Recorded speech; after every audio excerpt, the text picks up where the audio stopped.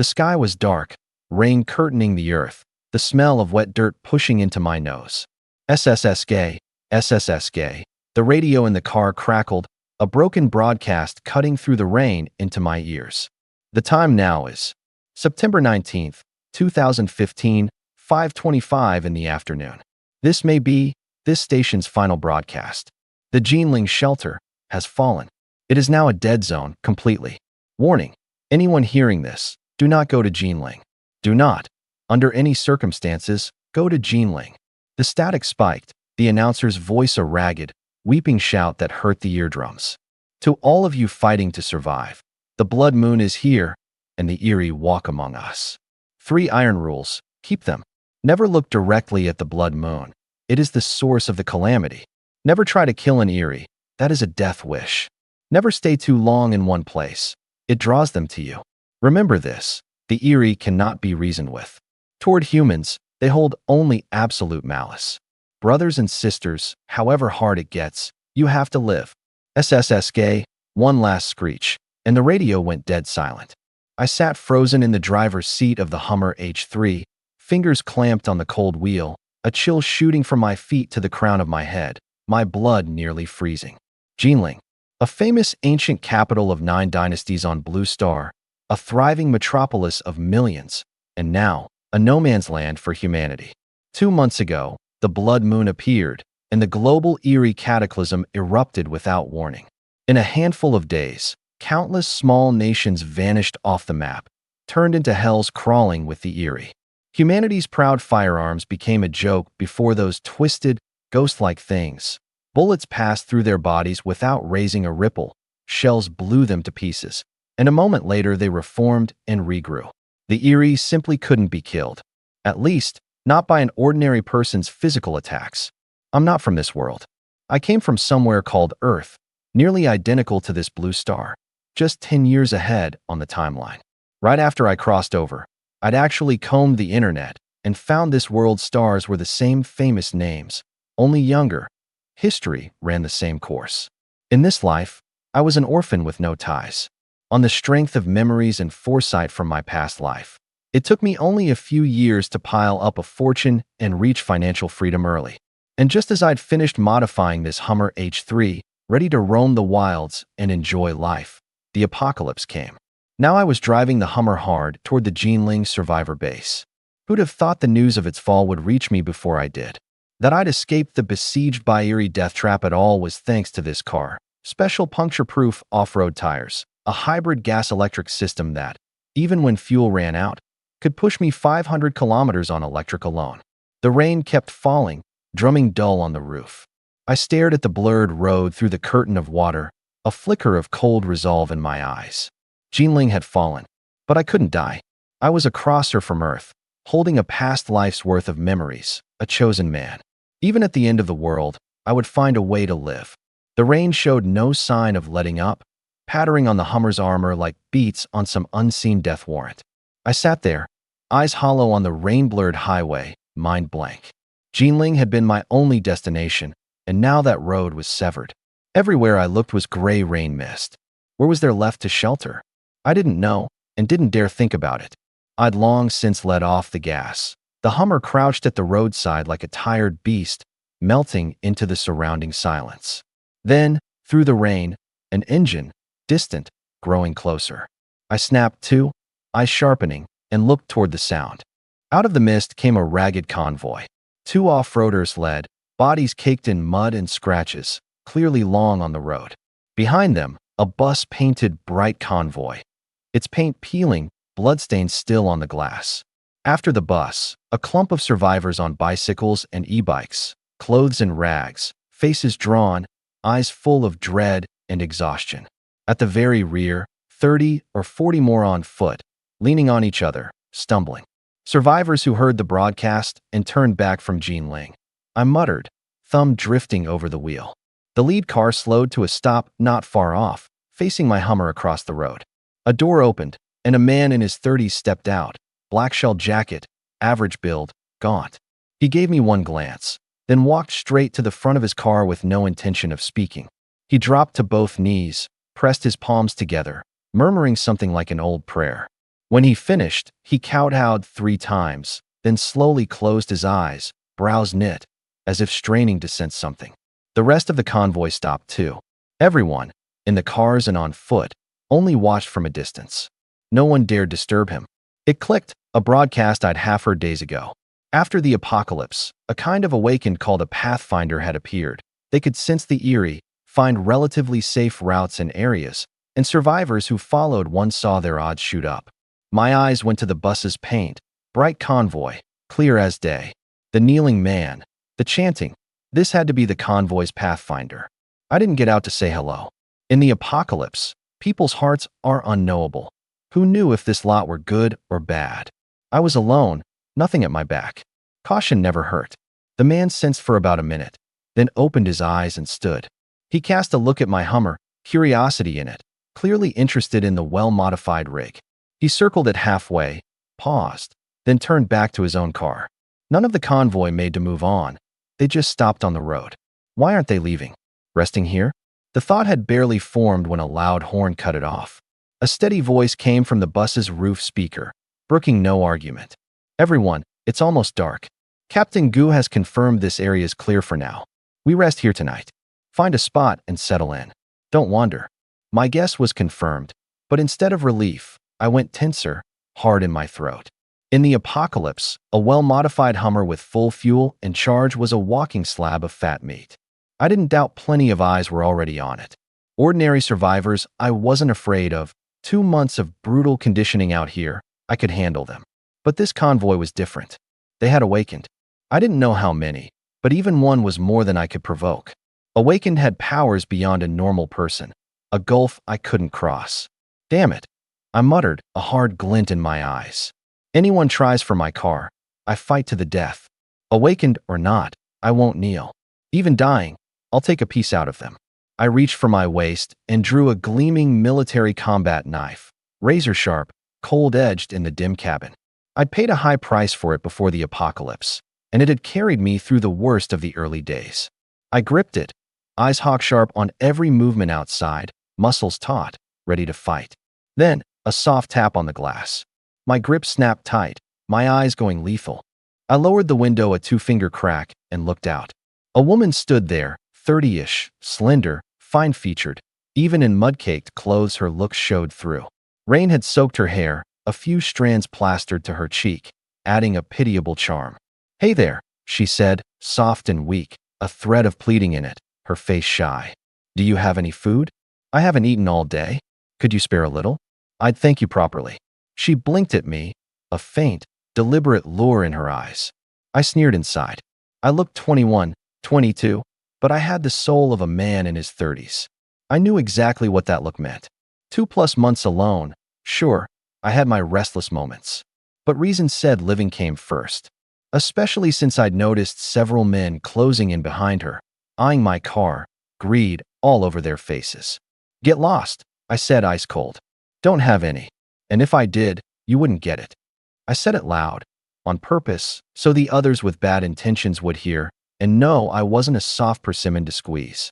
Then I rolled the window up, cutting off her pitiful face. Her smile froze, flushed red, then went iron gray. She bit her lip, shot the door a venomous glare, but said nothing more.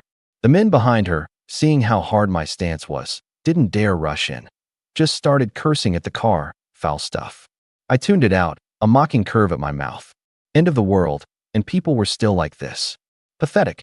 2 of them, seeing me silent in the car, only got louder and uglier, pouring filth out like it was free, which soon drew a crowd of onlookers.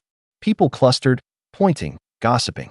I scanned them, and there by the bus stood the convoy's captain, the pathfinder who'd been kneeling and chanting, with a few others, watching, expressionless, plainly there for the show.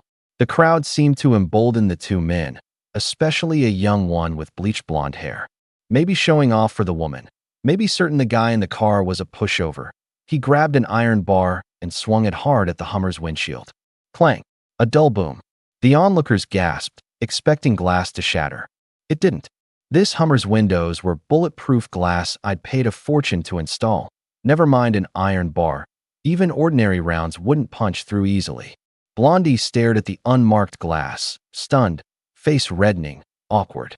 In the cabin, my eyes went fully cold. I knew I had to get out now. They'd hit the car, stay curled inside, and this crowd would mark me as a soft target, and worse would come. In the apocalypse, weakness is the original sin. Endless backing down just gets you killed faster. I drew a breath, pushed down the anger, ran my thumb over the hilt twice, then tucked the knife into the back of my waistband where it wouldn't be seen. I straightened my clothes, pushed the door open, and stepped out, steady. Rain stung my face, bone cold. Blondie backed off 2 steps, watching me warily. But when he saw my hands were empty, no menace in my eyes, just a clean-faced kid in his early 20s, his nerve came right back. He craned his neck, spraying spit. "You little punk, you've got some nerve. Apologize to Sisterly, right now, and hand over some of your food, or I'll wreck you today." I said nothing, my gaze flat over his vicious face, and flicked a covert glance at the Pathfinder in the distance. The man still stood there, even a faint smile at his lips, like the conflict was nothing to him. My heart sank a notch, the wariness deepening. But it didn't make me flinch. Blondie, taking my silence for fear, swaggered up, reaching to grab my collar, cursing. "Little bastard, gone mute? I'm talking to." His hand never reached my collar. My body snapped back half a step like a released bowstring, clearing his grab, and as my waist coiled, the knife was already in my hand. A flash of cold light, too fast to react to. SHK. The blade swept clean across his throat, quick as a vanishing glint. Warm droplets spattered my cuff. I didn't even blink, just looked down at his hand, frozen midair, and his eyes, gone suddenly wide with terror. His pupils blew wide, the bravado gone to horror. He clutched his throat, a wet gurgling in it, blood pouring through his fingers, soaking his shirt, wetting the back of my hand. A few seconds, and he toppled stiff, twitched twice in the rain, and went still. Dead silence. The pointing and chatter cut off at once. The onlookers paled, backing several steps, eyeing me with dread. No one had expected this clean-cut young man to be so brutal. Not a word, straight to killing. The other man who'd been cursing with Blondie went weak in the legs, looked at the body, looked at the dripping knife, face white as paper. He didn't dare say a thing, just bolted into the crowd, faster than a rabbit. I shook the blood off the blade, eyes sweeping the crowd cold. Everyone my gaze touched dropped their heads, not daring to meet it. Then a cold mechanical voice, out of nowhere, sounded in my head. "Killing points acquired, 100. I froze. Killing points? What was that? Before I could work it out, a translucent screen only I could see surfaced, pale blue text crisp across it. Military combat knife detected in host possession. Spend 100 killing points to upgrade. Effect after upgrade. Deals minor damage to eerie creatures. Upgrade. My heart slammed. A system? Or my own ability, awakening? I'd read enough apocalypse novels in my past life. The protagonist always rode a system or a power to crush every enemy and reach the top. I'd been an ordinary man this whole time, and now, after killing one bootlicker, I'd awakened this. The joy surging up made my breath quicken. I forced it down, finish this first, study it later. Not far off, a slim girl stood with one hand always on a sword hilt. 18, 19 at most, a head of striking pink hair, a black combat suit wrapping a fine, taut figure. Her features were exquisite to the point of uncanny, her eyes ice cold. When they passed over the body, there wasn't a ripple, like glancing at an unremarkable stone. She stood beside a hulking man over 2 meters tall, silent the whole time. She tipped her chin slightly toward the Pathfinder, a faint signal in her eyes. The giant, black tank top, knotted arms full of explosive strength, looked at the girl, then at Blondie's corpse, and rumbled toward the Pathfinder. "Captain, per the bet, you owe ye linger 2 packs of instant noodles." His voice was rough, the delivery oddly simple, almost goofy. The Pathfinder nodded, helpless. Then he led the pink-haired girl and the giant toward me at an easy pace. My heart climbed into my throat, grip tightening on the knife, eyes wary on all 3. Real trouble now. These 3 had to be the bright convoy's core, especially the pink-haired girl, her aura contained, her sword-hand knuckles sharp and defined, clearly a seasoned fighter, even more concerning than the giant. I braced for the worst. But to my surprise, The Pathfinder stopped in front of me with no hostility and smiled. Easy. You seem pretty tense, kid. Before I could answer, the pink-haired girl shot the captain a flat look, a touch of displeasure in those cold eyes. He caught it and smiled, awkward. Seeing they weren't here to make trouble, my guard eased a little. I put the knife away, scratched my head, and managed a shy smile, speaking first. I'm Joey Fei. Escaped from Jiang City. The guy I killed, was he one of yours? Guran looked at that fake shy smile and thought, this kid is definitely not harmless. His tone stayed steady. Introductions first. I'm Guran, captain of this convoy. Awakened, the Pathfinder sequence. He gestured to the giant and the girl. These two are Shirley and Yilinger. Like me, sequence awakened. His eyes moved over Blondie's corpse, then the gawking survivors on foot and bicycle. The blonde you killed, and these people, they're like you. Survivors we met on the road, tagging along for now. It made sense. No wonder they hadn't reacted to a killing right in front of them. Blondie wasn't theirs. Guran seemed to read my mind, a faint curve at his lips. We came over because your car's well modified and roomy. Wanted to ask if you've got spare supplies. We can trade, fairly. He leaned on those words, then added, in the bright convoy, rest easy, no forced buying or selling. We manage all survivors by one core rule, fairness. Captain, awakened, or the most ordinary person. You want something, you either go scavenge it yourself or trade something equal. If that blonde had actually robbed you, you wouldn't even need to speak. Someone would get it back for you. But if you'd folded out of fear and handed your food over, then we don't get involved. The words loosened the tight string in my chest. In the apocalypse, with human nature twisted and the strong eating the weak bone deep, a faction that put fairness on its lips and actually kept it as a rule was rare as a phoenix feather. Something moved in me, the thought of sticking with this convoy a while, to see. I put the knife away and looked at Guran, blunt. Can I come with you then? Any requirements to join? His eyes brightened a touch, his gaze drifting almost imperceptibly toward the inside of my Hummer, a flicker of calculation in it. He was about to name some not-too-harsh entry fee that would skim a little off me. Some food, some water. But before the words left his mouth, Shirley gave a simple laugh and rumbled in ahead of him. You don't join the convoy. Long as you can keep up with our speed, that's it. Up front, though, if there's danger, whoever falls behind, we don't help. Anyone. Blunt. No room left in it. And it shattered Guran's prepared script. He shot Shirley a helpless look, but didn't argue. Something moved in me. I caught the subtext at once, and the captain's intent to fleece me. We don't help whoever falls behind, really meant. When the eerie give chase, the stragglers by the convoy time. Cruel, but utterly fair. In the apocalypse, it was the strong and the fit who lived. Can't keep up, can't blame anyone else.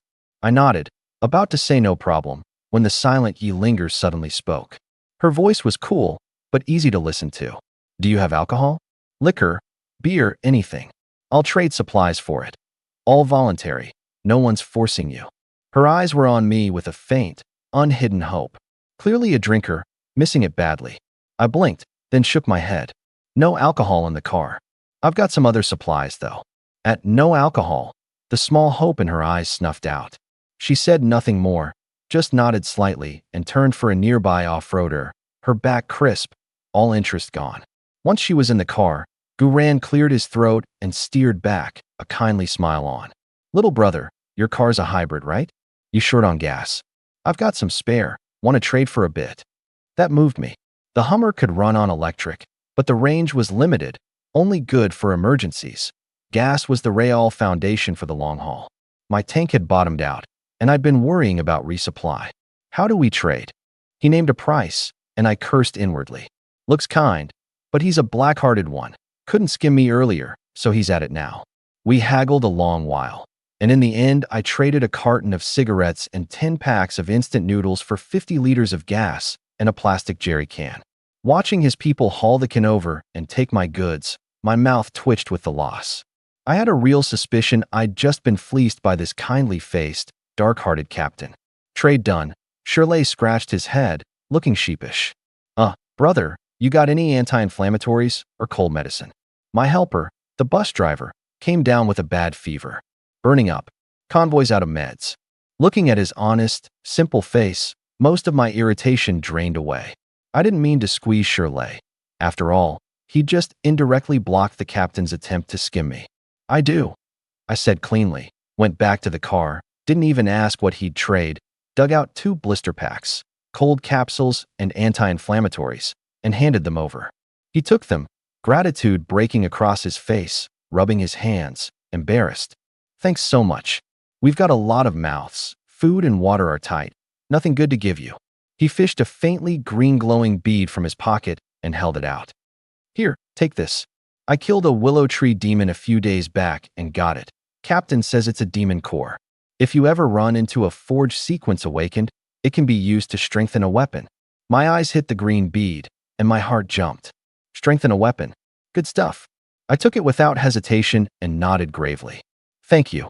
Once Gu ran and Shirley left, the tension finally drained out of me. I hurried back to the Hummer, slammed the door, sealing out the noise. I leaned back, heart still pounding.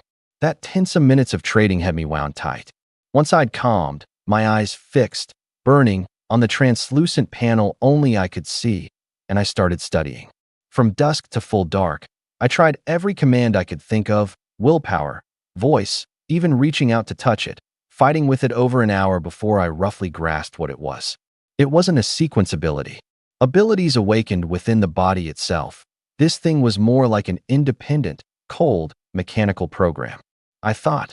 Open system, and 4 pale blue characters surfaced. Killing system. Crude, but apt. The 100 killing points from Blondie were proof. Its core function I'd mostly figured out. With enough killing points, I could upgrade any object. Plus 2 hidden functions, a personal panel and appraisal. I pulled the green demon core Shirley had traded me from my pocket. Cold to the touch, a faint pressure to it, glowing dimly in the dark cabin. I gripped it, focused, and thought, appraise. The cold voice sounded, text surfacing in step. Item detected, the essence blood of a space-time divine beast, slumbering 10,000 millennia in the blood moon abyss. Sealed state.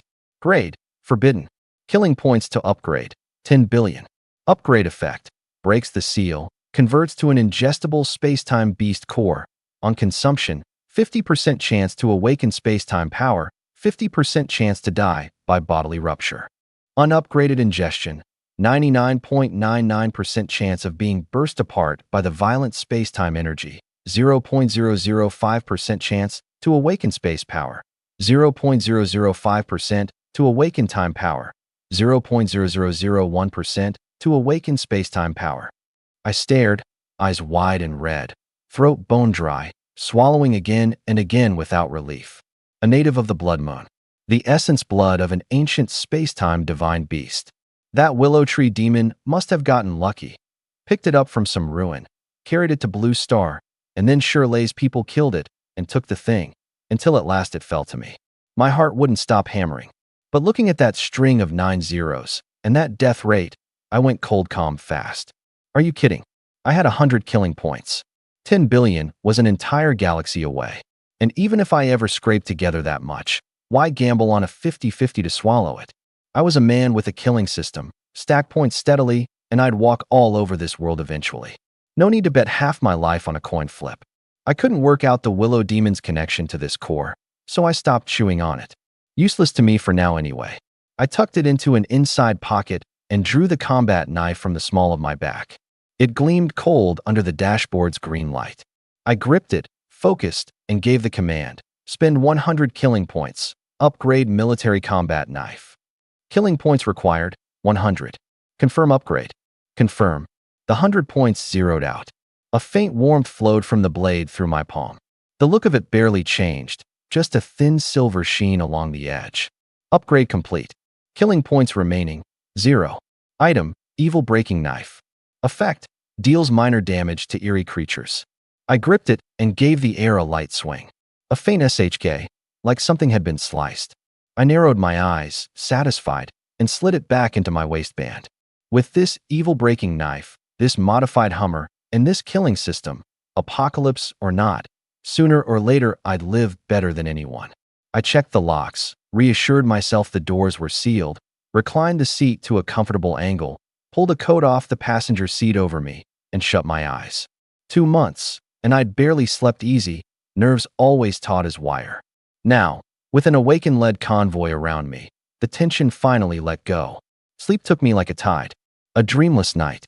The next day, at the first gray of dawn, a horn blast shattered the morning quiet. Everyone pack up, moving in 20 minutes. Next resupply is Qingshan Town, 30 kilometers out. Get ready, don't fall behind. Repeat, don't fall behind. I snapped awake, the heavy sleep gone in an instant.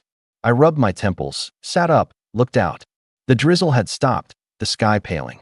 People were already busy, checking vehicles, packing, clustering to split pitiful rations. 20 minutes later, the convoy moved out on time. With no eerie sense for now, the pace was kept slow for the survivors on foot and bicycle. Even so, the line stretched thinner and thinner. The cyclists could just keep up.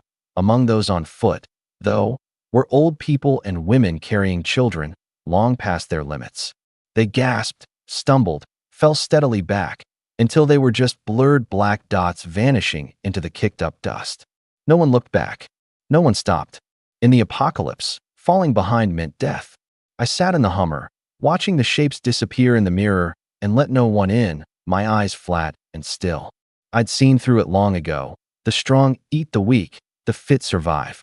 That was the eternal, unchanging law out here. About an hour on, the convoy reached the mouth of Qingshan Town. Every vehicle stopped. I lowered my window and scanned the tail. Sure enough, of the survivors on foot, barely a dozen had kept up, including the woman who'd begged me for food. Most of the convoy had gotten out. My eyes moved over the crowd and landed on the bus. Its door opened, and 30-some people filed out. Men and women, mostly fit young people, some children and old folks among them. Shirley stood out hugely. At well over 2 meters, he was a small mountain in the crowd, impossible to miss. My gaze swept on and snagged. 2 faces, vaguely familiar. A man and a woman, in mud-spotted clothes, hair a mess. But those faces, I felt I'd seen them somewhere. It came to me. They looked like stars I'd scrolled past on my phone before the apocalypse, an idol drama actor and a singer from a girl group. Once, those two would have drawn a frenzy anywhere they went. Now, in the apocalypse, they were no different from any other survivor. The same exhaustion and dread, the same naked hunger to live. I pulled my eyes away, a faint curve at my mouth. End of the world, all beings equal. Star or official, here you fought for a mouthful of food like everyone else. No one above anyone. Then the bus speaker sounded again, Shirley this time, rough and earnest, carrying across the whole town mouth. Listen up. This is Qingshan Town. Per Captain Gu's sense, the eerie here are few, dangers relatively low. Anyone going in to scavenge, go now? The convoy stops here 3 hours. Time's up, we leave on the dot. And one more thing, do not drive any vehicle into the town. Engine noise draws the eerie. A stir ran through the crowd. Plenty had run out of supplies and meant to rush in. Plenty more backed off, sitting this one out. I got out, stretched, a big mountaineering pack on my back, sizing everyone up. But I didn't move yet. I leaned on the Hummer's door and watched the eager ones, unhurried. My eyes settled on Gu Ran and Yi Linger. Gu Ran was murmuring with a few corps members. Yi Linger stood to the side with that plain old longsword in hand, and Shirley held a stitched-up, oversized cloth sack. Qingshan Town's outline looked desolate under the gray light. The sign at the entrance hanging crooked, most of its paint peeled away, the original name unreadable. I leaned on the Hummer's door, watching everyone without blinking. Shirley and Yi Linger moved first. No hesitation, straight into the town. Yi Linger in that black combat suit, the plain old longsword slung across her back, hands empty, not even a pack. Her steps light, but carrying a sharp edge as she led, eyes scanning the broken walls on both sides. Beside her, Shirley was the opposite, that 2 meters plus frame, a huge cloth sack in hand, the concrete thudding under each step, every stride heavy with frightening strength. Clearly a pair, one on watch, one on hauling. They were barely inside before the ordinary survivors couldn't hold back. People grouped up by 2s and 3s, by who they trusted, and crowded in after them, gripping every kind of weapon, steel pipes, machetes, even a sharpened length of rebar, exhaustion and dread in their eyes. Supplies were the backbone of survival. Everyone wanted to grab more in these 3 hours. Even a pack of biscuits, a bottle of water, was another day alive out here. I watched the crowd pour in, the street filling fast, and didn't move. My eyes found the 2 familiar faces, the stars, grouped with 4 or 5 others. Creeping along nervously, nothing left of their on-camera polish. I waited a while longer. 20-some people had gone in, the odd cry rising from deeper in the streets and quickly fading. Only then did I straighten and follow. I kept my steps light, like a leopard waiting its moment, trailing at the very back, 20 or 30 meters behind the rest. Close enough to read danger early, far enough to have time to pull out when things went wrong. At the town mouth, Guran watched my careful approach and gave a soft laugh, shaking his head. Sharp kid, hangs back, lets others scout, scoops the profit. Plenty of cunning in him. But he only thought it. He didn't dwell. Just an ordinary survivor, no awakened power. However careful, he wouldn't last long out here. The only reason Guran noticed him at all was that well-modified Hummer. Guran looked into the town, eyes calm. He didn't go in. As a Pathfinder sequence awakened, his gift was sensing the eerie and finding safe routes, not fighting. His combat strength was barely above an ordinary survivor's. Every scavenging run, he stayed outside, to mind the vehicles and the people left behind, and because the convoy had a rule, supplies the awakened found got split evenly on return. Wind came out of the town carrying a faint smell of rot. Guran frowned slightly, rubbing his brow, a flicker of unease in his eyes. Hope we lose fewer people this time. I gripped the evil-breaking knife, sharp eyes sweeping both sides of the street. My gaze passed a smashed open mini-mart, shelves bare, already picked. I didn't stop, and soon found another, fairly intact, at a corner. Through the glass I could see goods still on the shelves, and 3 people hunched over, sweeping through them. I listened a moment. Only the clatter of searching inside. Safe for now. I rushed in like a gust of wind, brushing past the 3 of them, ignoring their angry looks, eyes only for the shelves. Pickled mustard, dried noodles, instant ramen, self-heating hot pot, seasonings. Anything edible went into my pack without hesitation. It bulged fast. Then I eyed the cigarettes and liquor up on the 4th shelf. Hard currency, more sought after than food out here. I climbed the frame, swept the priciest smokes and bottles down, dropped them clean into the pack below. Just as I zipped it and turned to go, a piercing scream. My heart dropped. I looked over. Of the 3 survivors, a burly one now had a cleaver, eyes gone red, hacking like a madman at the man next to him. SHK. The blade biting bone was a hideous sound. A few strokes, and the unlucky one was down in a spreading pool. But the brute didn't stop, fixated on the head, chopping at it long after the man was dead. The 3rd survivor stood bloodless, shaking like a sieve, unable even to scream. My pupils shrank. I got it instantly. The brute was mind-controlled by an eerie. I didn't say a word. I lifted my pack and backed slowly toward the door, steps featherlight, terrified of triggering him. But just short of the door, the frozen survivor finally snapped to, shrieked, and came scrambling for the exit. The scream yanked the brute's attention around. He turned, those bloodshot eyes locking on me and the survivor, a strange grin splitting his mouth, the cleaver dripping as he came, one slow step at a time. Mate. I cursed inwardly and dropped the pack. Escape first, supplies could be found again. I bolted to the glass door, shoved the warped handle, and felt an unseen force clamp it shut. No matter how I heaved, it wouldn't budge. The other survivor crashed into the door beside me, found it stuck, and started crying, shoving with me in a panic. It's useless. I gritted, the brute closing in my peripheral vision. I made the call, drew the evil-breaking knife, and stabbed it hard into the glass. The sharp edge bit in with a screech. It works. I drove it in, sawing and slashing like a madman. Hold him off a second. I've almost got the door. I barked, not turning. The survivor wasn't an idiot. No way was he going near the brute.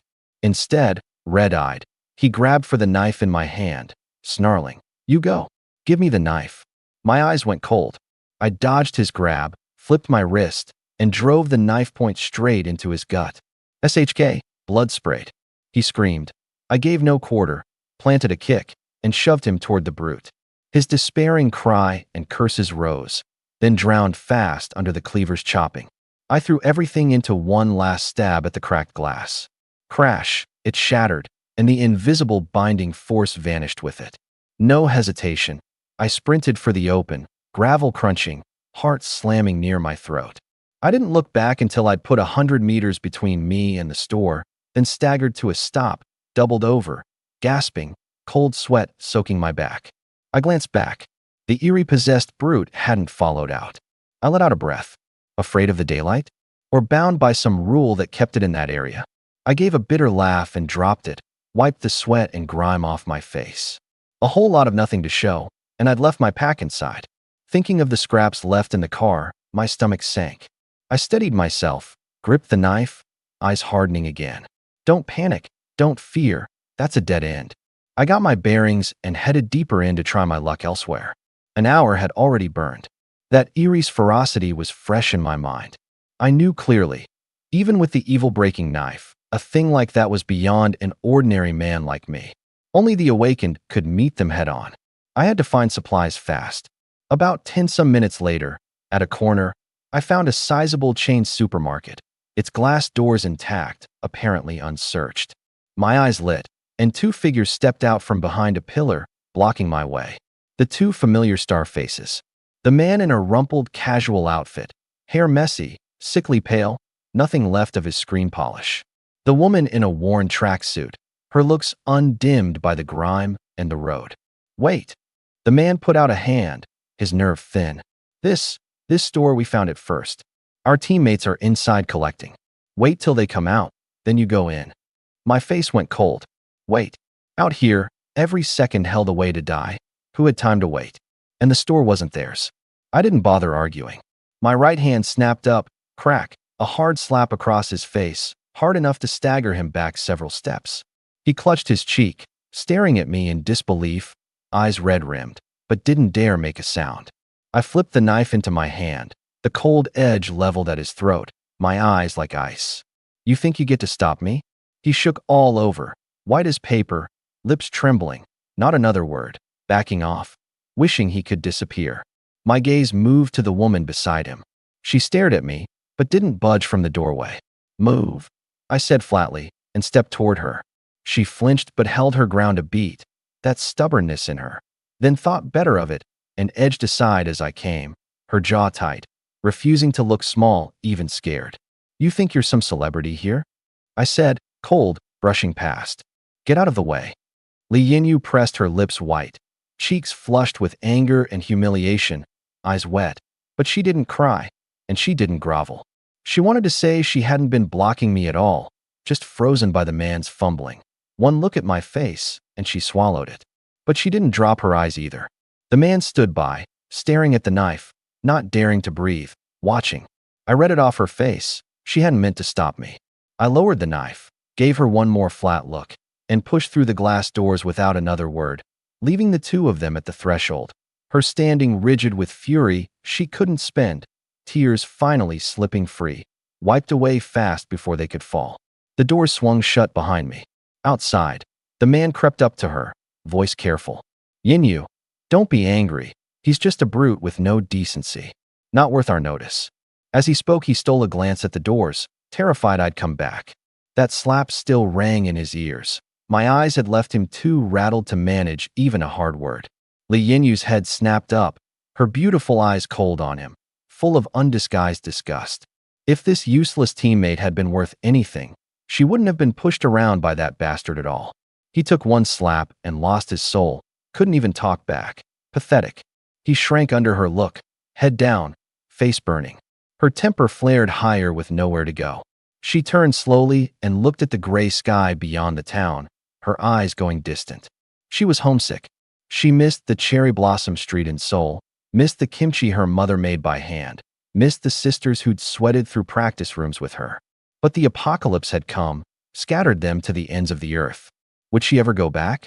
She didn't even know if her country still stood, if the people she loved were still alive. A cold wind cut through. She shivered, eyes reddening, and let out a small, bitter breath. If I'd known I'd hit a living hell like this, I never should have come to Long Country to travel. And yet, she felt a flicker of luck, too. At least she'd met the bright convoy in the apocalypse's first days.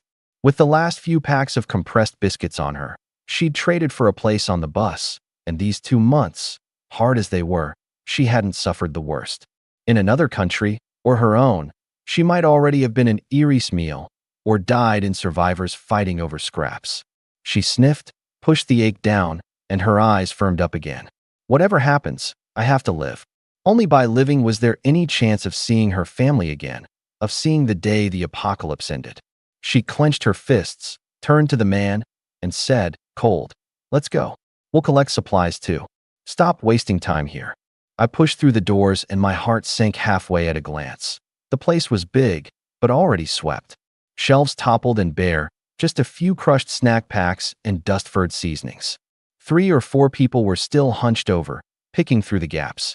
They froze when I came in, then got a clear look at my face and the cold gleaming knife in my hand, muttered to each other, and turned away, ignoring me.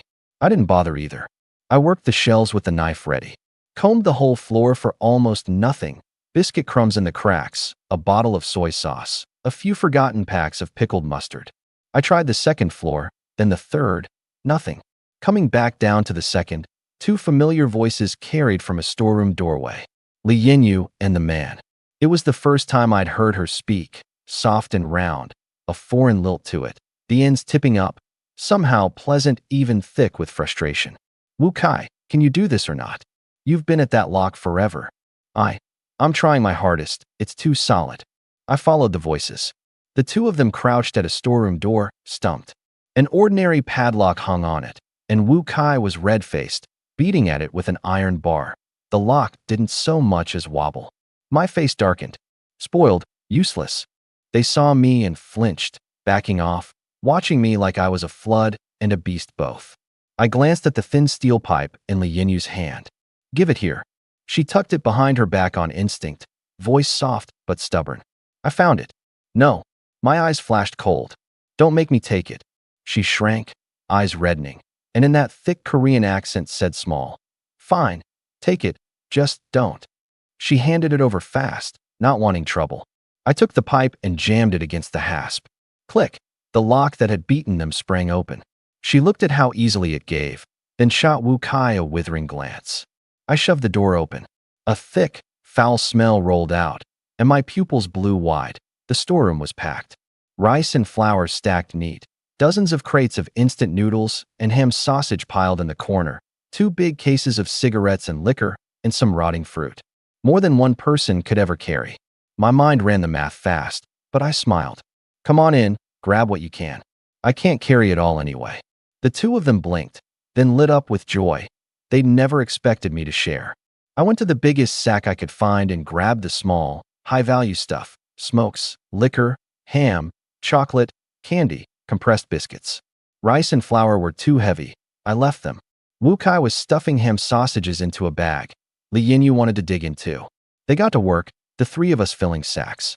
While I packed, my eyes never stopped, sweeping every corner of the storeroom, tracking Wu Kai's every move on instinct. Then Wu Kai's scream split the quiet. Ah! Li Yinyu jolted, and before she could react, I'd already dropped my hand from my sack, grabbed her, and shoved her toward the man. She staggered and went down, hard. I didn't look back. I bolted for the door, fast as wind. A few strides and I was nearly out when Wu Kai's tearful shout chased me. Ah, ORAT. It's a rat. My feet stopped dead. My face went black as a pot bottom. I turned. You absolute, useless, it's a rat. What are you screaming for? Li Yinyu had picked herself up by then, heard it, looked at me mid-flight, and understood. This bastard hadn't been sharing out of kindness. He'd kept her close as a shield. At the first sign of danger, shove her out, buy himself time. The way she looked at me then held a fear that wouldn't thaw, like she was staring at a man-eating devil. Under that stare, even I felt a little sheepish. I rubbed my nose. Sorry about that. Got nervous, forgot about you. I crossed to Wu Kai and slapped him across the face. Crack. What are you screeching for? A rat scares you like this. Never seen an Erie? Damned if I know how you've lived this long. He clutched his cheek, eyes wet with swallowed grievance, too cowed to argue. I checked my watch and frowned harder. Half an hour gone. 90 minutes left before the convoy moved. Out, I told him. Stop yelling. I'll call you back and once I'm done. You useless thing. Wu Kai fled like he'd been pardoned, scrambling out with his hand over his face. Li Yinyu, looking at me, had no intention of staying alone with me. She got up fast. I'll go too. I'll bring the rest of our group over to collect supplies. I was busy hauling a sack and just waved her off without looking up. She bolted like she'd been granted clemency. Alone in the storeroom, I grabbed the biggest woven sack and picked the small, high-value hard currency, smokes, liquor, ham, chocolate, candy, compressed biscuits. The sack was half full when the door banged shut on its own. My heart plummeted, cold shooting from my soles to my skull. I spun for the door, 2 steps, and my legs locked like invisible ropes had bound them. Couldn't move. Who's there? I barked, half to fuel my own nerve, gripping the evil breaking knife, knuckles white. Only dead silence answered. I fought to lift a foot, nailed in place. I slashed the air like a madman. The blade hit nothing, just whistling through. Then my hand went numb, then my arm, my shoulder, finally my neck wouldn't turn. Cold despair seized my heart. A strange consciousness was forcing its way into my skull, fragments of memory, full of rage and chaos, flooding in like a tide. Was I being body-snatched by an Eerie? I scrambled to focus, to open the killing systems panel, but the memory shards churned too violently. I couldn't concentrate. The system wouldn't open. I went under, fully despairing. Then a cold, rasping voice in my head. Give your body to me. A splitting agony tore through my skull, like countless needles in my nerves at once. I convulsed, wishing for death. And then, my body could move again. I rolled on the floor, head feeling like it would burst, consciousness blurring. The pain burned away the fear, left only the wish to die and a sky-high hatred. I clenched my teeth. Even dead, this thing does not get my body. I forced a hand to my pocket, dug out the space-time divine beast's essence blood, and without hesitation crammed it into my mouth and swallowed it down. The instant it hit my stomach, a savage space-time energy detonated, tearing through every limb. My head rang. Soul and body felt crushed and reassembled. At the brink of total despair, the soul of my past life and the bloodline of this one suddenly resonated and triggered an atavistic force. The sealed essence blood, like it had found the perfect vessel, burst into a brilliant, formless, gentle light. My vision went black. In the last instant of consciousness sinking, I heard a shrill wail. The unknown Eerie that had tried to take me, with no room to struggle, churned apart by a gentle space-time force into dust, absorbed as nourishment by my reforged soul and body. In that same moment, the world froze. Drifting dust hung in the air, the wind beyond the window set like a transparent wall, and at last, even time stood still. Time stopped. Space locked. All things silent. Except me. On the floor, being remade by an unseen force. My blood boiled, bones trembled, every inch of skin drinking in the world's space-time energy, my ordinary body being rebuilt into a forbidden frame attuned to the law of space-time. How long, I don't know. Then my fingers twitched. I snapped my eyes open, mind clearer than ever, as if I could trace the path of every speck of dust in the air. The storeroom door was still shut, the sack still slumped to one side, my watch hand still frozen at the moment before I'd blacked out. Not a second advanced. I sat up slowly, a strange knowing rising in me. I'd awakened. Not an ordinary sequence awakening, a law awakening, something that should not exist in this world. The power born from time and space fused into one ultimate force, space-time control. The knowledge poured in whole, clear as if engraved on my soul long ago. I pressed down the surging joy, gathered myself, and murmured, "Personal panel." The light screen surfaced, its contents utterly transformed. Joey Fei. Bloodline, forbidden. Spirit, 100 upgradable. Normal baseline, 10. Law power, space-time control. Skill 1, time stop, LV1. Upgradable once daily. Spend 100 spirit to draw 1 grain of time sand from the world. Each grain stops time for 1 second. LV1 limit. Grain store in the sea of consciousness, max 10. Skill 2, spatial jump, LV1. Upgradable, spend 100 spirit to instantly jump to a point you hold in mind. LV1 limit. Once daily, max range 100 meters, passes through all obstacles. Skills 3 to 9, unawakened. Killing points remaining, 10,000. My heart slammed, eyes bright. A blessing in disguise, a heaven-sent break. The killing points line clicked into place fast. The Erie's death had been auto-credited to me as a kill, hence the 10,000. Then my eyes fixed on Spirit, 100, upgradable. Doesn't even say how many points it costs, I grumbled, and on a whim, tapped the upgradable mark. The panel updated. Spirit, 200. Killing points, 0. The upgradable prompts on time stop and spatial jump were gone. Looking at the zeroed points, my face twisted with regret. I knew exactly how useful those points were. A mere 100 had given my knife evil-breaking power, and I'd just blown 10,000 on a single thought. I punched my thigh, kicking myself. Should have upgraded the Hummer first, then the weapons. The regret had barely settled when a torrent of spirit erupted from deep in my mind. A wave of dizziness. Then it passed, replaced by an extreme clarity, like a dust-caked mind scoured clean. The power spread like an unseen tide to every corner of the storeroom. Even with my eyes shut, I could sense everything within 10 meters. A new line jumped onto the panel. Spirit broken past 200, mind sequence awakened. Sequence rank, Tier 1. Skill 1. Telekinesis. Spend 1 spirit per second to precisely control objects. Ranged combat. Retrieving things from afar. Tier 1 limit. Max effective range 20 meters. Object weight up to 2 kilograms. Skill 2. Mental strike. Condense spirit into an unseen needle that strikes an enemy's mind and soul core, dealing soul wounds. Tier 1 limit. Up to 10 spirit per use. Dealing 20 soul damage. Max range 20 meters. I froze, then joy shot to the top of my head. Net win. Killing points zeroed and the 2 space-time skills unupgradable for now, but I'd awakened a sequence. The space-time power was monstrous, but it had no attack skill unlocked yet, and an absurd cost. At most it was a last-ditch lifesaver. The mind sequence, though, I could use.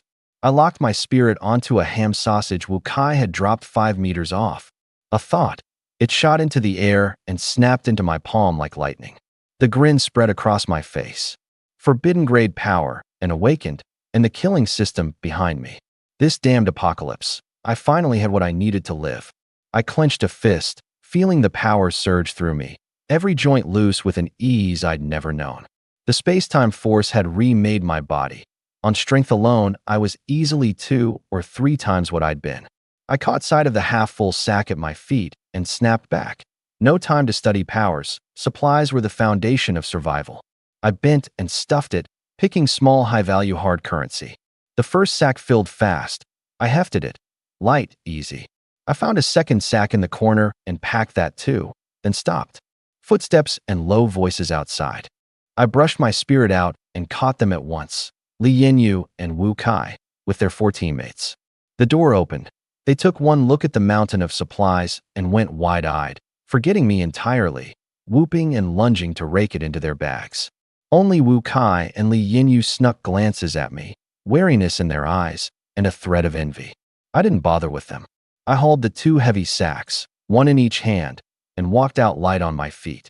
Li Yanyu watched me carry 2 full sacks and thought, bastard's greedy too. That much weight, can he even run? Hit an Erie, and that's suicide. But she didn't dare say it aloud. I headed back along the route I'd come. Passing the mini-mart where I dropped my pack, I stopped. That mountaineering pack was custom, waterproof, tough, big, easy to carry, 10 times better than these woven sacks. A waste to leave, and there was good stuff still in it. I waited. I had 200 spirit now, exactly enough to spend 100 drawing a grain of time sand. If danger hit, freeze time 1 second, then use the other 100 on spatial jump. 100 meters was more than enough to get clear. Low risk, worth a try. I shut my eyes and, on instinct, drew up spirit. A cool current poured into my sea of consciousness, and soon a single clear white grain hung there. The 100 spirit spent left me barely tired, easier than I'd expected. I set the 2 sacks down a little way across from the mini-mart, checked the knife, then crept to the door. One look in, and my stomach turned. 3 corpses long gone cold. The 2 the brute had hacked, heads in pieces, and the possessed brute himself, down, bleeding from every orifice, a grim death. The store was silent, thick with the smell of blood. My eyes swept it and locked on the pack, exactly where I dropped it, untouched. Near it drifted a blurred black shape, floating eerily back and forth. A steadier idea came to me. I gripped the knife and deliberately stomped, hard. The dull thud rang out in the dead store. The headless Eerie spun toward the door and came floating at terrifying speed. My eyes hardened. I gathered spirit and unleashed it, mental strike. The Eerie shrieked, shuddering all over like it had been scalded, and turned to flee deeper in. It hurts them a lot. I wasn't letting the chance go. I pumped spirit and hammered it. No rationing. Mental strike. Mental strike. Mental strike. Mental strike. Mental strike. 5 in a row. Its wails went thinner, its body more transparent, until a last cry dissolved it into a wisp of smoke. The cold voice sounded. Tier 1 headless Eerie killed. Killing points acquired, 300. I lit up, rushed to the pack, slung it over my shoulder without a second look, and bolted for the exit. 2 sacks were waiting out there. I grabbed them and ran for the town edge without looking back. Enough supplies. I just wanted to get back to the Hummer and rest. Too much in one day. Nearly body snatched, awakened to power, 5 mental strikes back to back. My head throbbed, fatigue rolling in like a tide. I ran, warning myself, spirit was everything. From now on, always hold enough in reserve. Caught short like just now, unable to even spatial jump. That would be the real dead end. Sacks in hand, I hurried for the town mouth. Not far along, I ran into a group coming the other way. Sure lay in front, a sack taller than a man on his shoulder. Ye linger beside him, old sword in hand, eyes sweeping warily. 16 or 17 survivors behind them, supplies in their arms, relief on their faces. Ye linger's eyes landed on me, on the 2 heavy sacks I carried, and a flicker of surprise crossed those cool eyes. Shirley recognized me too, and remembering the cold medicine and anti-inflammatories I'd given him, broke into that honest grin and gave me a nod. Nothing more. The survivors in the line eyed my 2 sacks with open envy. That much was enough to carry a person a good while. Li Yinyu and Wu Kai were among them. The moment they saw me, they shrank toward the back, gazes sliding away. I ignored the looks, hefted my sacks, and fell in with the column heading out of town. We were halfway when a piercing engine roar tore out of the distance, growing fast. Everyone turned to look. A Volkswagen SUV came barreling at us, tires kicking gravel and dust. The driver was the woman who'd begged me for food. Face white with terror, eyes huge, clutching the wheel like something was chasing her. My heart dropped. The convoy's warning hit me at once. Don't drive into town, the engine draws the Eerie. No hesitation. I flung down 1 sack, shouldered the other, and bolted for the front of the column. Yelinger saw me break into that frantic run, froze a beat. Then her face changed. She understood. Her grip tightened on the sword, eyes going sharp. Li Yinyu, who'd been keeping a furtive watch on me, saw me suddenly tear off and, remembering how ruthlessly I'd used her as a shield, felt a jolt. Did he spot danger again? She picked up her pace too and ran. Sure enough, the instant the SUV screamed past the crowd, everyone saw what was behind it. 5 or 6 doghead Eerie, on all fours, sprinting like beasts, low growls in their throats, saliva dripping off sharp fangs. The lead one was bigger than Shirley, covered in black mane, a pair of crimson eyes locked on the crowd with bloodlust. Even the smallest was bigger than a grown man. Dogheads, someone screamed in despair. The crowd blew apart, everyone scattering, the formation gone. Yi Linger and Shirley traded a glance. Neither ran. They knew that if they bolted first, not one of these survivors would live. Shirley especially. A few of them were his bus helpers, and he wouldn't give up a single one short of having to. He slammed his sack down with a dull thud, knotted his fists, the muscle bulging on his arms, and roared at the panicking crowd. Run, Yelinger, and I will hold them a minute. Yelinger wasted no words. She drew the old sword and stood at his side, cold eyes on the closing dogheads. Meanwhile, I was running fastest of all, cursing the woman driver as I went. If not for her, none of these dogheads would be here. In moments, I'd put 50-some meters between me and the crowd. But just as I went to push on, a familiar, skin-crawling shiver spread through the air ahead of me. I slammed to a stop, heart pounding. Wrong. That SUV's noise had probably spooked something up front too. I didn't dare keep going. I held there, looked back at the crowd closing on me, and ran the math fast. Let the people behind scout the way, see what was ahead, then follow. A gasping figure soon reached me. Li Yinyu. No wonder she's a dance group girl. The training pays off. She braced on her knees, panting hard, sweat sliding down her face. She glanced at me, then at the sack I still hadn't dropped, and thought, sourly, can't run anymore, can you? Greedy, hauling all that. Meet an Eerie, and you still won't drop it. Serves you right. She made to run past me. My eyes went sharp. I grabbed her and pulled her in by the arm. Her whole body went rigid, face draining white. She remembered being shoved out as a shield, and terror welled up with tears as she fought me. Let go. Let go of me. Don't move, I said low, tightening my grip. Let the others go ahead first. She couldn't break free. The strength gap was too wide, and despair filled her face. She stopped struggling, going cold inside. Fine, die then. Living through this apocalypse is its own torture anyway. The survivors behind us poured past in a panicked flood, only looking ahead. I held Li Yinyu and trailed in the middle of the pack, unhurried, eyes sweeping. Then, a shrill scream up front. The crowd ahead exploded backward, sobbing and shrieking. My gaze cut through them to the open ground beyond. An Eerie crouched there, a spider's body with a ghastly pale woman's face in the center, pinned on a survivor, its sharp mouthparts driven into his skull, greedily drinking the warm brain matter, that white face wearing an eerie satisfaction. Scalp crawling. Li Yinyu saw it too and shook violently, teeth chattering, white as paper. She found, suddenly, that she didn't want to die after all. Not like that. My heart skipped. This human-faced spider was clearly nastier than the dog heads. Wolves ahead, tigers behind. My heart hit bottom. Worse, my spirit was down to 50.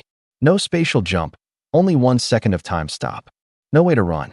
I gritted my teeth and dropped the last sack too. Nothing mattered more than living now. I tightened my grip on Li Yinyu. My last shield. Short of having to, I would not let her go. She was past her wits by then. Instead of fighting, she clutched my hand back on instinct, her palm cold with sweat. I looked at the chaos ahead, then at Shirley and Yi Linger closing behind, eyes flicking. No, can't push forward, the spider's blocking it. That's suicide. I pulled Li Yinyu and ran back the way we'd come, cursing inwardly. Damn it, only one bet left. There are 2 awakened back there, running with them beats, charging that thing alone. I dragged her by the cold wrist, hauling her stumbling to within a dozen meters of Yi Linger and Shirley before pulling up short. What I saw stopped my breath. Yi Linger, sword in hand, slid like a phantom among the dog heads, each swing loosing a blade of cold air that struck home and sprayed reeking black blood. But her face was paper white too, sweat tracking down her jaw, her sword hand trembling. She'd clearly overspent, near her limit. Shirley, stop fighting. Find a way out. Drag this on, and we all die. Her cold voice cut as she swept a doghead back, eyes darting to the other side. But Shirley was deep in his berserk state. Her shout was just wind to him. He'd swollen past 3 meters, arms thick as a woman's waist, muscle knotted like iron, veins standing out, eyes red as blood. Every trace of his honest simplicity gone. A beast that had lost its mind. He was trading raw blows with the biggest one, a second-tier doghead. No technique, just brute collision. Its huge claws raked him, tearing wounds deep to the bone. But he seemed not to feel it, swinging a fist like a pot at its skull.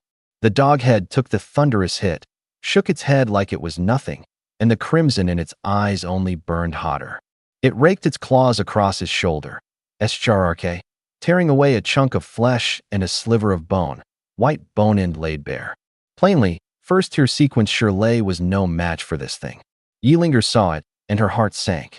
She drew a breath, sword energy surging in her core, and her lips began to move. Stars of the 9th heaven, heed my command. 10,000 points of starlight, gather to my hall. The words changed her whole presence. A bitter sword energy burst from her, and the dogheads ringing her froze, an almost human fear in their clouded eyes. She kept chanting. The galaxy reverses, condensed into one blade. Cleave open heaven and earth, sun and moon tipped down. On the last word, the old sword spun straight into the sky, wheeling a dozen meters up into a brilliant star disk. Then 10,000 points of starlight roared together, the condensed sword energy crashing down like falling meteors on the dogheads. Different from before, freighted with a vast power of plummeting stars, its force many times greater. The dogheads flew screaming, slammed the ground, convulsing, but not dead all at once. And Yilinger couldn't hold any longer. She dropped to one knee, propping herself on the sword, chest heaving. My eyes lit. Now, I drove telekinesis without hesitation, a flick of my fingers, and the soul devourer knife became a streak of cold light, flying true into one doghead's eye socket. SHK. The blade buried in the eye. The doghead gave a last shriek and crumbled to ash. Strike while it's hot. The knife spun a clean arc back through the air and stabbed into two more, still twitching, not yet dead. The cold prompt rang. 3-tier, 1 doghead eerie killed. Killing points acquired, 900. I didn't check the panel. I'd noticed 2 of the dissolving dogheads drop items, a black gleaming dog hide, and a sharp dog fawn. Ignoring the shocked stares of Yilinger and the survivors, I rushed over, scooped up both eerie relics, tossed out some food to make room, and stuffed the hide and fawn into my pack. Just then Yilinger pulled a cherry-sized crimson fruit from inside her coat and swallowed it without hesitation. It melted on contact, a warm current flooding her, color returning to her pale face at a visible rate, most of the exhaustion gone. With no time to ask whether I'd awakened a sequence, she grabbed her sword and charged the failing Shirley, blade aimed at the second-tier doghead. Li Yinyu still stood frozen, disbelief all over her face. She'd never imagined the bastard who'd manhandled her was also an awakened. What are you gawking at? Stay close. I shot her a glare. She jolted and hurried after. She knew clearly that her only chance to live was at my side. I moved fast toward Shirley and Yilinger. To get out of Qingshan town alive, I had to fight beside these 2 sequence awakened. The fight raged on. Yilinger's return eased Shirley and brought back some of his mind. 1 in melee, 1 in support, their coordination tight, but against this second tier, they were still losing ground. I whipped around toward the town mouth. 15, 16 survivors came stumbling our way, white-faced, terror in their eyes. And behind them, the human-faced spider held a downed survivor with its claws, mouth parts driven into his skull, sucking out brain with a SSSSS sound. 2 more survivors pinned screaming under its long legs, unable to move an inch. Worse, the buildings on both sides of the street were already woven thick with web, a net the spider had spun to keep anyone from escaping town. My heart hit bottom. Retreat into town and I'd dodge it for now. But the town was unknown, another exit uncertain, and even if I found one, the convoy was about to leave. No time. The only way out was to put down this second-tier doghead, then break through the spider's web. I stopped at a safe spot a dozen meters from Shirley, eyes fixed on the second tier, hunting the best moment. Yilinger, badly spent and near collapse, saw the spider and the web behind and shouted, "Get over here. This is a second tier. If we get pinned, nobody escapes." I thought a beat, then yelled back, "I can use my power twice more. I'm moving now, you 2 grab the chance." I deliberately undercounted by 1. That was my last lifeline. Then I hit the second-tier doghead with mental strike. An unseen force drove into its skull. It loosed a deafening scream, its huge body shuddering, claws clapping to its head on instinct. Now, Yilinger and Shirley traded a look. She drove the sword into one of its eyes. He swung a fist into its chest. Boom! The second tier flew back over a dozen meters and slammed down, unable to rise. Move. Leave it. I warned. There's a human-faced spider ahead. You 2 wreck the web. I'll hit it with my power for cover. Yilinger and Shirley knew there was no more time. They nodded, dragged their battered bodies after me toward the spider. The survivors rushed to follow. Closer to the spider, 20 meters, 15, 10. Just as its 8 legs reared to strike, I unleashed mental strike again. SSS. The spider shrieked, legs flailing, its huge body rolling on the ground, unable to attack for the moment. Shirley's body was genuinely monstrous. Wounded that badly, his speed was still terrifying. He and Yilinger hit the web first. He tore the strands with his huge hands while she hacked with the sword. and in seconds they ripped a wide gap. I followed through, clearing the web. Li Yinyu and the others came hard behind. That Li Yinyu ran at the front of the survivors didn't surprise me. 19 years of dance training, more stamina than most. What surprised me was that the frail-looking Wu Kai kept up too. By then the spider had recovered, and with a furious shriek it lunged at the survivor at the very back. A shrill scream, and the crowd plunged into terror. After breaking out and running hard for a dozen minutes, I finally breathed.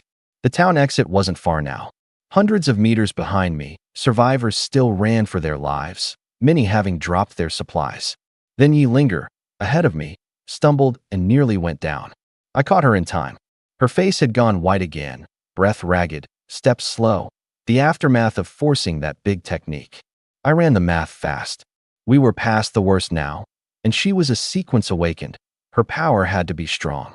With no immediate danger, I didn't mind a hand. I took her soft hand and pulled her along, my tone hard and brooking no refusal. Hold on. Don't fall behind. Her body stiffened a touch, a flush rising on her pale cheek. She could feel the warmth from my palm, a steadying strength in it. She didn't refuse, just gave a soft gripped my hand, and her steps lightened. The three of us sprinted shoulder to shoulder, the screams falling away behind. When we burst out of Qingshan Town's exit and looked back, the survivors inside had been left too far to make out. The gap between ordinary people and the awakened laid itself bare in that moment.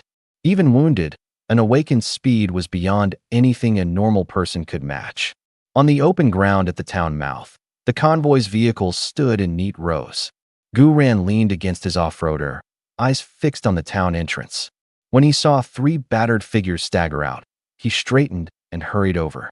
Behind him came a girl of 15 or 16, barely over 1.5 meters, small as a child who hadn't finished growing, with big round eyes that pulled at your sympathy. This was Yi Linger's cousin, Zhang Qingqing, her dedicated assistant and driver. Zhang Qingqing's driving was superb. She could keep any vehicle steady over the roughest road, and Yi Linger never let her take risks, always leaving her to mind the off-roader during scavenging runs. Seeing Yi Linger's pale face and bloodied clothes, the girl's eyes reddened, and she quickened her steps. At nearly the same moment, on the bus, a survivor who'd stayed behind caught sight of Shirley's bloody figure and spun to shout into the cabin. "Uncle Zhao, they're back." Brother Lei looks hurt. He's covered in blood. A man past 50 stood at once. Gray-haired, weathered, Zhao Kuan, Shirley's right hand. He'd followed Shirley since the apocalypse's first days, managing the bus's affairs, both assistant and driver. He couldn't sit still at the news. He called a few survivors. "Quick, come with me." They rushed off the bus toward us. Up close, the sight of the three of us made Zhao Kuan and the younger men suck in a breath. Shirley drenched in blood, left arm hanging useless, the shoulder wound still beating, face white as paper. Yi Linger no better, hair a mess, blood at the corner of her mouth, her sword hand trembling. Even I, with no obvious wounds, was caked in dust, exhaustion plain in my eyes. No one had to ask how bad the town had been. Gu Ran's eyes swept the three of us, no wasted words. He closed them, sensing a few seconds, as if reading the residual eerie traces in the air, then checked his watch and said to Zhao Kuan, "Lo, get Shirley on the bus. Convoy moves in 10 minutes. We wait for no one." Quiet, but unarguable. Zhao Kuan nodded fast. "Right? Don't worry, Captain Gu." But the words had barely left Gu Ran's mouth when I, without a word, let go of Yi Linger's hand. I didn't even nod to anyone, just turned and strode for the Hummer, brisk to the point of absurdity. The door slammed. The engine rumbled to a steady idle, and the car pulled smoothly into position in front of the bus, plainly waiting on Gu Ran to set out. The whole sequence left everyone staring. Yi Linger, released, swayed, and nearly hit the ground. Zhang Qingqing caught her just in time. Yi Linger looked at the Hummer's back end, her mouth twitching, the sliver of goodwill from being helped along evaporating on the spot, replaced by a fresh thread of resentment. Gu Ran and the survivors were the same flat look, all privately thinking the same thing. Kids in an awful hurry, that scared of dying? The captain said 10 minutes. Is this necessary? Zhang Qingqing didn't care what anyone thought. She steadied Yi Linger gently and asked, "Lo, Cousin, are you okay? Does it hurt? Yilinger shook her head, pressing the irritation down, her voice hoarse. I'm fine. Back to the car first. Zhang Qingqing nodded and walked her slowly toward their off-roader. Gu Ran watched the reactions, shook his head, and let it go. He went back to his off-roader, slid into the passenger seat, and told his assistant, check the vehicle once more. We leave in 5 minutes, on the dot. The assistant, Zhang Ling, got out to check. The whole convoy stirred to life, engines rumbling, a tense, solemn air settling over everything. No one paid the early idling Hummer any mind. Out here, everyone knew, not a second could be wasted. I dove into the Hummer, slammed the door, sealing the noise out. Panting, I dropped the heavy pack onto the passenger seat, cracked a water bottle, and drank most of it down in one tilt, the cold easing the heat and fatigue. Once I'd recovered, I dug in the pack and pulled out the black gleaming dog hide and the sharp, palm-sized dog fawn. Running my fingers over the cold surfaces, I focused and brought up the killing system panel. After some experimenting, I'd found another function, relic fusion upgrades. Upgrading an item alone only raised its base evil-breaking attribute, but fusing a relic during the upgrade, while it cost far more killing points, would trigger the relic's properties. Take the Hummer. I'd tested it. Upgrading the shell's defense alone cost 2,000 points. Fusing the dog hide and raised it to 2,200. What special ability the car would awaken, no one could say until the fusion was done. Pity, 2,200 points was simply out of reach right now. I dropped the car idea and looked at the dog Fong and the evil breaking knife. What happens if I fuse this Fong into the knife? I checked the panel. A second knife upgrade normally cost 200 points. Fusing the Fong jumped it to 300, a full 100 more. No small sum. When killing one tier, one Eerie netted barely 300. I had 1,200 total, and 900 of that was scavenged off Yilinger's leftovers from finishing those 3 dying dog heads. It occurred to me that killing a person gave 100 killing points, and was far safer than killing an Eerie. A thought surfaced, just put down every survivor I meet from now on. But I snuffed it as fast as it came. I wasn't that far gone. As long as I wasn't in danger and no one provoked me, I wouldn't touch the innocent. Humans were scarce enough as it was. Weighing it, I made the call. The car's defense could wait, but a weapon was a survival foundation too. Spend 300 killing points, fuse the Fong, upgrade the knife. The count dropped from 1,200 to 900. Then, with the fusion, the Fong and knife were wrapped in soft white light. The Fong melted at a visible rate, dissolving into black veins that flowed into the blade. The light faded, and a new short blade lay in my palm. No longer plain iron gray. Its whole body shimmered a faint dark silver, fine serrated veining running along the edge like the imprint of fangs locking shut. At the tip, a point of black gathered, like a star steeped in midnight, radiating menace. A ring of gray-brown grain had appeared on the hilt, rough but not biting, and oddly cold to the grip, like holding a piece of cold jade. I flicked my wrist. The knife cut the air with a low hum. Not the ring of iron, not the whistle of a blade, but more like the low growl of a crouching beast. Skin crawling. The prompt sounded. Fusion upgrade complete. Eerie weapon obtained. Soul Devourer knife. Upgrade effect. Rend. Inflicts a tearing wound, triggering continuous bleeding. The blade is effective against the Eerie. Eerie weapon trait. Fong Devours soul. The blade carries a dog head Eerie source malice. Piercing a ghost body. It rends like fangs tearing flesh. Against formless ghost bodies it forces them to manifest and inflicts irreversible spirit wounds, especially effective against grudge-feeding hungry ghost-type Eerie. Eerie weapon number. Soul Devourer Fong 4986. I frowned at the number. 4,986? What did that mean? Eerie weapons had rankings. I couldn't work it out, so I read on. Eerie weapon. A forbidden item forged by fusing Eerie relics. Every user pays a price, and the higher the rank, the greater the price. So the number was the rank.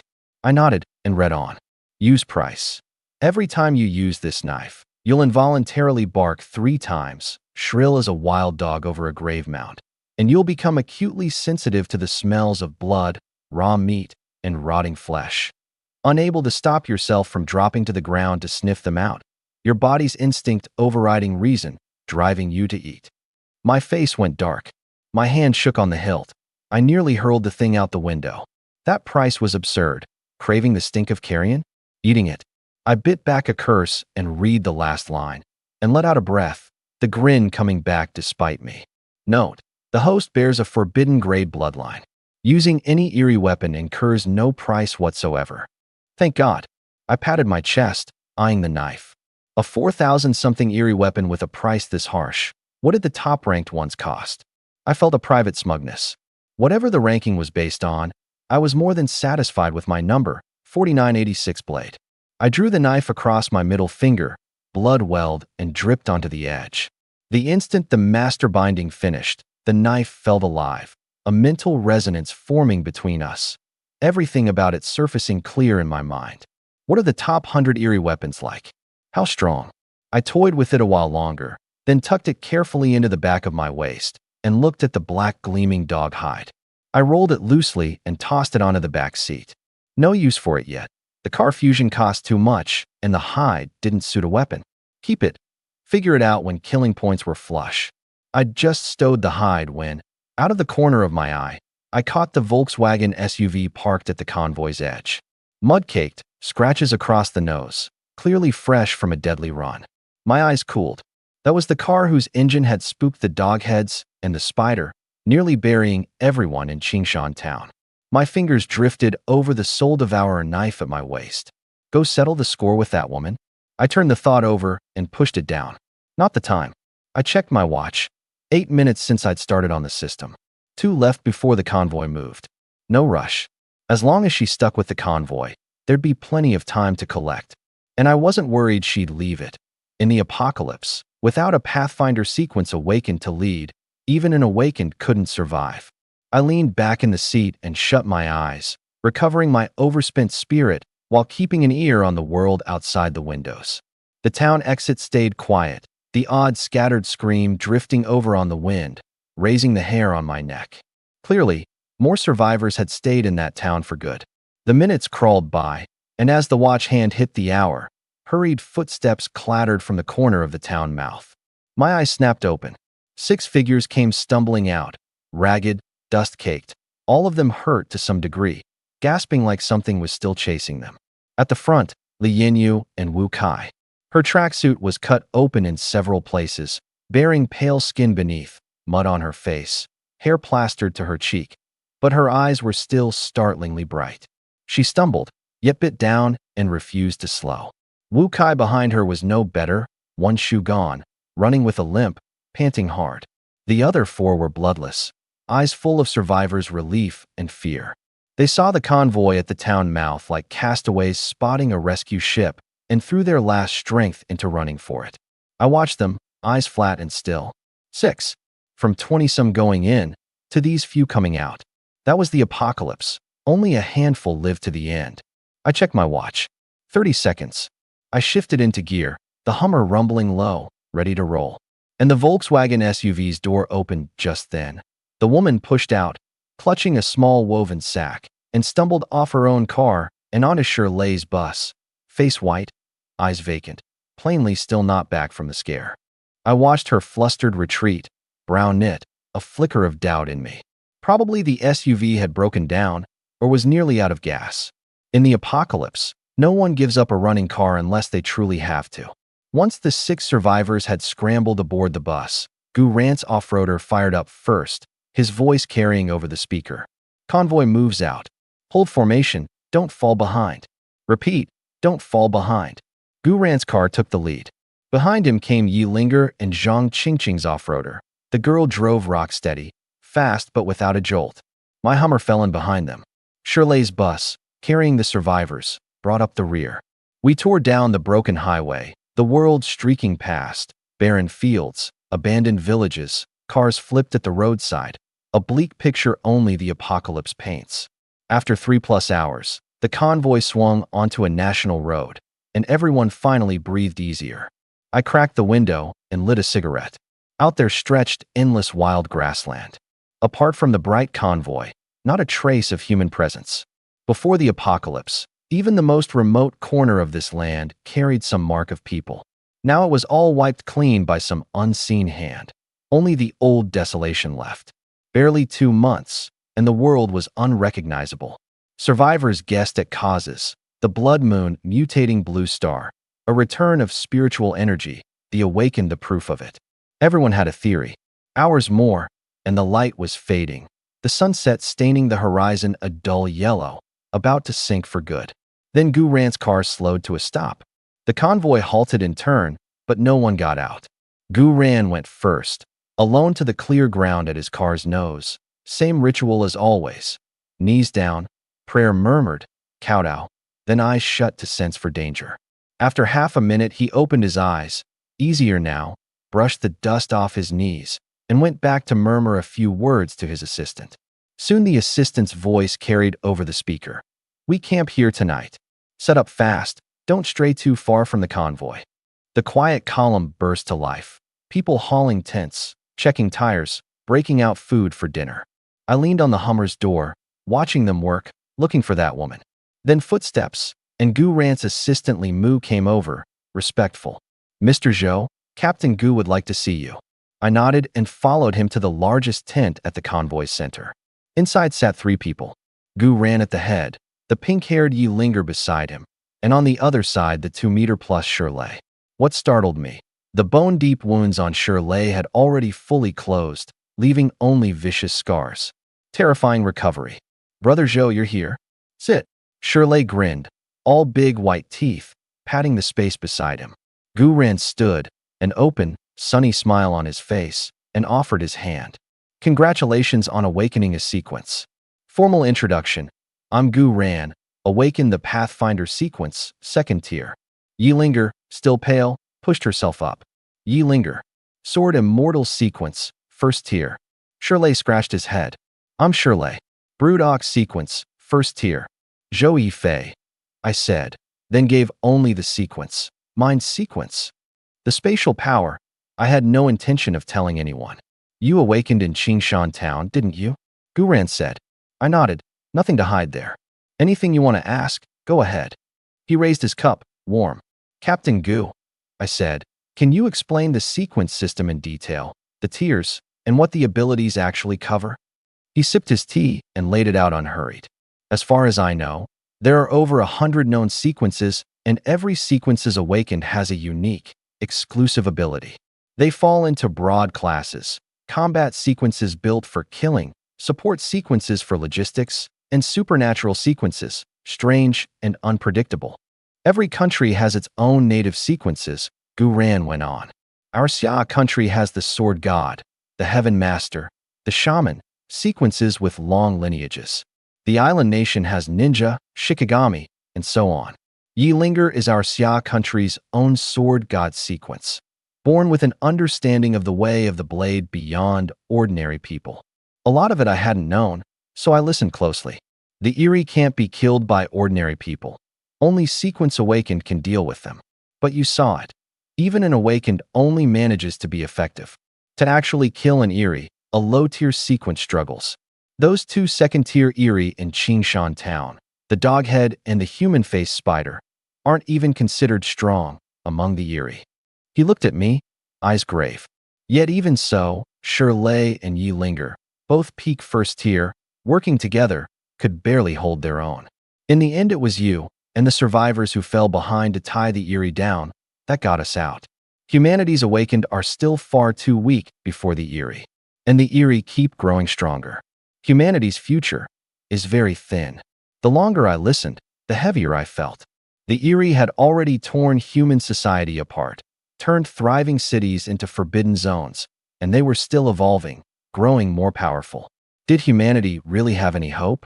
Then he cleared up something I'd wondered about: why this convoy could keep moving safely through a world this lethal. It came down to his sequence.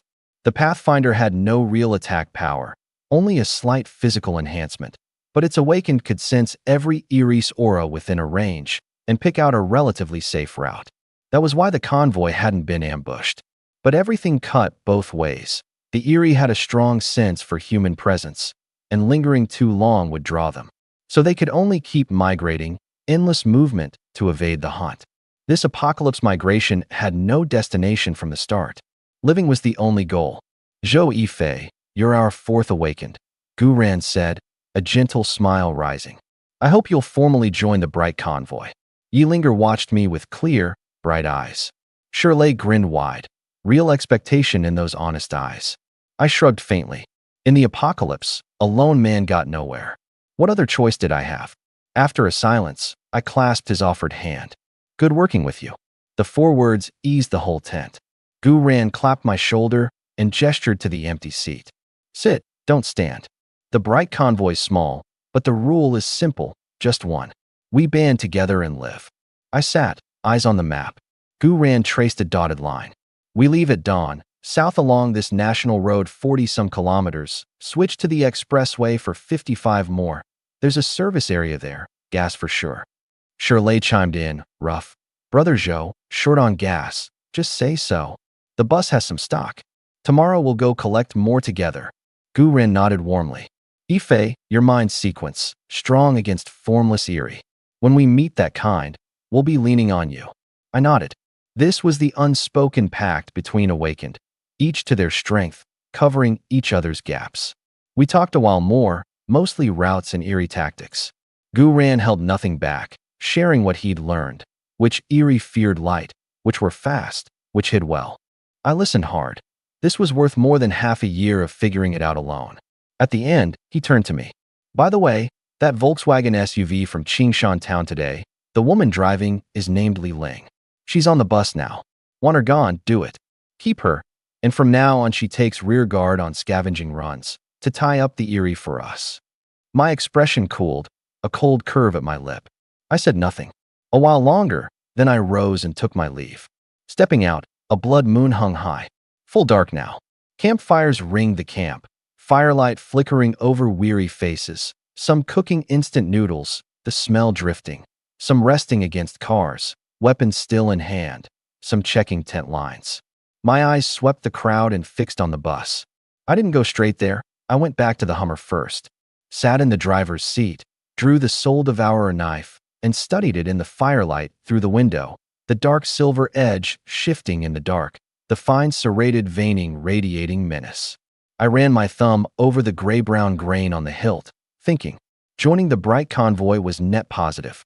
Guran's Pathfinder to scout, Shirley's Broodox as a meat shield, Yilinger's sword god for offense, plus my space-time power and mental force. This little team was already an elite force by apocalypse standards. But I didn't plan to lean on them fully. The space-time power was my biggest hidden card. Short of having to, I would never expose it. I tucked the knife back, pushed the door open, and stepped down. The night wind was cool, carrying the warmth of the fires. I walked toward the bus, unhurried, a chill in my eyes. On the bus, Shirley had just sat down when he spotted Li Ling. Come here a sec. She came over at once, head down, unease in her eyes, voice tiny. Brother Lei, I know I was wrong. I really didn't mean to. I called you over to give you a heads up. The guy driving the Hummer H3, Zhou Yifei, he's an awakened too, and he just formally joined the convoy. Li Ling's body jolted, face going paper white. She'd never imagined the fierce-looking young man was an awakened. In the apocalypse, an awakened was a walking god to ordinary people. Crossing one was worse than crossing 100 survivors. She'd thought that after paying back most of her supplies to Shirley and Yilinger, and giving each of the 6 who escaped 2 ham sausages, the matter was closed. She'd never reckoned there was still this killing god she hadn't squared with. In the corner of the cabin, Li Yinyu and Wu Kai both jolted inwardly. Li Yinyu squeezed over and tugged Li Ling's sleeve, voice very low. Sister Ling, go apologize fast. Wu Kai and I have both dealt with him. He's incredibly domineering and ruthless. Bring plenty of supplies. He won't forgive you over 2 ham sausages like he did us. Wu Kai nodded along, remembering my ringing slap and the cold cruelty when I'd grabbed Li Yinyu. A chill ran down his back. Li Ling's mind raced. She wasn't stupid, and one warning from Shirley told her she was in real trouble. Of all people to offend, an awakened. She gritted her teeth, ran to her seat, and grabbed her last half-sack.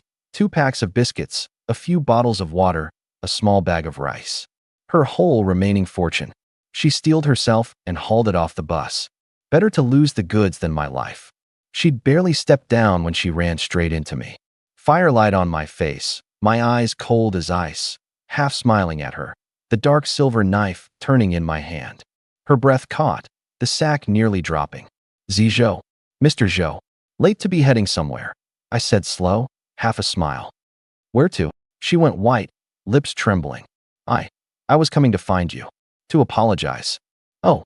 I raised a brow and stepped closer, the menace easing slightly, which somehow unsettled her more. I know I was wrong, Mr. Zhou. I really didn't mean it. I'll make it right. I'll give you all my supplies. She set the sack down with shaking hands and tore it open. I looked in, a few packs of biscuits, 6 or 7 sealed water bottles, some chocolate, a Tinjin bag of rice. The survivors on the bus peered through the windows but didn't make a sound, none daring to come near. Grudges between awakened weren't something ordinary people touched. I said nothing, just watched her cold.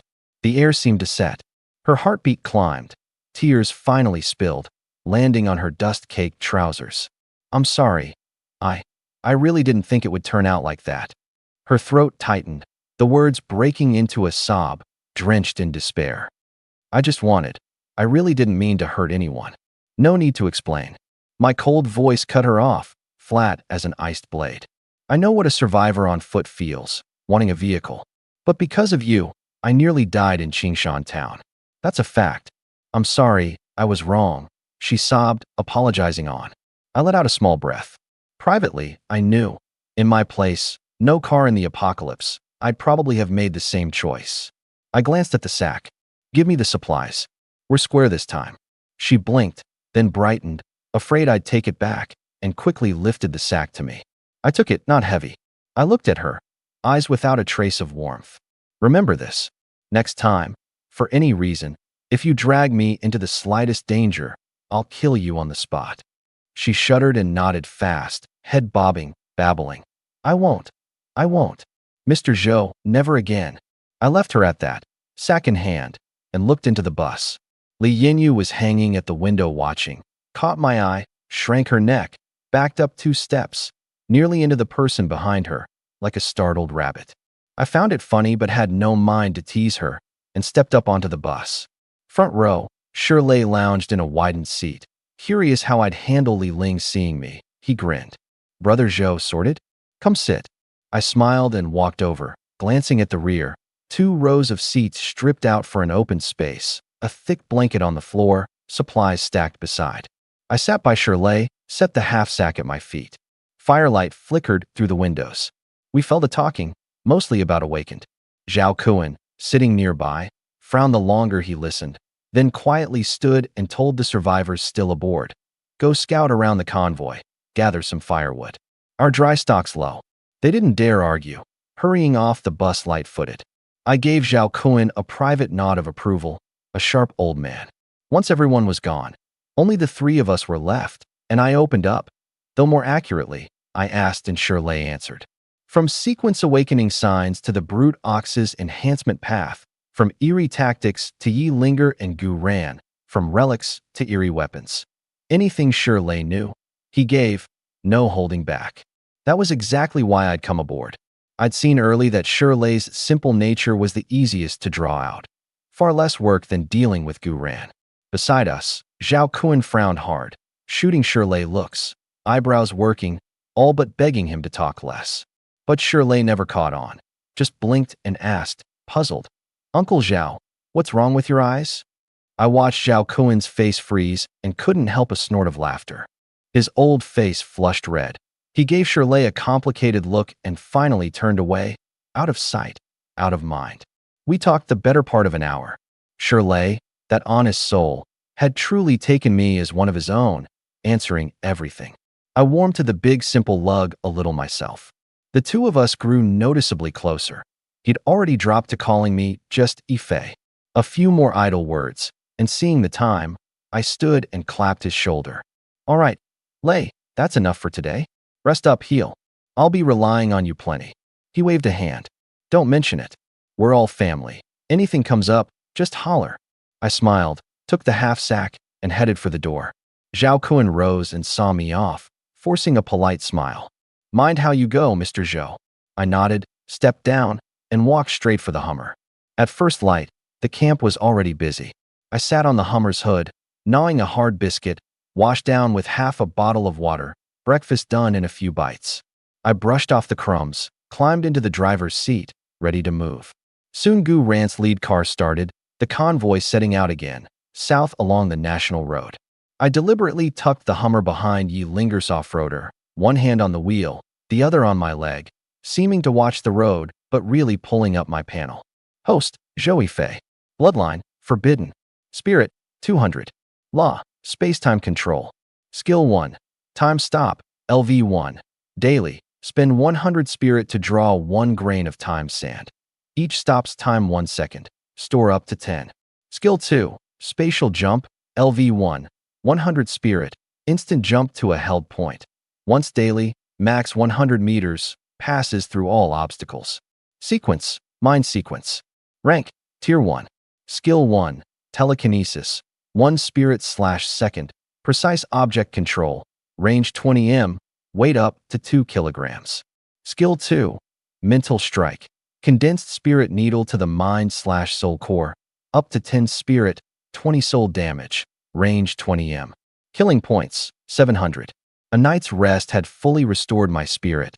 The numbers steadied me. The 700 points I didn't dare spend lightly. I'd thought about upgrading the pack for storage, but better to hold it for emergencies. In the apocalypse, who knew what the next second held? Half an hour on the national road, then onto an expressway, surprisingly good, wide and smooth, barely damaged, and the convoy picked up speed. 40-some minutes more, and a blue sign with white letters came into view. TUE Comprehensive Service Area, 500 m ahead. Gu Rant's voice, a touch excited, carried over the speaker. Service area ahead. Repeat, service area ahead. Danger level low. Everyone prepped to go in for supplies. A service area meant possible food, medicine, and most of all, fuel. In the apocalypse, gas was more precious than gold. A few minutes more, and the convoy eased to a stop at the entrance. I killed the engine and got out, looking at the eerily quiet service area, and went straight to Gu Rant. Captain, you sure there's nothing dangerous in there this time? Yi Linger came over too, the old sword in hand, brow knit, clearly sharing my doubt. Qingshan town had left its mark. Gu Rant rubbed his nose, a little short on confidence. My sequence really does say so. The eerie aura here is faint, nearly negligible.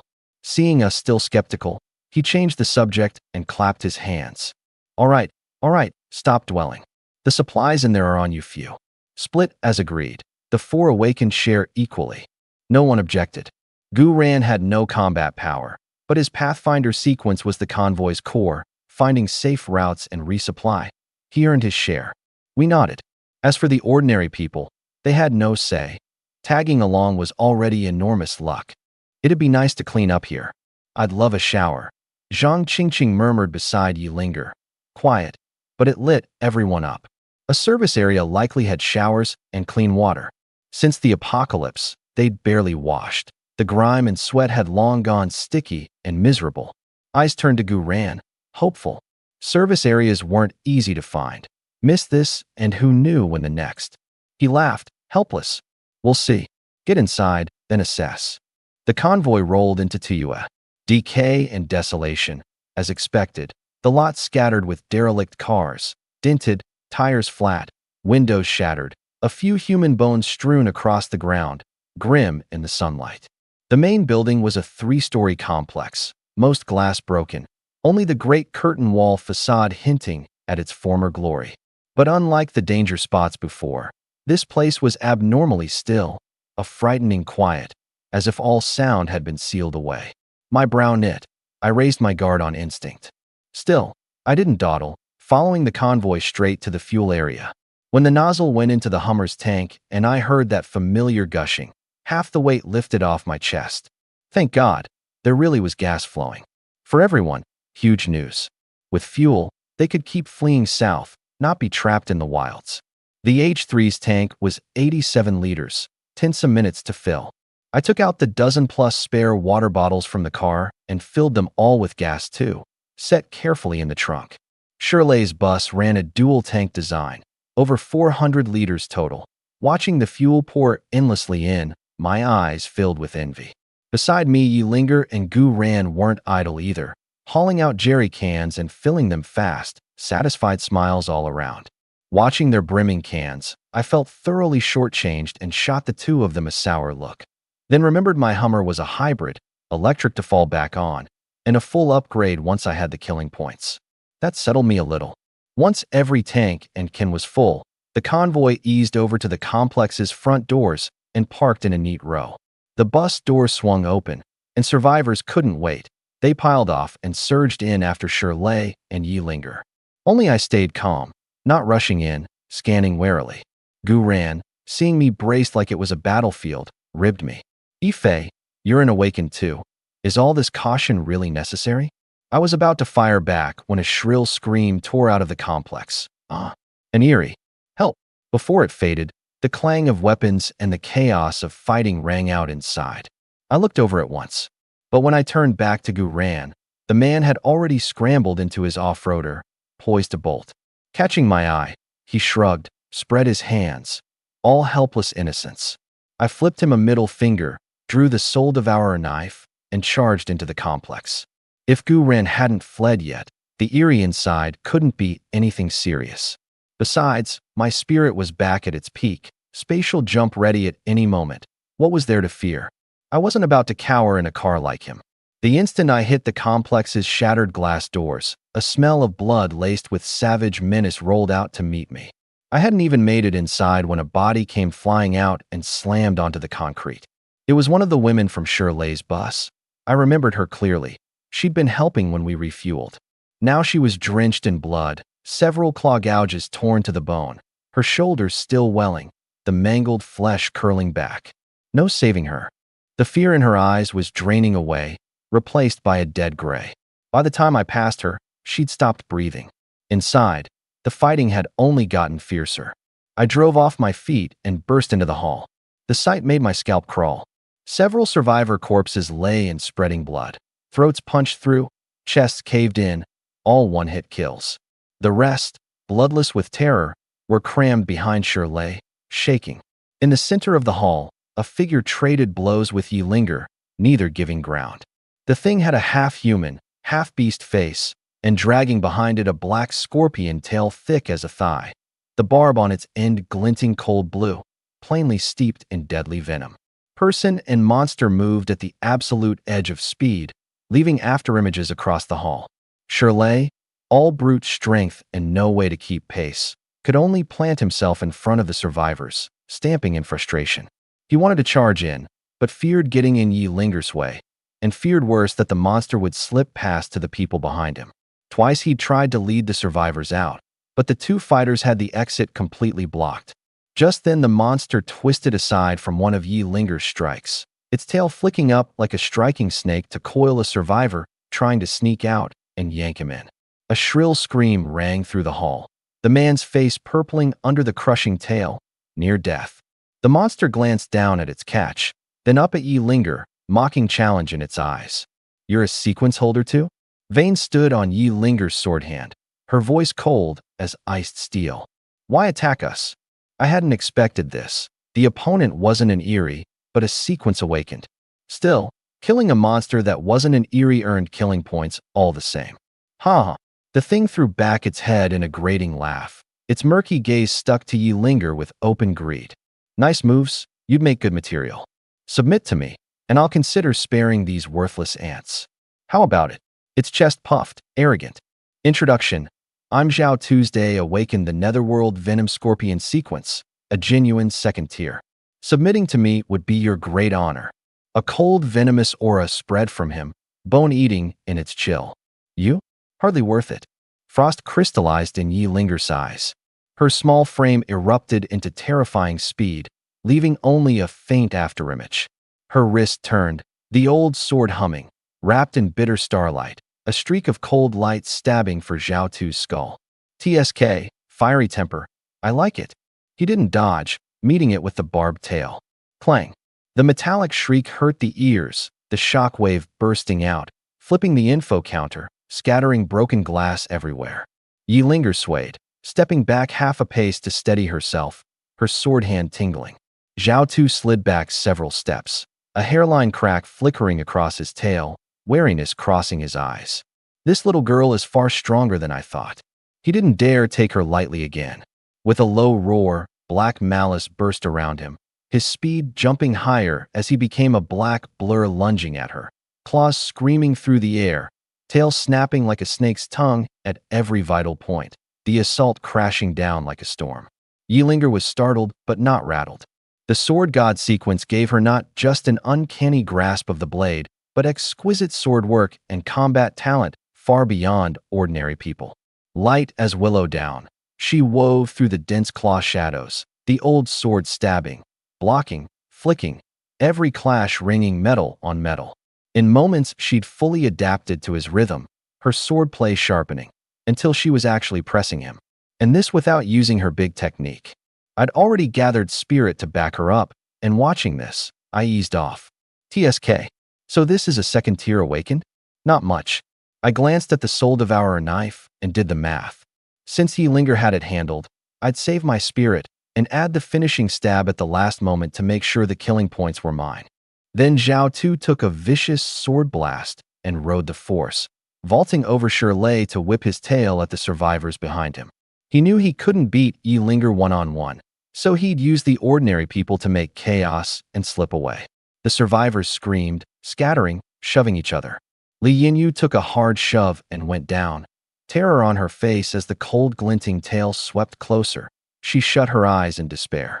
At the knife's edge, I unleashed mental strike without hesitation.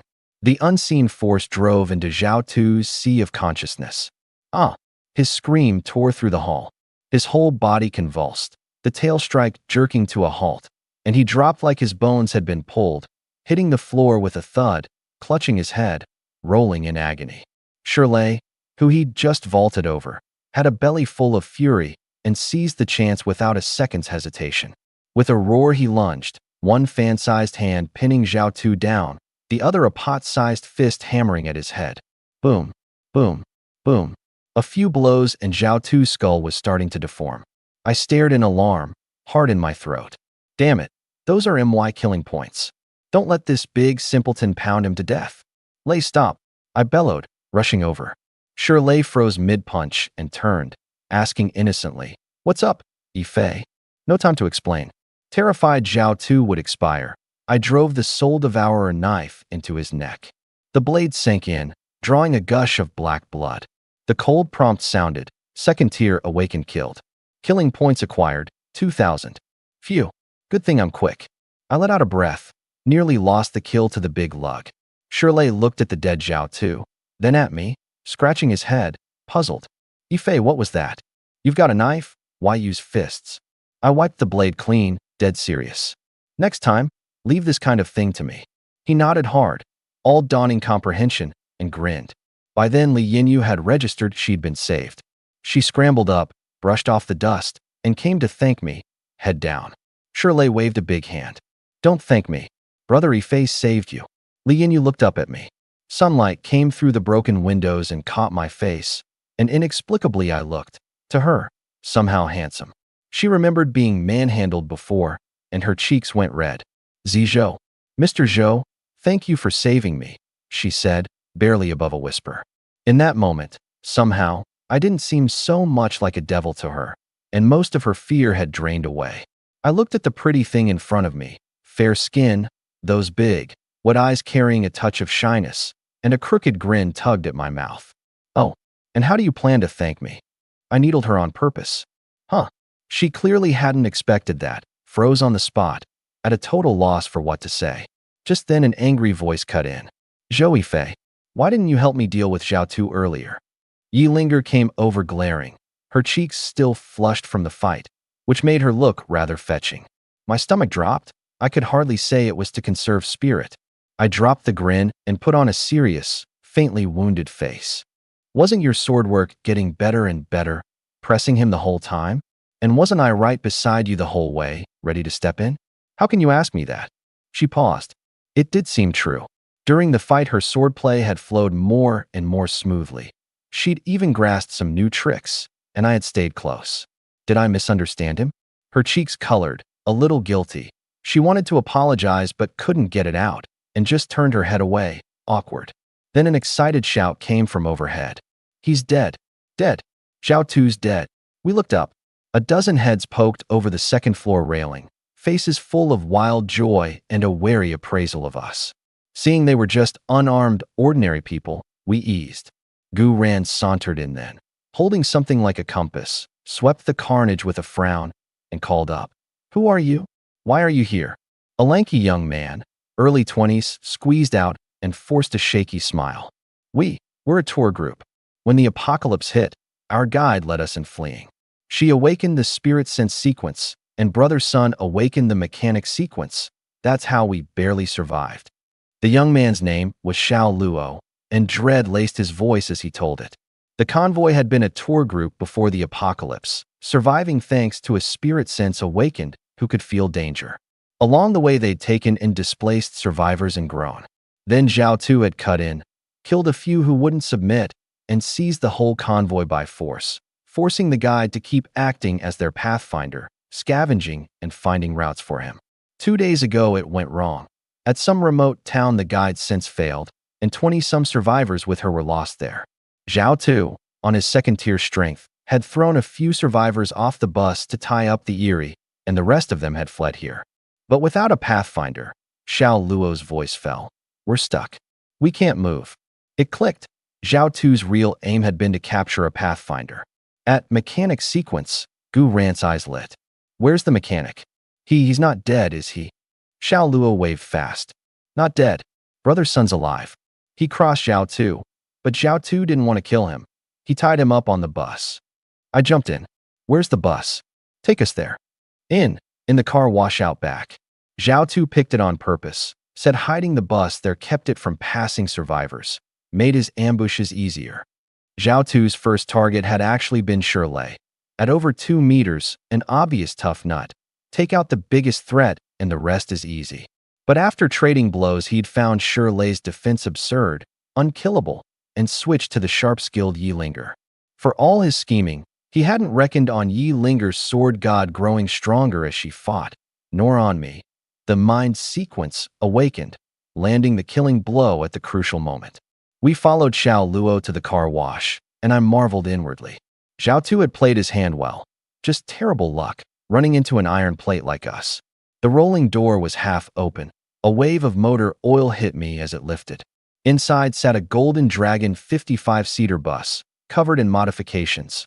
Rebar welded thick over the windows, a heavy ram plate on the nose. Plainly not to be trifled with. Gu Ran didn't board first. He signaled Xiao Luo to go free the man. Watching him be so careful, I remembered him ribbing me at the doors and then bolting for his car, and I echoed his tone. Old Gu, you're a second-tier awakened. No need to be this timid, surely? His face darkened most of the way. He shot me a hard glare. This brat, mocking me and calling me Old Gu. I'm only 35, but he had no mind to fuss. His head was full of the mechanic. With a mechanic, their vehicles could be reinforced for any terrain. Their odds of surviving the apocalypse vastly improved. He rubbed his hands, calculation in his eyes, his smile going especially kind. Xiao Luo hurried into the bus. Soon chains rattled, and he helped down a filthy young man, about 20, hair a mess, stubbled, red chain marks on his wrists. If you looked closely at his eyes, though, they slid away a little when he faced strangers. Brother Sun, Xiao Luo introduced him, then pointed at us. This is Captain Gu, this is Miss Yi, Mr. Zhou, and Big Brother Shi. They're all awakened. Sun Li glanced at Xiao Luo, looking sheepish, and forced himself to speak. Hello, everyone. I'm Sun Li, mechanic sequence.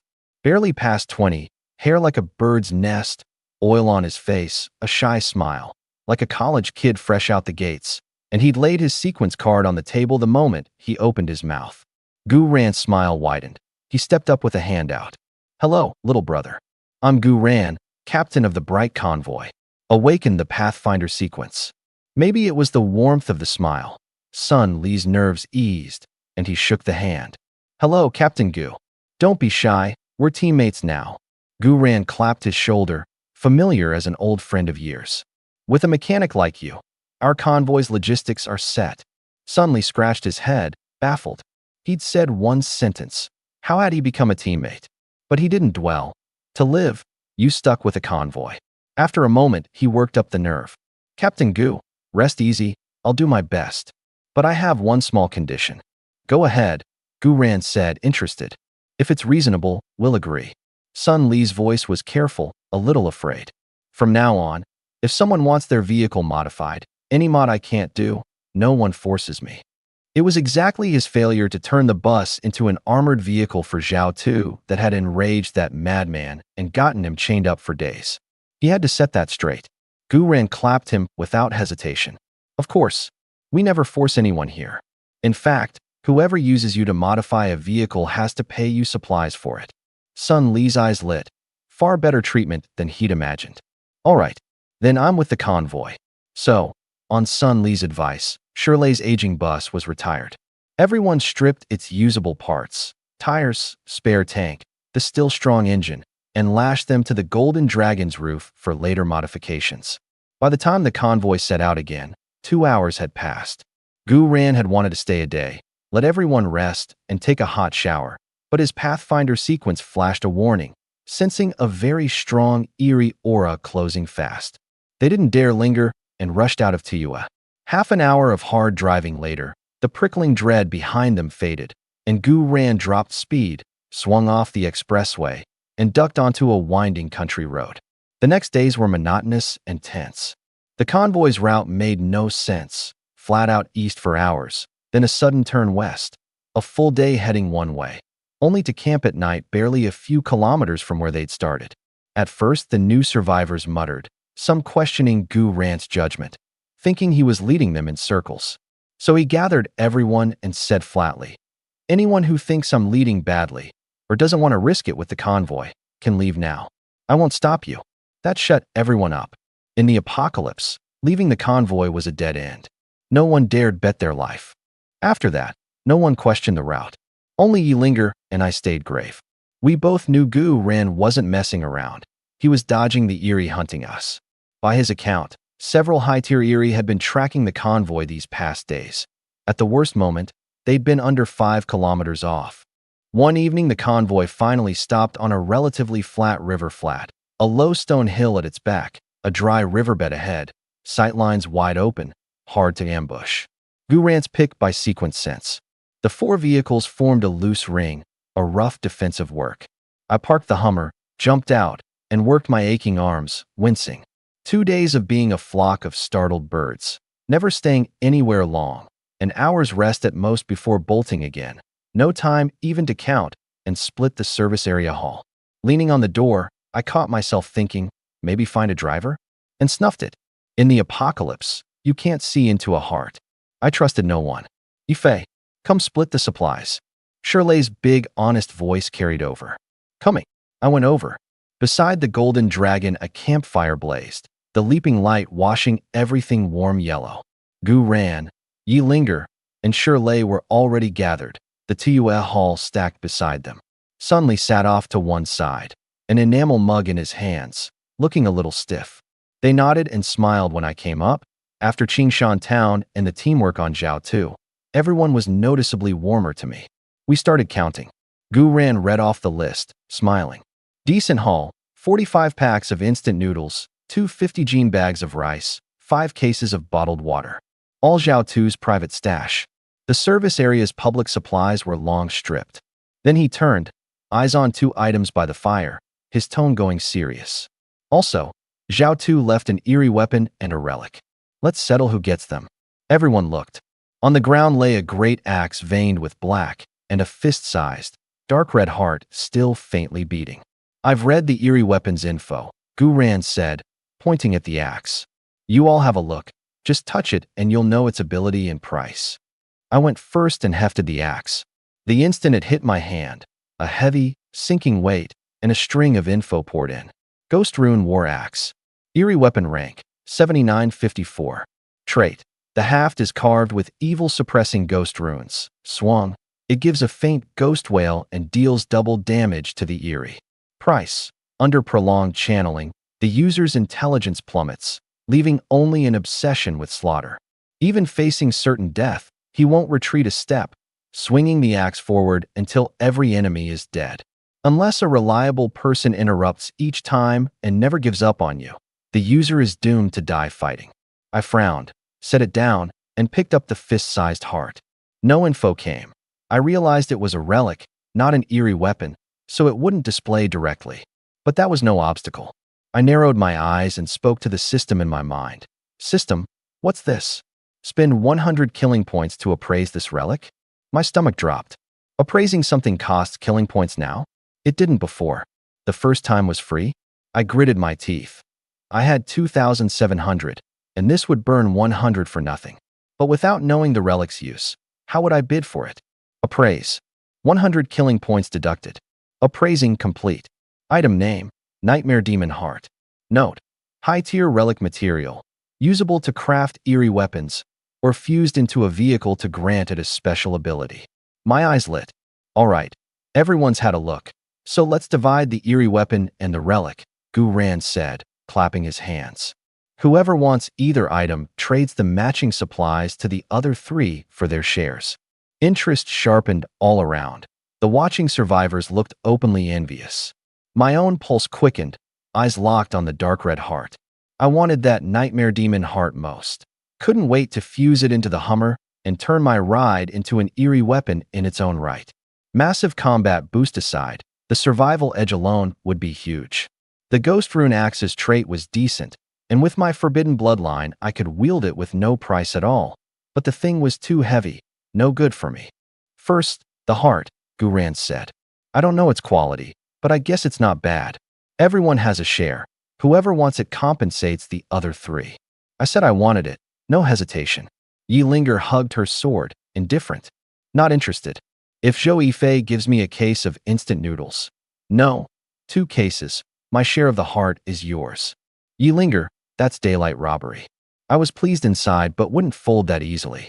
A relic was valuable, but in the end raw material. Without a forged sequence awakened, it couldn't be made into a true eerie weapon. We haggled back and forth and settled.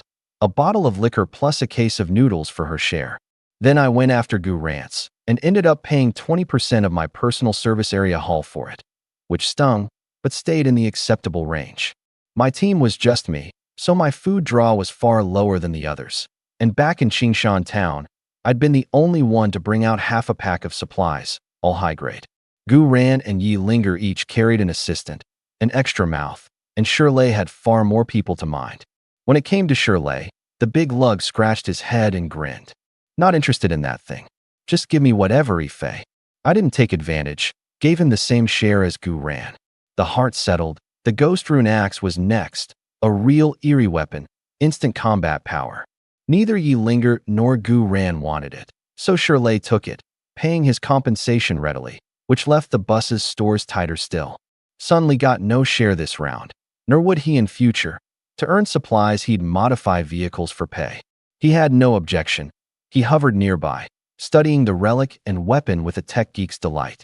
Li Yinyu, Wu Kai, and the other survivors stood off watching it all with undisguised envy.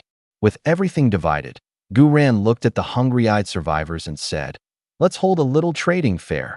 Bring out anything you don't need or have spare. Swap freely for what you want." For survivors locked in constant flight, it was a welcome rain. Rare smiles broke out, and they set up little stalls on the open ground. Unworn clothes, household odds, half a pack of anti-inflammatories, a few long-saved candies. No special rules. Both willing, trade done. The convoy, with the 2 U.S. survivors absorbed, now numbered 47. 42 crammed into the Golden Dragon. Gu-ran's off-roader held him and Li Mu. Yi Linger's held her and her cousin Zhang Qingqing. Only I still kept the Hummer to myself. The vehicles were all personal property. The Golden Dragon still Shirley's, his own. Sun Li was assigned to the bus. He never thought to get his own vehicle, knowing his place as a non-combat sequence. The fare livened up fast. A clean coat for sturdy sneakers, half a bag of biscuits for some salt, long-hoarded meds for 3 bottles of water. Everyone to their needs, the mood rare and easy. I didn't rush to join. I went back to the Hummer, shut the door, and checked how many killing points fusing the Nightmare Demon Heart into the car would cost. The answer, 10,000. The excitement on my face froze. 10,000. I had 2,600, nowhere near. My boiling heart cooled by half. But I didn't despair and soon talked myself around. The more points required, the better the fused result, and the Hummer's upgraded ability would surely be beyond imagining. With time to kill, I decided to get out and stretch, get some air. I just pushed the door open when I caught sight of a young woman, head down, following a gray-haired old man into an unremarkable tent nearby. 2 minutes later, soft sounds came from inside. A while after that, the woman ducked out clutching a hunk of dark bread, red-faced, and hurried off. It was a common enough thing in apocalypse convoys. Some traded their bodies for a mouthful, some traded supplies for a moment's shelter. Both willing, no one interfered. A harsh, real survival rule for some of the bottom-rung survivors. I looked away, walked a few steps, and saw a small knot of people gathered, noisy, an argument brewing. At its center, Li Yinyu stood with a hand over her face, shaking with anger, glaring at an old woman and a boy of about 10. I raised a brow and walked over. As I got close, the old woman, hands on hips, was spitting curses at Li Yinyu. "You shameless little girl. My grandson just took one chocolate. What's the big deal? You dare call him a thief and try to grab it back? Yuhan country people, so stingy, so rotten-hearted. He's just a child." Li Yinyu's chest heaved, her fair face flushed crimson. Holding back tears, she argued in soft, Korean-accented Chinese, word by word. "That was mine. Supplies I worked hard to gather. He took it without asking. That's wrong. You should make him give it back. Give it back." The old woman acted like she'd heard the funniest thing in the world, and her hand flew up, crack, a hard slap across Li Yinyu's face. The clean smack landed, and the crowd went silent a beat. Li Yinyu clutched her stinging cheek, stunned, tears finally spilling. In the crowd, a few women piped up, gleeful, long jealous of Li Yinyu's looks, now happy to kick her while she was down, taking the old woman's side. "Right? One chocolate. Look how petty you are. The old lady's got a grandson to raise. It's hard. You're an outsider. Don't make trouble here. Pretty face, so what? Heart this nasty, no wonder." The sour words stabbed like needles. Li Yinyu bit her lip, unable to get a word out, just letting the tears fall. I'd meant to stand by and watch, not get involved. But someone recognized me and called out respectfully, "Mr. Zhou." Every eye snapped to me, and people backed off, opening a path. The brat's gaze instantly fixed on the cold, glinting soul-devourer knife at my waist, eyes going round. He yanked the old woman's sleeve and threw a tantrum. "Grandma, I want that. I want the knife on his waist." My face went dark, my eyes cooling, but I said nothing, just looked at the two of them, cold. The old woman had been wary of me as an awakened, but seeing my clean features and easy look, her nerves swelled. She heaped on a fawning smile, hunched closer, withered fingers almost brushing my waist. "Young man, look how fine this knife is. My little grandson likes it so much. Could you lend it to him a while? Just a bit. He'll give it right back when he's done playing." And she reached for the knife. My eyes chilled. I snapped out a fast, vicious kick into her stomach. Thud. She flew back several meters, curling up with a pained cry. "You don't know what's good for you," I said, cold as ice, no warmth in my eyes. Reaching for what's mine. She clutched her belly and rolled, wailing. "An awakened's going to kill someone. Help. Won't anyone do something?"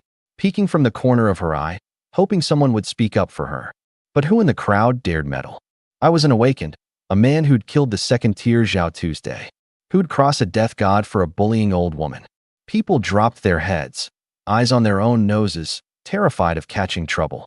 In the crowd, Li Yinyu slowly lowered the hand from her face, watching my back, eyes reddening, a complicated warmth rising in her. She'd never imagined that at her most wronged and helpless, it would be me who stepped up. Just then the brat, seeing his grandma struck, went red-eyed and, from who knows where, found the nerve to charge me with a howl, swinging tiny fists. "I'll kill you. I'll kill you, bad man." I raised a brow. Before I could move, Wu Kai, who'd been cowering silently in the crowd, suddenly burst out, grabbed the kid by the collar, and yanked him back, swatting at his backside. "You little terror. I've had it with you. Stealing at your age, and crossing my brother Fei." The kid bawled, more startled than hurt. My face went flat. This usually mouse-timid little star, calling me brother Fei? He knew how to cozy up. Still, My impression of Wu Kai shifted a little, sharp enough to seize a chance to ingratiate himself. No wonder he'd lived this long. Seeing her grandson grabbed, the old woman forgot her pain, scrambled up, and flew at Wu Kai, clawing. "You dare touch my grandson. I'll." Wu Kai dodged and shoved her off. She stumbled back down, wailing harder. By then Gu ran. Yi Linger, Shirley, and Sun Li had heard the noise and ambled over. Gu ran and Sun Li folded their arms, watching the farce with the grin of people who don't mind trouble as long as it's not theirs. Yi Linger came to my side, raised a brow, curious. "What's this? You're squabbling with an old woman." I summed it up in a few words and spread my hands. Her grandson stole. She hits people, and now she's eyeing my knife. Yi Linger's eyes lit. She leaned in with a wicked little grin and dropped her voice. "Doesn't sound like you. She reached for your eerie weapon, and you didn't just kill her? Want me to do it? One bottle of liquor, and I'll make this problem disappear for good." I rolled my eyes at her and said nothing. By then Wu Kai had the old woman and the kid thoroughly cowed. Spotting Shirley coming, she grabbed at the lifeline and wailed her complaint. "Shirley, look, they're bullying us, an old woman and a little child. It's too much." Shirley frowned and rumbled. "Your grandson's stolen more than once or twice. If it weren't hard raising a kid, I'd have thrown you off the bus already. And now eyeing my brother-y face things. You brought this on yourself." Then he ignored her. Zhao Kuan pushed through then, the bus's manager, who kept these survivors in line. He laid into the old woman. "You old troublemaker. Can't go a day without stirring something up? Apologize to Mr. Zhou, or I'll toss you out of the convoy myself." Cowed, unwilling but knowing better than to take a beating she couldn't win, she struggled up, came to me head down, and mumbled, "Sorry." I looked at her and smiled, a smile that put a chill in people. "No need to apologize. I was being petty. It's just a knife. I'll lend it to your grandson to play with for a while." Everyone froze. Gu Rant's mouth twitched. He didn't call it out, just folded his arms to watch the show. The old woman blanked too. There was no way she'd take the knife now. She started to refuse, but I didn't give her the chance. I flipped my wrist, drew the Soul Devourer knife, and instead of holding it out, I let it leave my hand. Telekinesis caught it midair, and the blade hung there, point down, drifting slow toward the boy, the low beast growl humming off the edge as it turned, close enough that the kid's wild crying choked off into hiccuping terror, his hands frozen, not daring to reach for the thing. "Go on," I said, soft, the knife circling just out of his grasp. "Take it. It's yours to play with." He scrambled back into the old woman, screaming, the brat's bravado gone, both of them scrabbling away from the floating blade on hands and knees. I let it hang a moment longer, then flicked the knife back into my hand, the show over. No? Pity. I looked down at the two of them, sprawled and shaking in the dirt. Then remember whose it is. And remember whose anything is before you reach for it next time. I turned and walked off, leaving them white-faced in the dirt. No one hurt, and no one in that camp who'd ever again forget what it cost to put hands on what was mine. Behind me, Yi Linger fell into step, mouth twitching. Showing off your mind sequence to scare a child. Effective, I'll give you that. You didn't land on an option, so I'll make the call myself and go with the one that keeps the story intact without crossing the child harm line. I'll adapt the full confrontation and resolve the knife handoff so the boy isn't harmed. Zhou Yifei stays menacing and feared, the grandmother's bluff collapses, but no child gets maimed. That preserves the beat's actual function. Here's 19 to 23. I hadn't even made it inside when a body came flying out and slammed onto the concrete. It was one of the women from Shirley's bus. I remembered her clearly. She'd been helping when we refueled. Now she was drenched in blood, several claw gouges torn to the bone, her shoulders still welling, the mangled flesh curling back. No saving her. The fear in her eyes was draining away, replaced by a dead gray. By the time I passed her, she'd stopped breathing. Inside, the fighting had only gotten fiercer. I drove off my feet and burst into the hall. The sight made my scalp crawl.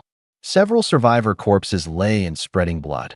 Throats punched through, chests caved in, all one-hit kills. The rest, bloodless with terror, were crammed behind Shirley, shaking.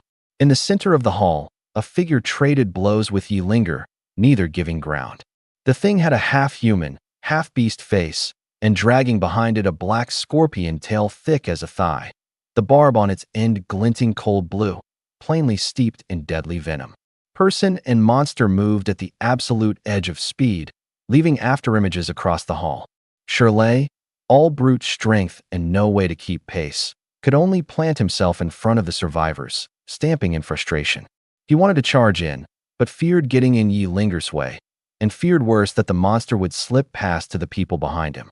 Twice he'd tried to lead the survivors out, but the two fighters had the exit completely blocked. Just then the monster twisted aside from one of Yi Linger's strikes, its tail flicking up like a striking snake to coil a survivor trying to sneak out and yank him in. A shrill scream rang through the hall, the man's face purpling under the crushing tail, near death. The monster glanced down at its catch, then up at Yi Linger, mocking challenge in its eyes. "You're a sequence holder too?" Vane stood on Yi Linger's sword hand, her voice cold as iced steel. "Why attack us? I hadn't expected this. The opponent wasn't an Eerie, but a sequence awakened. Still, killing a monster that wasn't an Eerie earned killing points all the same." "Ha!" The thing threw back its head in a grating laugh. Its murky gaze stuck to Yi Linger with open greed. "Nice moves. You'd make good material. Submit to me, and I'll consider sparing these worthless ants. How about it?" Its chest puffed, arrogant. Introduction. I'm Zhao Tuesday awakened the Netherworld Venom Scorpion sequence, a genuine second tier. Submitting to me would be your great honor. A cold, venomous aura spread from him, bone-eating in its chill. "You? Hardly worth it." Frost crystallized in Yi Linger's eyes. Her small frame erupted into terrifying speed, leaving only a faint afterimage. Her wrist turned, the old sword humming, wrapped in bitter starlight, a streak of cold light stabbing for Zhao Tu's skull. "TSK, fiery temper. I like it." He didn't dodge, meeting it with the barbed tail. Clang. The metallic shriek hurt the ears, the shockwave bursting out, flipping the info counter, scattering broken glass everywhere. Yi Linger swayed, stepping back half a pace to steady herself, her sword hand tingling. Zhao Tu slid back several steps, a hairline crack flickering across his tail, wariness crossing his eyes. "This little girl is far stronger than I thought." He didn't dare take her lightly again. With a low roar, black malice burst around him, his speed jumping higher as he became a black blur lunging at her, claws screaming through the air, tail snapping like a snake's tongue at every vital point, the assault crashing down like a storm. Yi Linger was startled but not rattled. The sword god sequence gave her not just an uncanny grasp of the blade, but exquisite sword work and combat talent far beyond ordinary people. Light as willow down, she wove through the dense claw shadows, the old sword stabbing, blocking, flicking, every clash ringing metal on metal. In moments, she'd fully adapted to his rhythm, her swordplay sharpening, until she was actually pressing him. And this without using her big technique. I'd already gathered spirit to back her up, and watching this, I eased off. "TSK. So this is a second tier awakened?" "Not much." I glanced at the Soul Devourer knife and did the math. Since Yi Linger had it handled, I'd save my spirit and add the finishing stab at the last moment to make sure the killing points were mine. Then Zhao Tu took a vicious sword blast and rode the force, vaulting over Shirley to whip his tail at the survivors behind him. He knew he couldn't beat Yi Linger one-on-one, so he'd use the ordinary people to make chaos and slip away. The survivors screamed, scattering, shoving each other. Li Yinyu took a hard shove and went down, terror on her face as the cold glinting tail swept closer. She shut her eyes in despair. At the knife's edge, I unleashed mental strike without hesitation. The unseen force drove into Zhao Tu's sea of consciousness. "Ah!" His scream tore through the hall. His whole body convulsed, the tail strike jerking to a halt, and he dropped like his bones had been pulled, hitting the floor with a thud, clutching his head, rolling in agony. Shirley, who he'd just vaulted over, had a belly full of fury and seized the chance without a second's hesitation. With a roar he lunged, one fan-sized hand pinning Zhao Tu down, the other a pot-sized fist hammering at his head. Boom, boom, boom. A few blows and Zhao Tu's skull was starting to deform. I stared in alarm, heart in my throat. Damn it, those are MY killing points. Don't let this big simpleton pound him to death. Lay stop, I bellowed, rushing over. Shirley froze mid-punch and turned, asking innocently, "What's up, Yifei?" No time to explain. Terrified Zhao Tu would expire, I drove the soul devourer knife into his neck. The blade sank in, drawing a gush of black blood. The cold prompt sounded, second tier awakened killed. Killing points acquired, 2,000. Phew, good thing I'm quick. I let out a breath, nearly lost the kill to the big lug. Shirley looked at the dead Zhao Tu, then at me, scratching his head, puzzled. Yifei, what was that? You've got a knife? Why use fists? I wiped the blade clean, dead serious. Next time, leave this kind of thing to me. He nodded hard, all dawning comprehension, and grinned. By then, Li Yinyu had registered she'd been saved. She scrambled up, brushed off the dust, and came to thank me, head down. Shirley waved a big hand. Don't thank me. Brother Yifei saved you. Li Yinyu looked up at me. Sunlight came through the broken windows and caught my face, and inexplicably I looked, to her, somehow handsome. She remembered being manhandled before, and her cheeks went red. Zhou. Mr. Zhou, thank you for saving me, she said, barely above a whisper. In that moment, somehow, I didn't seem so much like a devil to her, and most of her fear had drained away. I looked at the pretty thing in front of me, fair skin, those big, wet eyes carrying a touch of shyness, and a crooked grin tugged at my mouth. Oh, and how do you plan to thank me? I needled her on purpose. Huh. She clearly hadn't expected that, froze on the spot, at a total loss for what to say. Just then an angry voice cut in. Zhou Yifei, why didn't you help me deal with Zhao Tu earlier? Yi Linger came over glaring, her cheeks still flushed from the fight, which made her look rather fetching. My stomach dropped. I could hardly say it was to conserve spirit. I dropped the grin and put on a serious, faintly wounded face. Wasn't your sword work getting better and better, pressing him the whole time? And wasn't I right beside you the whole way, ready to step in? How can you ask me that? She paused. It did seem true. During the fight, her swordplay had flowed more and more smoothly. She'd even grasped some new tricks, and I had stayed close. Did I misunderstand him? Her cheeks colored, a little guilty. She wanted to apologize but couldn't get it out, and just turned her head away, awkward. Then an excited shout came from overhead. He's dead. Dead. Zhao Tu's dead. We looked up. A dozen heads poked over the second-floor railing, faces full of wild joy and a wary appraisal of us. Seeing they were just unarmed, ordinary people, we eased.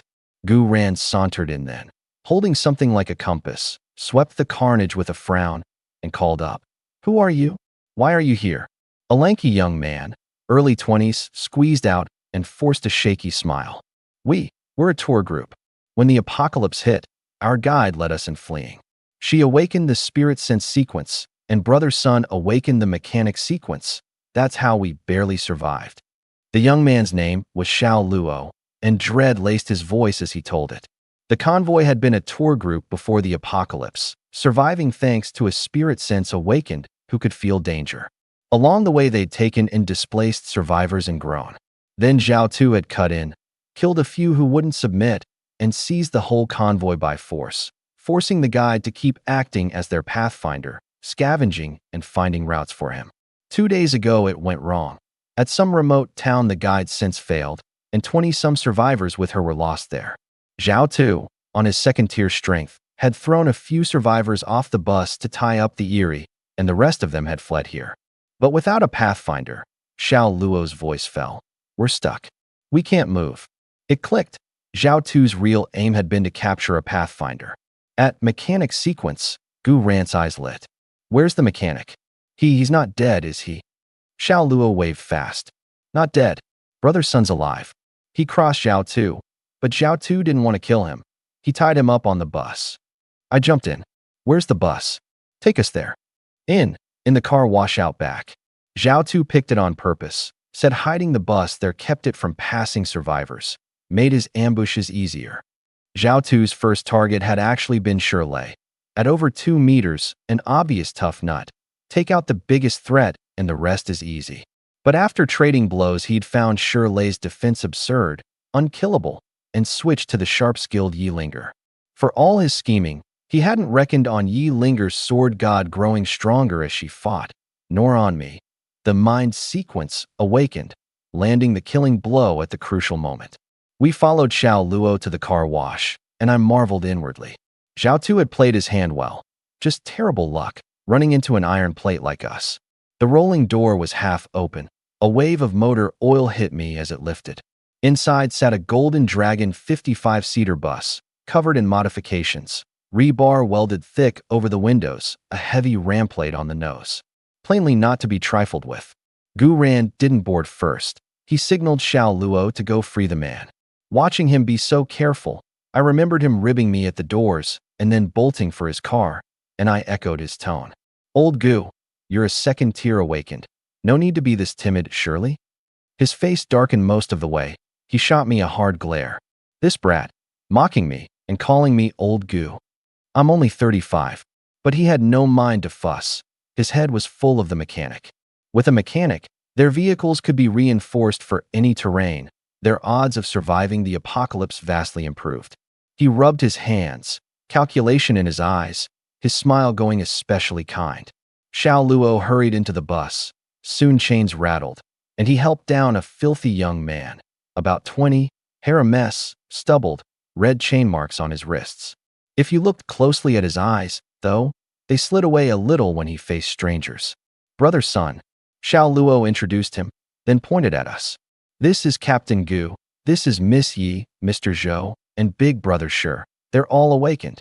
Sun Li glanced at Xiao Luo, looking sheepish, and forced himself to speak. Hello, everyone.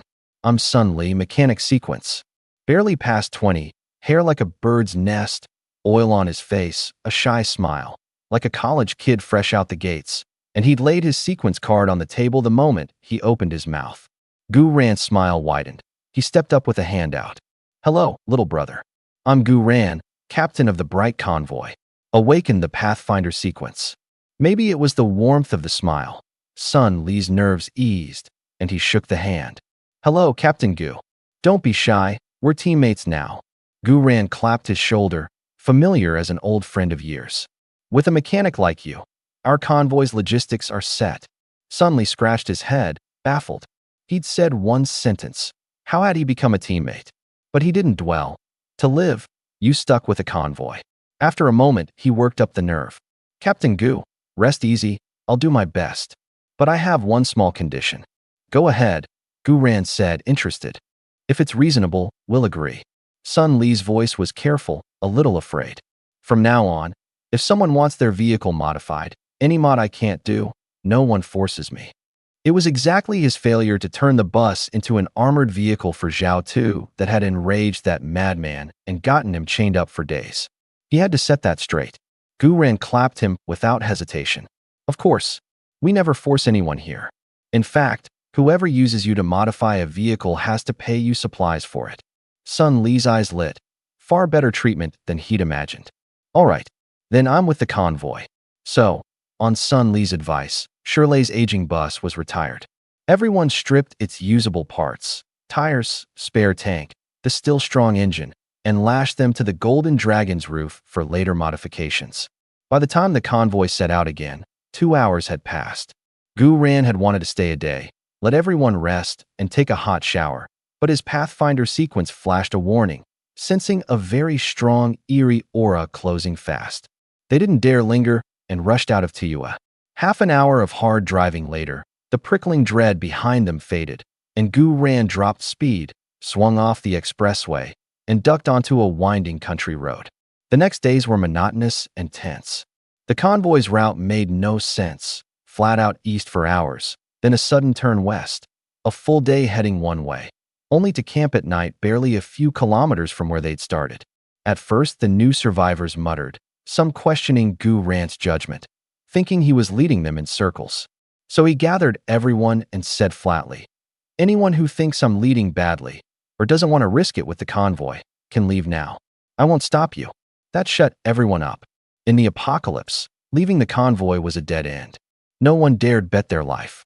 After that, no one questioned the route. Only Yi Linger and I stayed grave. We both knew Gu Ran wasn't messing around. He was dodging the Eerie hunting us. By his account, several high-tier Eerie had been tracking the convoy these past days. At the worst moment, they'd been under 5 kilometers off. One evening, the convoy finally stopped on a relatively flat river flat, a low stone hill at its back, a dry riverbed ahead, sightlines wide open, hard to ambush. Gurant's pick by sequence sense. The four vehicles formed a loose ring, a rough defensive work. I parked the Hummer, jumped out, and worked my aching arms, wincing. 2 days of being a flock of startled birds, never staying anywhere long, an hour's rest at most before bolting again. No time even to count and split the service area hall. Leaning on the door, I caught myself thinking, maybe find a driver? And snuffed it. In the apocalypse, you can't see into a heart. I trusted no one. Ife, come split the supplies. Shirley's big, honest voice carried over. Coming. I went over. Beside the golden dragon, a campfire blazed, the leaping light washing everything warm yellow. Gu ran. Yi Linger and Shirley were already gathered, the Tua hall stacked beside them. Sunli sat off to one side, an enamel mug in his hands, looking a little stiff. They nodded and smiled when I came up. After Qingshan Town and the teamwork on Zhao Tu, everyone was noticeably warmer to me. We started counting. Gu Ran read off the list, smiling. Decent haul, 45 packs of instant noodles, 2 50-gene bags of rice, 5 cases of bottled water. All Zhao Tu's private stash. The service area's public supplies were long stripped. Then he turned, eyes on 2 items by the fire, his tone going serious. Also, Zhao Tu left an eerie weapon and a relic. Let's settle who gets them. Everyone looked. On the ground lay a great axe veined with black and a fist-sized, dark red heart still faintly beating. I've read the eerie weapons info, Gu Ran said, pointing at the axe. You all have a look. Just touch it and you'll know its ability and price. I went first and hefted the axe. The instant it hit my hand, a heavy, sinking weight and a string of info poured in. Ghost Rune War Axe. Eerie weapon rank, 7954. Trait. The haft is carved with evil-suppressing ghost runes. Swung. It gives a faint ghost wail and deals double damage to the eerie. Price. Under prolonged channeling, the user's intelligence plummets, leaving only an obsession with slaughter. Even facing certain death, he won't retreat a step, swinging the axe forward until every enemy is dead. Unless a reliable person interrupts each time and never gives up on you, the user is doomed to die fighting. I frowned, set it down, and picked up the fist-sized heart. No info came. I realized it was a relic, not an eerie weapon, so it wouldn't display directly. But that was no obstacle. I narrowed my eyes and spoke to the system in my mind. System, what's this? Spend 100 killing points to appraise this relic? My stomach dropped. Appraising something costs killing points now? It didn't before. The first time was free? I gritted my teeth. I had 2,700, and this would burn 100 for nothing. But without knowing the relic's use, how would I bid for it? Appraise. 100 killing points deducted. Appraising complete. Item name, Nightmare Demon Heart. Note, high-tier relic material, usable to craft eerie weapons, or fused into a vehicle to grant it a special ability. My eyes lit. All right, everyone's had a look, so let's divide the eerie weapon and the relic, Gu Ran said, clapping his hands. Whoever wants either item trades the matching supplies to the other 3 for their shares.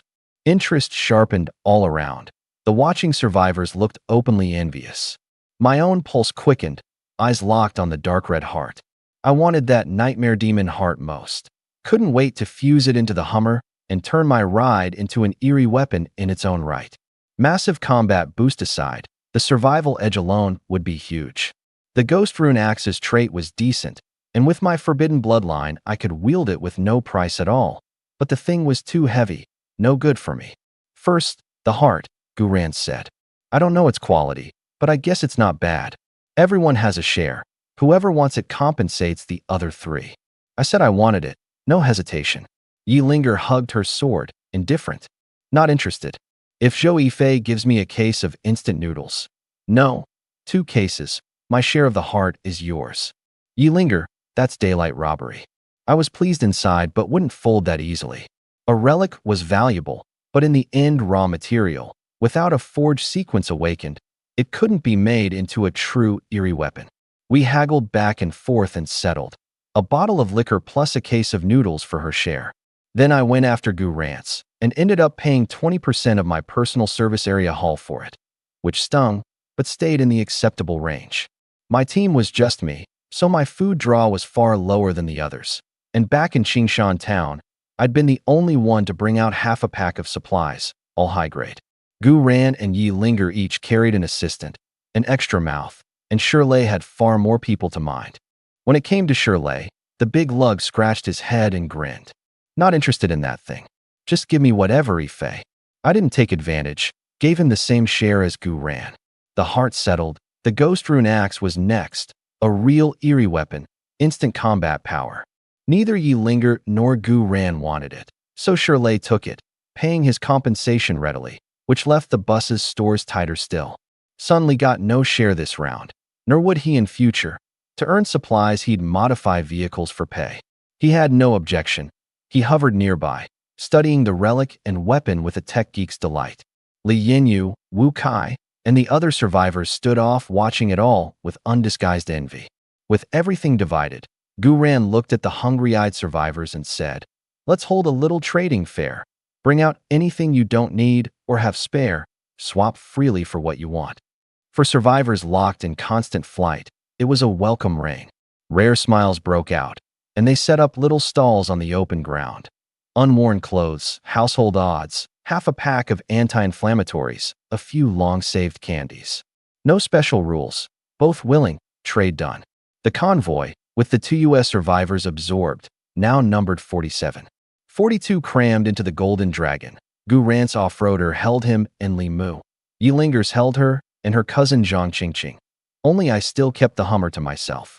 The vehicles were all personal property. The Golden Dragon still Shirley's, his own.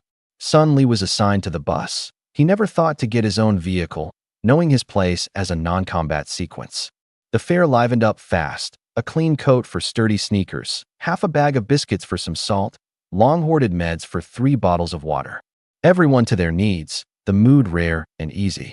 I didn't rush to join. I went back to the Hummer, shut the door, and checked how many killing points fusing the Nightmare Demon hard into the car would cost. The answer, 10,000. The excitement on my face froze. 10,000. I had 2,600, nowhere near. My boiling heart cooled by half. But I didn't despair, and soon talked myself around. The more points required, the better the fused result, and the Hummer's upgraded ability would surely be beyond imagining. With time to kill, I decided to get out and stretch, get some air. I just pushed the door open when I caught sight of a young woman, head down, following a gray-haired old man into an unremarkable tent nearby. 2 minutes later, soft sounds came from inside. A while after that, the woman ducked out clutching a hunk of dark bread, red-faced, and hurried off. It was a common enough thing in apocalypse convoys. Some traded their bodies for a mouthful, some traded supplies for a moment's shelter. Both willing, no one interfered. A harsh, real survival rule for some of the bottom-rung survivors. I looked away, walked a few steps, and saw a small knot of people gathered, noisy, an argument brewing. At its center, Li Yinyu stood with a hand over her face, shaking with anger, glaring at an old woman and a boy of about 10. I raised a brow and walked over. As I got close, the old woman, hands on hips, was spitting curses at Li Yinyu. "You shameless little girl. My grandson just took 1 chocolate. What's the big deal? You dare call him a thief and try to grab it back? Yuhan country people, so stingy, so rotten-hearted. He's just a child." Li Yinyu's chest heaved, her fair face flushed crimson. Holding back tears, she argued in soft, Korean-accented Chinese, word by word. "That was mine. Supplies I worked hard to gather. He took it without asking. That's wrong. You should make him give it back. Give it back."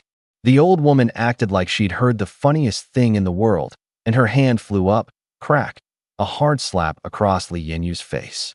The clean smack landed, and the crowd went silent a beat. Li Yinyu clutched her stinging cheek, stunned, tears finally spilling. In the crowd, a few women piped up, gleeful, long jealous of Li Yinyu's looks, now happy to kick her while she was down, taking the old woman's side. "Right? 1 chocolate. Look how petty you are. The old lady's got a grandson to raise. It's hard. You're an outsider. Don't make trouble here. Pretty face, so what? Heart this nasty, no wonder." The sour words stabbed like needles.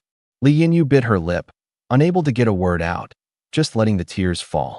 I'd meant to stand by and watch, not get involved. But someone recognized me and called out respectfully, "Mr. Zhou." Every eye snapped to me, and people backed off, opening a path. The brat's gaze instantly fixed on the cold, glinting soul devourer knife at my waist, eyes going round. He yanked the old woman's sleeve and threw a tantrum. "Grandma, I want that. I want the knife on his waist." My face went dark, my eyes cooling, but I said nothing, just looked at the two of them, cold. The old woman had been wary of me as an awakened, but seeing my clean features and easy look, her nerves swelled. She heaped on a fawning smile, hunched closer, withered fingers almost brushing my waist. "Young man, look how fine this knife is. My little grandson likes it so much. Could you lend it to him a while? Just a bit. He'll give it right back when he's done playing." And she reached for the knife. My eyes chilled. I snapped out a fast, vicious kick into her stomach. Thud. She flew back several meters, curling up with a pained cry. "You don't know what's good for you," I said, cold as ice, no warmth in my eyes. Reaching for what's mine. She clutched her belly and rolled, wailing. "An awakened's going to kill someone. Help. Won't anyone do something?" Peeking from the corner of her eye, hoping someone would speak up for her. But who in the crowd dared meddle? I was an awakened, a man who'd killed the second-tier Zhao Tuesday, who'd cross a death god for a bullying old woman. People dropped their heads, eyes on their own noses, terrified of catching trouble. In the crowd, Li Yinyu slowly lowered the hand from her face, watching my back, eyes reddening, a complicated warmth rising in her. She'd never imagined that at her most wronged and helpless, it would be me who stepped up. Just then the brat, seeing his grandma struck, went red-eyed and, from who knows where, found the nerve to charge me with a howl, swinging tiny fists. "I'll kill you. I'll kill you, bad man." I raised a brow. Before I could move, Wu Kai, who'd been cowering silently in the crowd, suddenly burst out, grabbed the kid by the collar, and yanked him back, swatting at his backside. "You little terror. I've had it with you. Stealing at your age, and crossing my brother Fei." The kid bawled, more startled than hurt. My face went flat. This usually mouse-timid little star, calling me brother Fei? He knew how to cozy up. Still, my impression of Wu Kai shifted a little, sharp enough to seize a chance to ingratiate himself. No wonder he'd lived this long. Seeing her grandson grabbed, the old woman forgot her pain, scrambled up, and flew at Wu Kai, clawing. "You dare touch my grandson. I'll..." Wu Kai dodged and shoved her off. She stumbled back down, wailing harder. By then Gu ran. Yi Linger, Shirley, and Sun Li had heard the noise and ambled over. Gu ran and Sun Li folded their arms, watching the farce with the grin of people who don't mind trouble as long as it's not theirs. Yi Linger came to my side, raised a brow, curious. "What's this? You're squabbling with an old woman." I summed it up in a few words and spread my hands. Her grandson stole. She hits people, and now she's eyeing my knife. Yi Linger's eyes lit. She leaned in with a wicked little grin and dropped her voice. "Doesn't sound like you. She reached for your eerie weapon, and you didn't just kill her? Want me to do it? One bottle of liquor, and I'll make this problem disappear for good." I stood where I was, watching her unmoved. Only when her body had drained of all strength and she crumpled to the ground, motionless, did the system sound in my head. Killing points acquired, 100. Then a thought, and telekinesis pried the knife free of her hand and flew it back to my waist. I sheathed it and gave a mock rueful sigh. "Oh dear, look at my memory. I forgot. Even an awakened pays a price to use an eerie weapon. How could an ordinary person ever control one? My fault. All my fault." Gu ran, Yi Linger, and Sun Li all twitched at the corner of the mouth, the same thought in every head. Could you be any more fake? The surrounding survivors went cold all over, awe and fear in their eyes. They weren't afraid that I killed.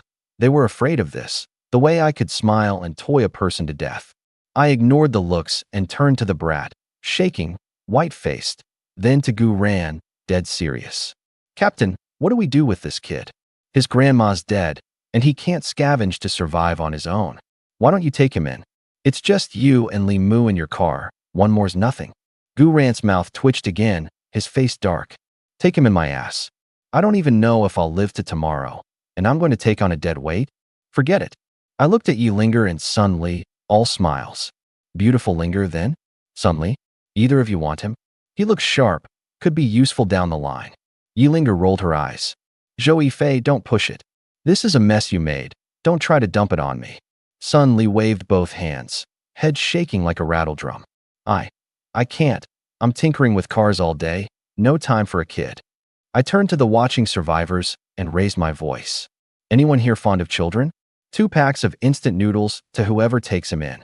They dropped their heads fast, barely daring to breathe, terrified my eyes would land on them. A walking disaster.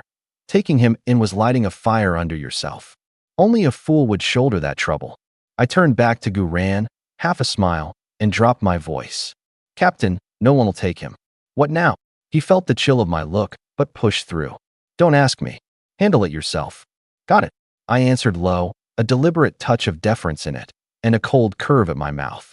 A flick of thought, frost in my eyes, and I drove the sequence power straight into the brat. Mental strike.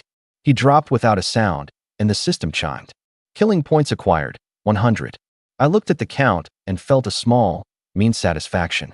I turned to the dumbstruck Gu Ran, grinned, and called out loud. Captain, just like you said, I handled the kid myself. Gu Ran caught the strange looks the survivors were throwing him and realized in an instant he'd been played. His face went black. What do you mean, like I said? I never told you to kill him. Yilinger folded her arms, brow raised, half smiling. Shirley scratched his head, all honest confusion. And the watching survivors looked at Gu Ran with plain, so it was the captain's order in their eyes. I put on pure innocence. Huh? Didn't you tell me, with your own mouth, to handle it myself? He was stoppered, a breath stuck in his chest, unable to go up or down. He knew explaining would only dig deeper, shot me a hard glare, and turned to wave Sun Li over. Come on, let's go work out the vehicle mods. Let the survivors misread it. Might even build a little authority. Keep this lot in line, he consoled himself. I watched his back retreat, a satisfied smirk tugging at my mouth, then turned to the frozen survivors and raised my voice. What are you all standing around for? Get back to trading. Zhao Kuan promptly called 2 strong young survivors and dragged the bodies off. The crowd shook itself loose and drifted back to its haggling. In the apocalypse, the dead were the most ordinary thing in the world. 2 deaths put people on edge for a moment, no more. Then Yilinger came over, teasing. Yifei, you're cold-blooded. That kid looked about 10. You could really do it? I raised a brow and turned it back on her. If you're so soft-hearted, why didn't you take him in earlier? That stoppered her. She glared, puffed up, lost all interest in continuing, gave a cold snort, and turned on her heel. That bastard. His mouth is poison, she fumed inwardly. I was only making conversation, and he snaps at me. I watched her storm off and shook my head, amused. The moment she'd gone, Li Yinyu came up, red-faced, and said softly, Mr. Zhou, thank you for helping me just now. I shrugged, careless. I didn't help you on purpose. The 2 of them brought it on themselves, eyeing my knife. She lowered her head, still red. Even so, thank you. I looked at her flushed cheeks and fine features, and a familiar itch stirred. I reached out, hooked an arm around her slim waist and pulled her against me, the other hand brushing the cheek the old woman had struck, my tone teasing. Here, let me see. That old crone hit you hard, didn't she? She went red in a rush, from cheeks to the tips of her ears. She stiffened, fingers clutching her hem. But oddly, she didn't curse me as crude in her heart the way she had before. A faint, secret flutter slipped through her instead. Off to the side, Wu Kai watched, sour, cursing me 1,000 times inwardly, but not a flicker of it reached his face. He squeezed out an ugly smile, terrified I'd catch the slightest hint. I caught Wu Kai's look and turned to him, half smiling. What's that face for, kid? Got a problem with me? He jolted and waved fast. No, Mr. Zhou, absolutely not. I tightened my arm on purpose and pushed it. Yeah? You're not jealous, me holding her like this. Li Yinyu buried her head lower, her neck red now too, fingers twisting her hem. Wu Kai forced a laugh, all sincerity. Not jealous, not at all. Yinyu being held by you, Mr. Zhou. That's her good fortune. I nodded, satisfied, let her go, and gave her a light pat as I released her. She made a small startled sound, redder than ever, head down, not daring to look at me. I laughed and turned for the Hummer, leaving Li Yinyu mortified and Wu Kai flushed with relief. Once I was out of sight behind the car, The fawning smile slid off Wu Kai's face into something more complicated. He looked at Li Yinyu, still head down and pink, and felt a tangle of things.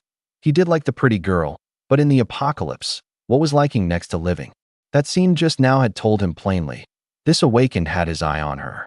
Wu Kai gritted his teeth and snuffed out the unrealistic notion for good, deciding to give up on her. Then he leaned in and said, low and earnest, Yinyu, I think Mr. Zhou likes you. You should be more forward. Her head snapped up, disbelief all over her face. She'd never expected the words from him, of all people. He scratched his head, a little embarrassed. Sister Yu, he's an awakened. If you can catch his eye, even a little of his protection makes your odds of living 100 times better than the rest of us. She stared, lips moving, and in the end said nothing, but inwardly she couldn't argue. In the apocalypse, an awakened was the sky. To be wanted by such a man might truly be her luck. Meanwhile, I was humming my way back to the Hummer when I passed Yi Linger's off-roader and caught a drift of cooking that set my stomach growling. Yi Linger and Zhang Qingqing sat on little folding stools by the car, a small iron pot of steaming white rice in front of them, a plate of golden scrambled eggs beside it. Yi Linger spotted me, remembered being stoppered earlier, rolled her eyes, turned away, and took a pull from a liquor bottle, the picture of can't be bothered. I'd planned to make do with instant noodles, but seeing her eating this well, I couldn't help it. I changed course and sidled over, grinning. Beautiful Linger, having dinner? At beautiful Linger, her ears reddened quietly and most of her sulk evaporated, though she kept up the front, snorting, tipping the bottle back, chin high, ignoring me. I wasn't bothered. I planted myself beside her, thick-skinned, eyes on the eggs. Drinking alone's no fun. I've got a couple of good bottles in the car.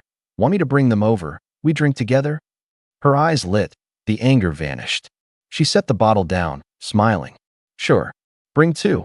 Let's drink properly today. I trotted off cheerfully toward the Hummer. Zhang Qingqing's eyes nearly popped. Once I was far enough, she leaned into Yi Linger, voice low, incredulous. Cousin, every time you see Zhou Yifei, you turn into someone else. Yi Linger raised a brow, chopsticked an egg into her mouth. How am I any different? You're cold as ice to everyone. A block that never warms. Zhang Qingqing counted on her fingers. But with him you bicker. You smile. You look like a normal person. What nonsense are you spouting? Yi Linger flushed crimson, glared, took a guilty swig, then put on a stern face. Go cut that sausage from the trunk. We'll add a dish. I came back, opened the storage compartment, and ran my eyes over a few bottles. I picked the two cheapest cans of strong baijiu, then felt the pinch and stuffed one back, carrying only the one. Yi Linger waved me over, then saw the cheap label, and her smile collapsed. This is your good liquor? And why only one bottle? Not a shred of guilt on my face. I dropped down and set the bottle on the ground. Ah, misremembered. That's the last one in the car. She and Zhang Qingqing traded a look that said don't believe a word. Stingy little miser, won't part with the good stuff. I didn't care, popped the cap. A sharp gust of alcohol. Fished out 3 glasses, filled them, and handed one to Yi Linger, nudging another at Zhang Qingqing. Here, both of you try it. Yi Linger took a sip. The burn bloomed on her tongue, and somehow it went down better than her own. Zhang Qingqing waved hers off. Mr. Zhou, I don't drink, I'll just eat. You two go ahead. My eyes fell on the iron pot. The rice and eggs nearly gone, little sausage left. I had an idea at once and told Zhang Qingqing. Since you're not drinking, go wait in the car. Your cousin and I are going to talk awakened business. It's all classified, not for kids. Zhang Qingqing's chopsticks had just snagged a slice of sausage. She frowned. But I'm not done eating. I only got one bite of this. What's the rush? I waved it off and put on a stern face. A kid won't starve skipping one meal. Your cousin and I have real things to discuss. Off you go. She looked to Yi Linger for backup. But Yi Linger, still keeping score from the earlier teasing, played blind, sipping her glass, a hidden smile at her mouth. Zhang Qingqing glared at me. The look of a kitten whose food's been stolen. Set down her chopsticks, stamped her foot, and stormed into the off-roader, slamming the door for emphasis. I chuckled at the shut door and turned to Yi Linger, brow up. There. No interruptions. Let's drink properly. She clinked her glass to mine, a crisp little ring, and we tipped them back, the burn warming us through. I set my glass down and, without ceremony, grabbed the bowl and chopsticks Zhang Qingqing had laid out, heaped rice, and shoveled in eggs and sausage like I hadn't eaten in days. Yilinger's face went dark. She finally got it. This guy hadn't come to drink. He'd come to mooch a meal. Zhou Fei. She rapped the table. Are you here to drink? Or to scrounge food? Mouth full, I mumbled a laugh and changed the subject fast. Linger, that old sword of yours looks special. An eerie weapon too, right? What's it called? What's the rank? The reproach dropped off her face, replaced by undisguisable pride. She ran a hand along the blade. This sword is named Listening Rain. Eerie weapon rank 3696. Well, jealous. She tipped her brow at me, the curve of her mouth all showing off. Just then Gu Ran and Sun Li's voices came over, teasing. Well now, what a rare sight. Never thought our convoy's top fighter knew how to smile at a man. The two of them walked up, Gu Ran grinning at the show, Sun Li stiff beside him, a few line-covered draft sheets clutched in his hand. Yilinger flushed scarlet, like a secret had been poked. She glared at Gu Ran. What do you two want?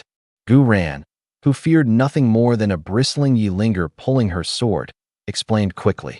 It's like this. Sun Li and I worked out a mod plan for my off-roader, and we came to ask if you two want yours modded or optimized as well. At mods, my eyes lit. I didn't even swallow before jumping in. Captain, do mine definitely. Modest requests. Bump my car's power to 10 times what it is now. Max out the rooftop solar, so it even charges at night, so I never burn gas again. And raise the chassis, so mountain roads or mud, I just roll right over. Sun Li listened and went red to the ears, mouth working, not a word coming out. Gu Ran's mouth twitched hard. By that logic, we might as well have Sun Li turn your Hummer into a transformer. Then when danger hits, it can stand up and fight for you. Very convenient. I caught the ribbing and turned to Sun Li, brow up. What? Are these requests hard? Surely a mod this simple isn't beyond you. Sun Li went redder, held it in, and finally forced out the truth. I'm only a tier 1 mechanic. I genuinely can't do tenfold power or night charging solar. Inwardly, he'd cursed me 1,000 times. This guy's worse than Zhao Tuesday. Zhao Tu only wanted the bus armored. This one opens his mouth and wants 10 times the power and eternal solar. Do I look like a god? But remembering how viciously I dealt with the grandmother and grandson, he went cold and didn't dare voice a word of it. I frowned and sked, disdainful. Can't even do that? You're pretty useless. He nearly choked, fists clenched, screaming inside. You're useless. Your whole family's useless. A tier 1 mechanic could do that, you absolute idiot. Yilinger stepped in to rescue him. Captain, so how do you plan to mod them? Gu Ran, seeing Sun Li about to burst, smoothed it over, patting his draft sheets. Sun Li and I worked out 3 priorities. Hear them, see if they're reasonable, and what to add. First, thicken manganese steel skid plates underneath against gravel, all-terrain at tires, reinforced wheel hubs, mud or mountain road. It holds, and far less worry about blowouts and breakdowns. Second, guardrails and a roof rack. A ram bar welded on the nose, so small obstacles you just plow through without slowing. A roof rack and 2 high-power spotlights for night driving and extra cargo. Third, tuning and a fuel upgrade. Retune the engine for low-end torque, stronger starts and climbs, plus an auxiliary tank for much greater range. Yilinger's eyes lit. She set her glass down, smiling. Good plan. Do mine the same way. It balanced protection and range exactly to her liking. I made a face and wiped my mouth. That's it. Way too conservative. Sun Li, can't you give me something fiercer? Like a heavy weapon that can actually hurt and eerie? He went red again and muttered. I'm only a tier 1 mechanic. Basic mods are my limit. A heavy weapon needs the right materials and a forge sequence awakened to work with. Gu Ran clapped his shoulder. Don't listen to this kid talking nonsense. A tier 1 mechanic doing this much is already impressive. I let it drop, but privately ran my own numbers. Once I'd saved the killing points and fused the nightmare demon heart into the Hummer, step by step, my ride was bound to grow stronger and stronger. Seeing me quiet, Sun Li breathed out and quickly handed over the drafts. Then, when I've got time, I'll start on the vehicles. No problem, Gu Ran and Yilinger said together. I waved. Level up your sequence fast. I'm waiting on my tenfold power Hummer. Son Lee's mouth twitched. He pretended not to hear, clutched his drafts, and fled before I could spring another absurd demand.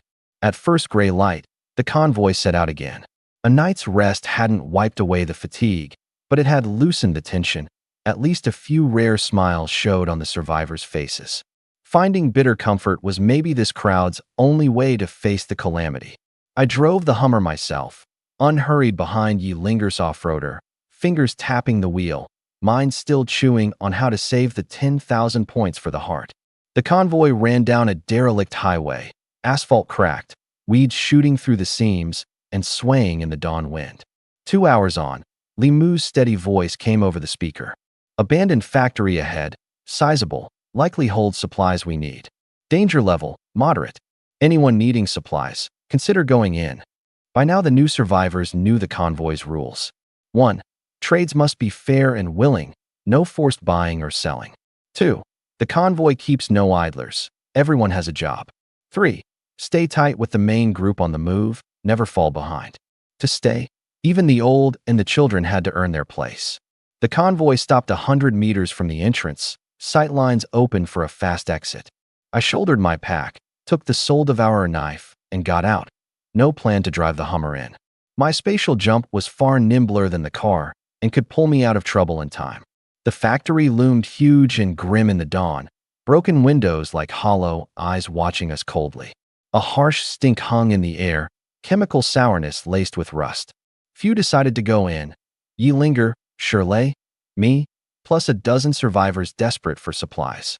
The place looked too desolate. Moderate risk for a slim payoff wasn't worth it to most. This was probably a chemical plant. Keep your guard up and pull out fast if it goes bad, Gu Ran told us. Giving up wasn't an option, though. The place was far bigger than the little villages we'd hit. A starved camel's bigger than a horse, and we might turn up top-grade goods. Cousin, be careful, Zhang Qingqing called from the window. Yi Linger waved without looking back and strode for the gate. Shirley went first, his bulk all but blocking the doorway's light. He grabbed the rusted iron bars with a fan-sized hand, gave a low roar, and tore a gap open with a clang. Hold on, let me scope it first. I bounded up onto the low wall by the gate and took in the whole factory from the height. A scan, and I had it. The nearest building's the admin block. That 3-story one beside it is the dorm and canteen. Further in are the big workshops, and to the east is a storage shed. There are trucks there. I'll try my luck at the trucks, see if I can get some gas. Anyone with me? I'll check the canteen, Shirley rumbled. Workshops for me, Yi Linger said terse. We'll search the admin block. The dozen survivors murmured, trading looks. They only wanted easy pickings, no deep pushing. Safety first. Settled. I headed east, past shattered glass and discarded parts, the tangled pipework giving me a low crawling unease, like something hid in the dark. I pushed it down and hurried to the shed. Several transport trucks sat under thick dust, tires long flat. The fuel tanks were obvious by the frames. I tapped each with the knife and got a happy surprise. Of 7, at least 4 still held fuel. I pried off the biggest tank, shook it. A quarter left, 20-some liters at least. Pleased, I figured 180 liters total was doable across them, and the empty tanks I could hand Sun Li to build an auxiliary tank, saving me the killing points on a fuel upgrade. As I started on the second tank, a squeak sounded, high and thin, like rodents, dense, scalp crawling. I froze, gripping the knife, scanning. The empty shed showed nothing, but the sense of being watched only grew. Move, now. I pried off 3 tanks fast, poured them all into the biggest, filled it, hefted it, light enough for my enhanced body. But as I lifted it to leave, the squeaking swelled. Within 20 meters of me the ground trembled, and countless red-eyed rats poured out of pipe seams and rubble, startlingly huge, the smallest the size of a medium husky, sharp teeth glinting, packing in around me with no gap. My scalp crawled. Instinct said spatial jump out. Then, from above, Yi Linger's urgent shout. Zhou Yifei. Up here. She stood on the neighboring workshop roof, waving. Catch. I hurled the heavy tank up to her with everything I had. The ground was no place to be, and the roof was the only safe spot. She caught it easily, slim arms exploding with strength, not the least strain. I sprang onto a truck, kicked off its roof, and landed on the slanting corrugated roof. The instant I was up, the spot I'd stood in vanished under a tide of rats, the awful crunch of them gnawing the truck's metal shell rising up. Move. This roof won't hold long, Yealinger said, grave. The workshop was simple steel framing, sturdy looking, but it wouldn't last under those teeth. Thanks. I took the tank back and we ran, Yealinger leading, the connected rooftops easy ground for awakened. Then, from a workshop below, heavy footfalls and a furious roar. It's Shirley. Yealinger and I traded a look and moved toward the sound, her ahead, me behind with the tank. We reached the roof and looked down through a broken skylight. Shirley, deep in a swarm. He'd fully triggered the brute ox sequence, swollen past 3 meters, muscle knotted, skin a burnished bronze. The ghost rune war axe whirling as he traded blows with a tear, 2 giant mutated rat. That rat's black fur was oil bright, its claws gouging deep lines in the ground, every lunge carrying a reek. Around them, husky-sized rats packed layer on layer, lunging in. Shirley, honest and reckless by nature, fought with a death-or-glory fury, and now, from channeling the ghost rune axe too long, he'd fallen fully into the madness. Eyes blood red, a low growl in his throat, he swung the axe blind, cleaving any rat that closed in two, blood spattering him head to foot. That big idiot. Yealinger watched him below, scolding under her breath, but the worry and the warmth in her eyes were plain. Obviously, he'd sensed the factory was wrong and charged in to back us, heedless of himself, just as she'd run to find me before. Lay, up here. Stop fighting. I leaned out and shouted, eyes hunting a way down. But Shirley was wholly swallowed by the slaughter obsession. How could he hear me? He just swung mechanically, several bone-deep wounds torn across him, bleeding freely, feeling nothing. A small rat lunged onto his leg, teeth sinking in. My face changed. I'll hit the biggest one with mental strike to pin it. You drop in, break his frenzy, get him to the roof. She nodded hard, gripping listening rein, eyes sharp. Good, time it right. I drew a breath, gathered spirit, and slammed mental strike into the calf-sized giant rat. It jerked rigid, shrieking, swaying, clutching its head, staggering back several meters. Now, Yealinger kicked off the roof, light as a swallow, into the workshop. Listening rein cleared its sheath, a flash of cold, and the lunging rats fell in halves. She touched down on a beam, landed beside Shirley, and slapped his huge head, a clever, light strike to the temple. He shuddered, the blood red easing a fraction, recognized her, and broke free of the madness. Move. Roof, she snapped, low and fast. He nodded, ignoring his wounds, and the two of them cut up the supporting beams to the roof, hacking rats aside. 3 of us together, no pausing, we ran the slanting roof toward the admin block. I looked at Shirley's wounds, some bone-deep, flesh curling, and winced. Lay, those have got to hurt.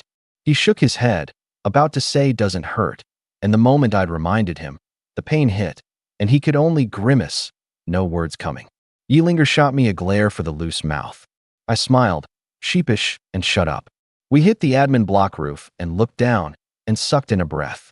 The open ground below was black with rats, more massing by the second, climbing the walls, and the factory exit was choked solid, no charging through. A hard glint crossed my eyes, my grip tightening on the tank.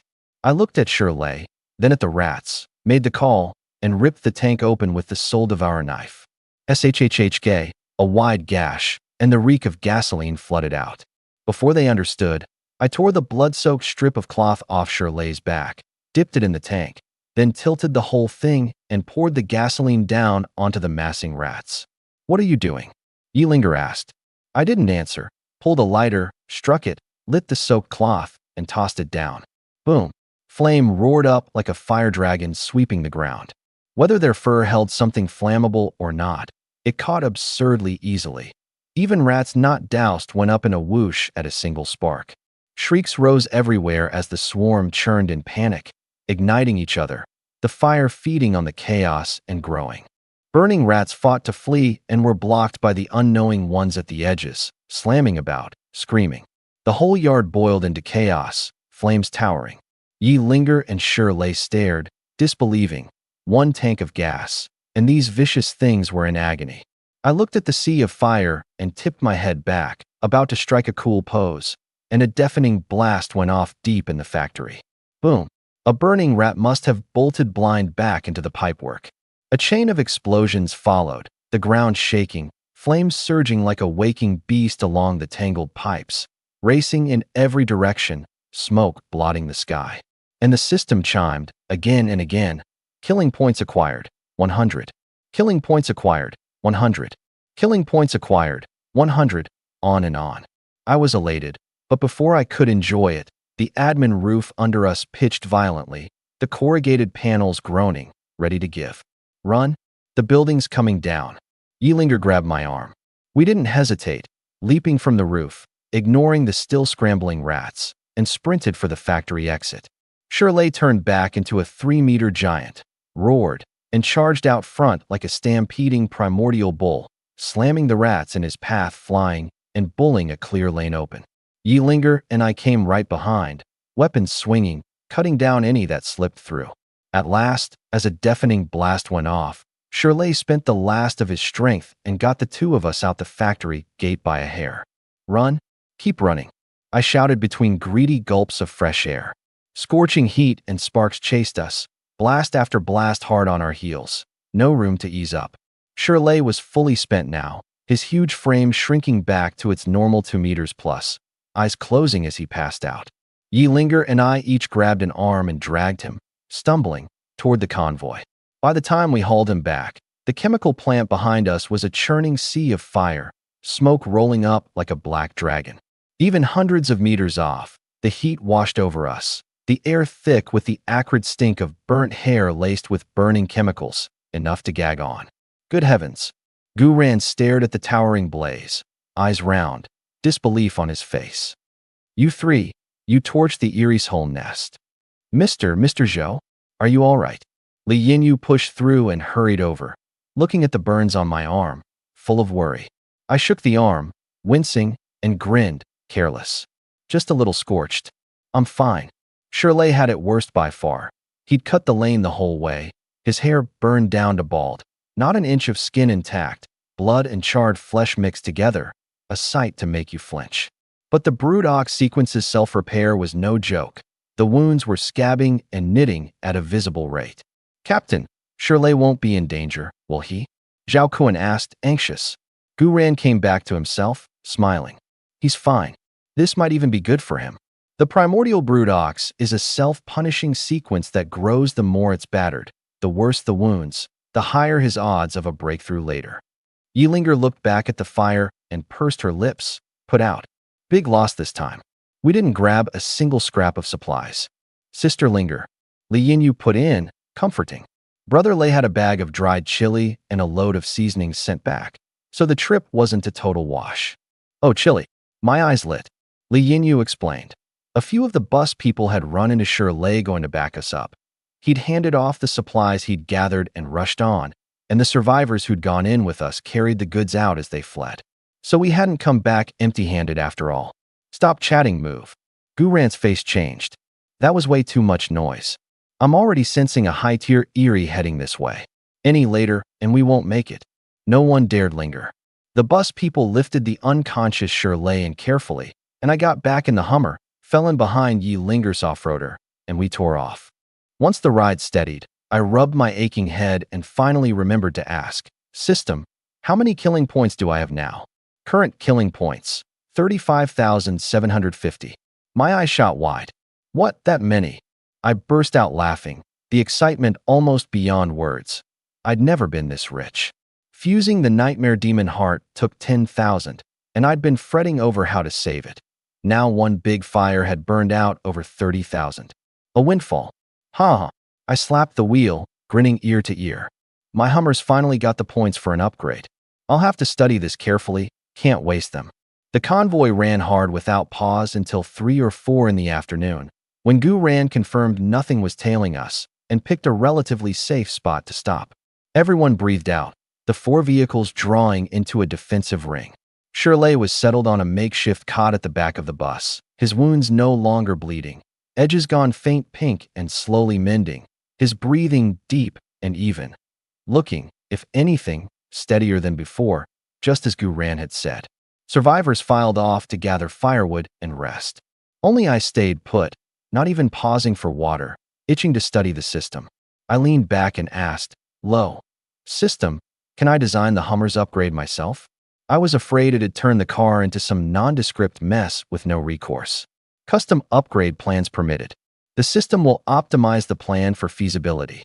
A 3D model of the Hummer surfaced in front of me, every structure clear, down to labeled engine parts. A thought, and it rotated and disassembled, smooth as anything. I got to work. Defense first, a one-piece manganese steel ram bar on the nose, at least 10 centimeters thick, able to take not just rats, but a tier 2 Erie head-on.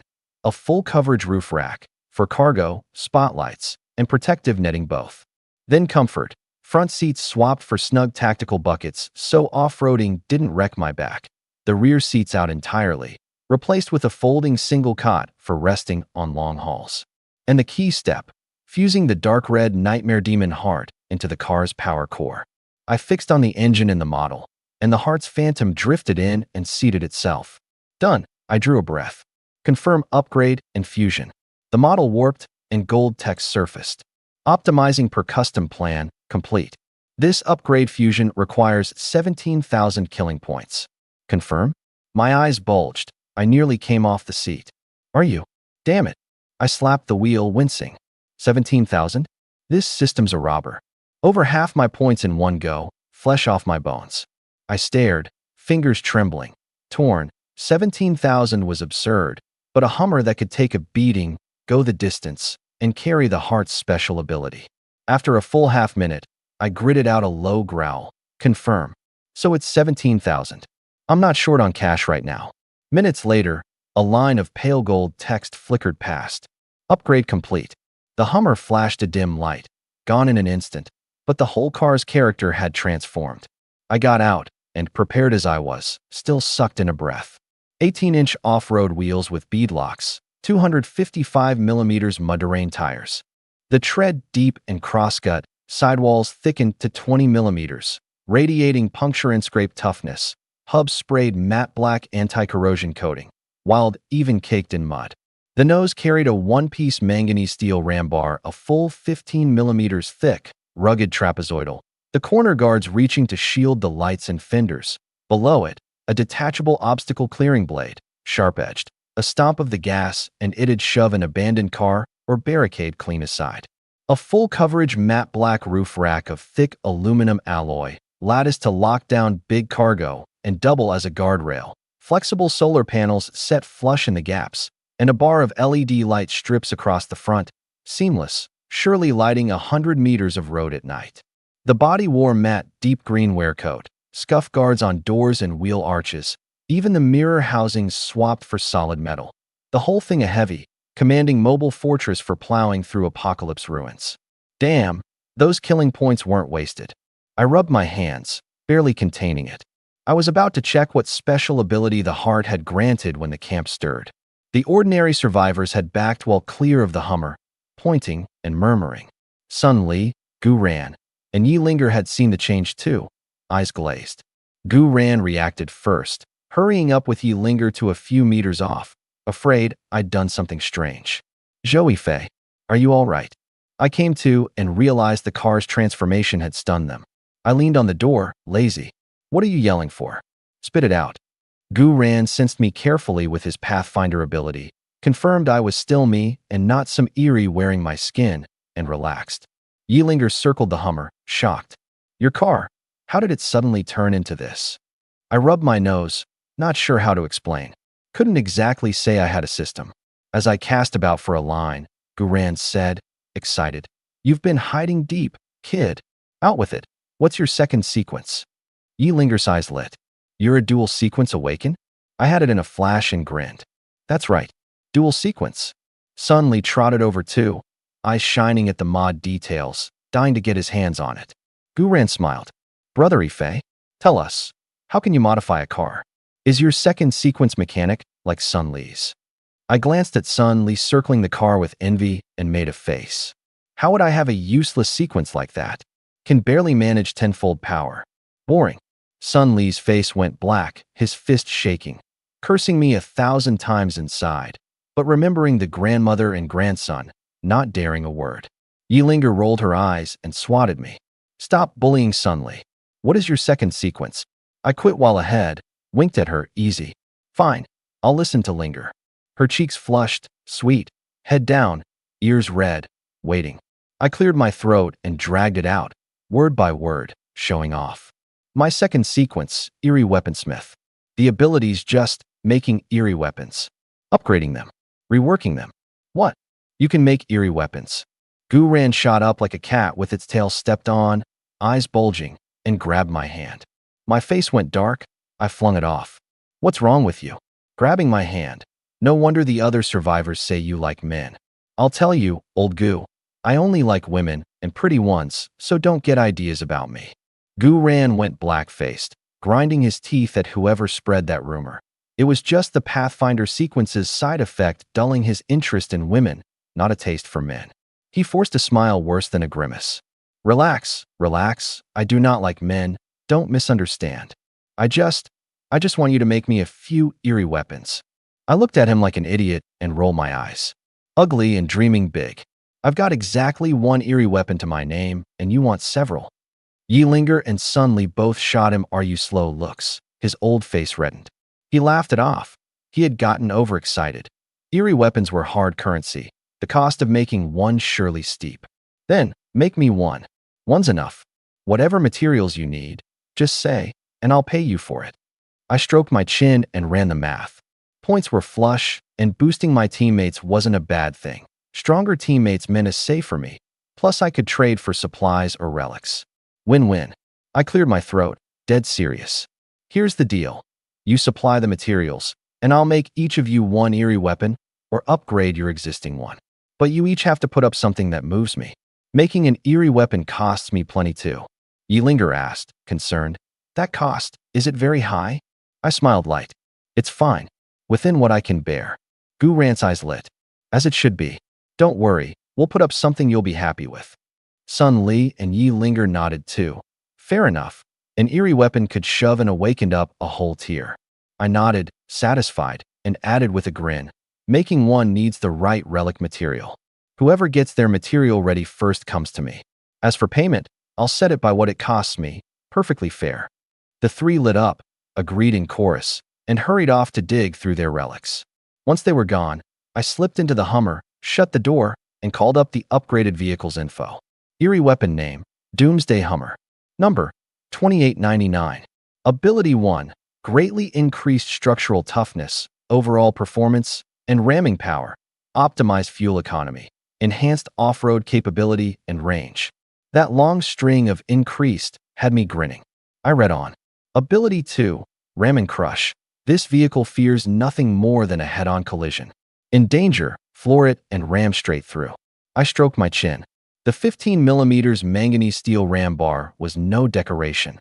With this, I could probably trade blows with a tier 2 eerie head-on. Ability 3, Nightmare Drag. A soul-devouring chain can extend from beneath the vehicle to bind a target creature, dragging it under the car to be ground down and broken into fuel or electricity. That one delighted me. Tailor-made for the apocalypse, binding enemies in a fight and easing the fuel crisis at once. Even partial energy replenishment, combined with the solar system, meant near self-sufficiency. With this, the eerie weapon's value finally matched its ranking. But the price and taboos below froze the grin on my face. Use price. Each winter solstice, the vehicle must be offered 10 living lives, humans preferred. Taboo 1. While driving, no sound may be made inside. The instant anyone speaks, the vehicle goes berserk and out of control. Taboo 2. No smell of blood may remain inside. If the user is wounded and bleeds, the vehicle will treat them as fuel and devour them. Taboo 3. Never put the vehicle in a hopeless corner. The moment it senses a fatal threat, it will abandon the user without hesitation and break out on its own. Some price. No talking, no bleeding, and it bolts on you when things get dire. That's not driving a car, that's waiting on an ancestor. But with my forbidden bloodline, surely these wouldn't bind me? I read on, and at the bottom. Note. If, like Zhou Yifei, You bear a forbidden-grade bloodline and hold the power to upgrade it. You may ignore all prices and taboos. This doomsday Hummer is yours to drive, even fully controlled.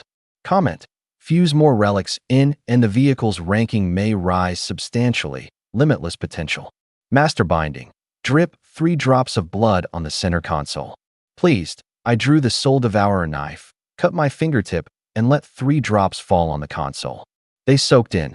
The whole car shuddered faintly, a dim red light flashing across the console and vanishing. A strange link burst open in my mind, as if the car had come alive and bound itself to my soul.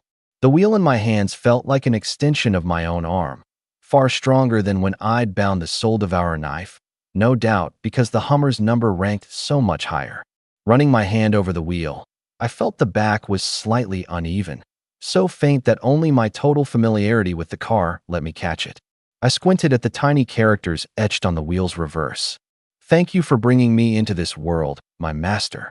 Damn, I breathed, a chill running up my back. This was the Doomsday Hummer's inner voice. The car had actually grown a mind. I sat stunned a full 10 minutes before I could steady the shock. Calming down, I turned to the personal panel. Almost 20,000 points still unused, and the priority was my own skills. Host, Joey Fei. Bloodline, Forbidden. Spirit, 200, upgradable. Power, Space-Time Control. Time Stop LV1, Spatial Jump LV1, both upgradable. Sequence, Mind Sequence. Rank, Tier 1. Telekinesis, Mental Strike. Killing points, 18,750. I waited. The space-time powers were monstrous, but upgrading them surely cost an astronomical figure, and my spirit was too low to wield more anyway. Besides, I had 7 grains of time sand stored for emergencies, and once daily spatial jump at 100 meters sufficed for now. My eye fell on the mind sequence skills, and I frowned. System, why can't I upgrade my mind sequence skills? Mind sequence skills are bound to sequence rank. Advance to Tier 2 and the skills upgrade automatically. Then why can't I raise the sequence rank? Raise Spirit to 1,000 and the Mind sequence advances to Tier 2 automatically. I remembered the 10,000 point hit last time and asked fast. Is there a clear cost to raising Spirit? Don't drain me dry like before. That was the special boost from a normal human awakening into a sequence holder. Henceforth, raising Spirit costs 100 killing points per point. You may choose freely how many to raise. That's robbery. Last time 10,000 bought 200 points. Now 10,000 buys 100. The gap was absurd. The host's prior spirit was at a normal human level. Now it is an awakens. From here, spirit rises at this ratio, the cost stable. I cursed at the system a while, then accepted it. Gritting my teeth. System, spend 10,000, raise spirit by 100. 10,000 killing points deducted. Spirit plus 100. Current spirit, 300. A warm current flooded through me, an indescribable ease in every limb. My mind clearer, my spirit sense range noticeably wider. Looking at the 8,750 points left, my mouth twitched, blood and sweat money. The rest I didn't rush to spend. I'd save some to make teammates' eerie weapons, keep some in reserve, and wait for a fitting relic to upgrade the Soul Devourer knife. I exited the panel, figured there was nothing else pressing, and decided to check on Shirley. Stepping out, I found Li Yinyu, Li Ling, and a few survivors clustered by the Hummer, craning at the changes and murmuring, awe and curiosity in their eyes. I walked over and got to it. How's Lei? Awake yet? Li Ling reacted fastest, squeezing out an eager smile. Mr. Zhou, brother Lei's awake. In the bus. I nodded and headed for the bus. A few steps on, Guran came hurrying up with a cloth sack, all urgency. What's the rush? Late for your own reincarnation. I ribbed. He rolled his eyes. How can I not rush? With an eerie weapon, my strength jumps a tier. Next time we hit an eerie, I won't be useless to you all. I made a face. Don't you have an eerie weapon? I saw you clutching that compass thing after Zhao Tu died at the service area. His eyes slid away. He laughed dryly. That's not a proper eerie weapon. No real use. Every awakened has secrets, and eerie weapons are part of that. Prying isn't welcome. I shot him an openly skeptical look, but let it go. Yi Linger and Sun Li came up then. Yi Linger cradling a wooden box, light-footed and expectant. suddenly gripping a pitch-black bone covered in fine veining, radiating a cold aura. Here's the plan, I told them. Lay's awake. Let's go see him, then work out the eerie weapons on the bus. They nodded and followed. Inside, Shirley lounged in the seat Sun Li had modified and grinned at us. Ife, Captain, you're here. We asked after his injuries. Zhao Kuan, seeing all the awakened gathered, knew they had business and ushered the bus survivors off. The moment they were gone, Gu Ran couldn't wait. Shirley, good news. Ife here is dual sequence, and the other is eerie weaponsmith. He can make eerie weapons. Huh? Shirley's eyes bulged. He nearly came off the seat, then gave me a thumbs up. Brother Ife, you're incredible. I waved it off. Lei, you got any relics? I'll make you a new eerie weapon, or upgrade your ghost rune axe. His eyes lit. I do. When I hunted a tier eerie before, I picked up a scale, kept it ever since. I nodded and turned to the three of them. Serious. Making an eerie weapon needs a carrier first, the weapon's base form. You all know that, right? They nodded. Guran had told them. My eyes went to ye Linger. Since you all understand, ladies first. Linger, what kind of eerie weapon do you want, and what relic do you have? Pleased to be asked first, she handed over the wooden box. I only have this one relic. See if it fits into my sword. Inside lay a beast's claw, pure white, like carved ice jade, faintly blue glowing in the cabin's dim light. The instant it touched my fingers, a bone-deep cold crawled up my skin. Shaped a bit like a fox's, the tip wickedly sharp, an eerie aura about it. This should work. I'll try fusing it. If it takes, you pay me 1 relic and 10 gene of rice. Her face fell. But I don't have another relic. Rice is fine. I waved at her pitiful look. Then owe me the relic. Rice up front. She beamed and nodded. Done. Bring your sword. Let me confirm it'll fuse. She handed over Listening Rain, long and faintly green glowing, her eerie weapon. I set sword and claw together and asked the system, how many points to fuse this claw into the sword? Fusion cost, 300 killing points. Reasonable, 300 for a stronger eerie weapon was no loss. A thought, and the points deducted. The white claw and Listening Rain were wrapped in warm light. Yilinger leaned in, big eyes blinking. Can I watch the fusion? No. I rolled my eyes. I couldn't even see it. Gu Ran and Shirley crowded in too, staring. Minutes later the light faded, and the fused Listening Rain appeared. The once green blade now white as mutton fat jade. A faint crimson glow along it, the edge sharp enough to cut air. The hilt's cloth wrap replaced with crimson spider silk, a crescent pendant ground from the claw's finger bone hanging at the end. I handed it over. There, have a look. She took it, ran her fingertips along the blade, delighted, and shut her eyes to feel it, the smile impossible to hide. Next was Gu Ran. The sly old thing had been hiding deep. He pulled 2 relics from his sack. First, a fong a full adult palm long, like some giant wolf's, dark silver and cold, a drop of unmelting black blood at the tip, bone-chilling at a glance. The second was worse, a bloody eyeball, the pupil an eerie vertical slit, seeming to seep cold corpse fluid as you looked at it, scalp crawling. My eyes locked on the dark silver fong and lit up. The eerie aura in it was pure and domineering, perfect for an attack-type eerie weapon. I stroked my chin, casual. Old Gu, what do you want to make? He grinned and pulled a pistol from his coat. Pitch black, scratched all over, plainly an old workhorse. He held it out, expectant. Ife, I want to turn this into an eerie weapon. Which of these 2 relics suits it better? I took the pistol and the 2 relics Gu Ran handed over and quietly asked the system. Fusing the eyeball into the pistol cost 200 killing points. Fusing the fong, a full 500. So the fong ranked noticeably higher than the eye. I made a show of turning the pistol, fong, and eyeball over for a while, then looked up, dead serious. Old Gu, the eyeball's the best match for the pistol. It'll fuse nicely. The fong only suits a melee weapon. It doesn't pair with a gun at all. He squinted, studying my face for a crack, then laughed and rubbed his hands. Ife, how about you fuse both into it? I rolled my eyes. What are you thinking? An eerie weaponsmith's fusions have rules. It's not however many you want. Besides, the fong doesn't suit a pistol. Force it, and you might wreck the gun outright. He was stoppered, still not fully buying it, but knowing he had to defer, I was the weaponsmith. Then, the payment. I opened my mouth wide. The Fong itself, plus 2 cases of instant noodles, plus his share of the next relic split. His face went black on the spot, and we haggled, spit flying, a full 10 minutes. In the end, he paid the Fong 1 full case of noodles, and his share of the next relic. The convoy turned up. Yi Linger and Shirley watched dumbstruck. This wasn't a negotiation. It was haggling at a wet market. Guran groused. Are you cheating me on purpose? Yi Linger only paid 1 relic and 10 jin of rice, and I get gouged like this. I felt a little hollow but stayed brazen. Is it the same?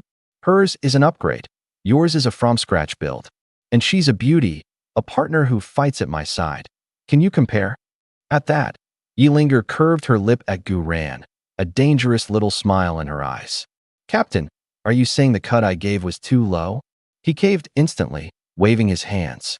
No, just running my mouth. Don't read into it, Linger. I raised a smug brow and, with a thought, deducted 200 points. The vertical pupil eyeball became a wisp of black smoke and bored hissing into the barrel. The plain black pistol bloomed fine blood-colored veins, a faint green light flickering at the muzzle. Since it hadn't been master-bound yet, picking it up surfaced its info. Weeping Eyes Pupil Fire, number 8752. Ability, unlimited energy rounds, auto-aim. Bullets leave a faint ghost eye afterimage, with a burning effect on low-tier Eerie, punching straight through their bodies. Price, each shot costs spirit, and the user's eyes ache and sting, tears streaming uncontrollably, a wretched sight. Taboo, if the tears run past half an hour, stop at once, or the eyes go permanently blind. Guran snatched it up, sighted down the air a few times. The gloom wiped off his face, stronger than he'd expected, the price acceptable. The earlier grumbling evaporated. Shirley next. He produced a palm-sized scale, dark gold, veined irregularly. Ife, I want to fuse this into the Ghost Rune Axe, upgrade it. I quoted him about what I'd quoted Yi Linger. 1 relic plus a 50-liter can of gas, relic owed if need be. He agreed at once. He'd just watched Guran get carved up, and this was generous. I took the scale, about to start, then caught sight of the pitch-black bone staff in Sun Li's grip, and an idea came. I stopped and looked at him, half smiling. Hey, Blackie, that's a nice bone. Decided what to make. Sun Li's already dark face went a shade darker, cursing me inwardly. Who are you calling Blackie? But he only managed to smile worse than a grimace. Brother Fei, haven't decided. What's it good for? I hefted it, frowning on purpose. This thing's dense. The eerie aura in it leans toward brute force. Suits a heavy weapon. The heavier the better. His face fell. A mechanic with a heavy weapon? Brother Fei, can it be something lighter? A knife? Or a defensive piece? I stroked my chin, sighed. Tricky. Blackie, your relic's no good for a light weapon. It pairs perfectly with Shirley's axe, though. Guran watched me play deep and cursed inwardly. Up to something again, but kept quiet, plotting how to recoup his losses. Sun Li's hope drained off. Yi Linger caught my drift and prompted. Sun Li, why not trade relics with Shirley? Might suit better. His eyes lit. He shoved the bone at me. Brother Fei, does my bone suit Brother Lei's axe? I compared it, nodded. Far better than the scale. It'd draw out the axe's brute force the most. But your bone ranks a bit lower than his scale. Ask if he'll trade. Shirley said simply, trade. If Brother Ife says it suits, it suits. Sun Li was overjoyed, thanking him, promising compensation. I smiled inwardly and deducted 300 points. Minutes later, a new axe appeared, black-red ghost runes coiling the head like bloodlines, the haft wrapped in thick black cord, easily 200+ gene, the edge cold and menacing. Shirley hefted it, unable to hide his excitement. Brother Ife, amazing. My ghost rune axe jumped from 7,000-something straight to 5,639, up over 2,000 ranks. I couldn't help an eye roll. This big simpleton blurts everything. Not an ounce of guile. Last was Sun Li. He picked a prized big wrench as the carrier and fused Shirley's dark gold scale into it. Another 200 points. For payment, I asked supplies similar to Guran's deal. Terrified I'd back out. Sun Li didn't haggle a cent, which suited me fine. After the fusion, the wrench had gone all black, surfaced with fine scale patterns, heavy in hand. Scale return wrench, Number 9361. Ability. Soul breaking against low-tier Eerie. Thrown hard. It auto-locks the target and, however far it flies, returns to the user's palm, tracking their aura. Price. Each use drains heavy stamina. Afterward, the muscles ache like they're falling apart, intensely painful. Taboo. Must be kept on the body at all times. Sleeping, bathing, never apart. Off the body more than 10 minutes, and it crumbles to scale dust, which backlashes the user, aging them 20 years in an instant. Sunly held it, delighted, not minding the harsh taboo a bit. With that, all 5 of the bright convoys awakened had an eerie weapon each. In high spirits, Guran clapped his hands. We're not many now. I suggest we eat from one pot going forward. Saves firewood and cookware, saves resources. Ingredients you supply yourself, more and more out, perfectly fair. The others nodded. Communal cooking was less hassle. They settled on 2 tables. The 5 awakened together, the rest of the survivors as a group, no one forced to join. Mealtime still a way off, I went back to the Doomsday Hummer to upgrade the Soul Devourer knife. I shut the door, pulled out the dark silver Fong Guran had given me, and asked the system how many points to fuse it into the knife. Fusion upgrade cost, 500 killing points. With 7,750 left, I didn't hesitate. Confirm. White light flared, wrapping Fong and blade, the Fong's metal melting into the edge with a fine hum. Moments later it faded, and a new knife lay there. The blade now dark purple crystal, an eerie phosphorescence shifting over it, bloodlight flickering at the edge like countless souls struggling within. The hilt had become warm jade, carved with raised ancient runes, bone deep cold at the touch. Fusion upgrade complete. Soul Devourer knife, number 2673. Upgrade effect. Keen edge armor break. The blade's edge surges, cutting armor like paper, wounds triggering continuous bleeding. Ignores eerie defense for double damage. Trait. Soul Devour. The instant a target is slain, the knife devours its soul.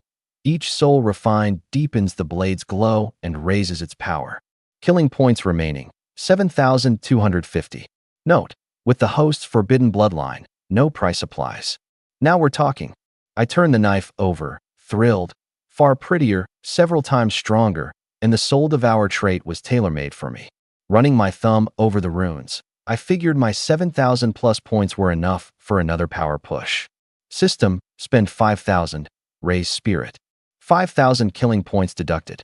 Spirit plus 50. Current spirit, 350. Points left, 2,250. The warm current ran through me again, my mind clearer, spirit sense wider, even telekinesis sharper. With no danger about, I spent another 100 spirit to draw a grain of time sand, my store ticking up to 8. Done, I checked the time, grabbed the half bag of rice from behind the seat, and after a thought, dug out a slab of cured pork wrapped in oil paper. It had ridden in the car for days. I'd never had the heart to ruin good meat on my own cooking. With a proper cook now, perfect timing. I carried it out, and within a few steps felt the survivor's eyes lock onto the cured pork, hungry. In the apocalypse, meat was a luxury. Many hadn't tasted it in ages. Uncle Kuan, this is my food for the next few days. I handed the rice and pork to Zhao Kuan at the fire. His eyes crinkled into crescents at the glossy slab. Right away. Don't worry, Mr. Zhou, I'll log it. Slow to eat. Something wrong with your head. Yi Linger waved an empty cup at me. Cheeks flushed, a touch of drunkenness in her eyes. Shirley grinned at the ribbing. Sunli fed the fire, secretly pleased someone could finally handle my poisoned tongue. I ignored the jab and sat by her. How much did you drink? Slosh like this, sure your awakened status isn't fake. Hell, 1 bottle. She wobbled her head, eyes hazy. 1 bottle does this. I rolled my eyes. Gu ran, never one to let trouble lie. Teased. She gets rowdy drunk. Don't set her off, Ifei. Who's rowdy? Yi Linger's eyes went round, cheeks redder. We talked and laughed around the fire, waiting on the food. Yi Linger, on a roll, dragged me into toasts and forced a few mouthfuls of baijiu on me, sharp enough to make me wince. Before long, a woman of about 20 came over with steaming plates, a faded apron on. This is Zhang Yuan, top-notch cook, Guran said. She'll cook just for us from now on. She lifted her face to me with a slightly ingratiating smile. I didn't object, but watched her a beat, a faint familiarity surfacing. Guren caught it. She used to be a food influencer, home cooking and creative dishes, real skill with knife work and plating, big following online. It came back to me. I'd scrolled past her cooking videos before the apocalypse. Clean knife work, careful plating, a certain practice charm to her presentation that had pulled in a lot of followers.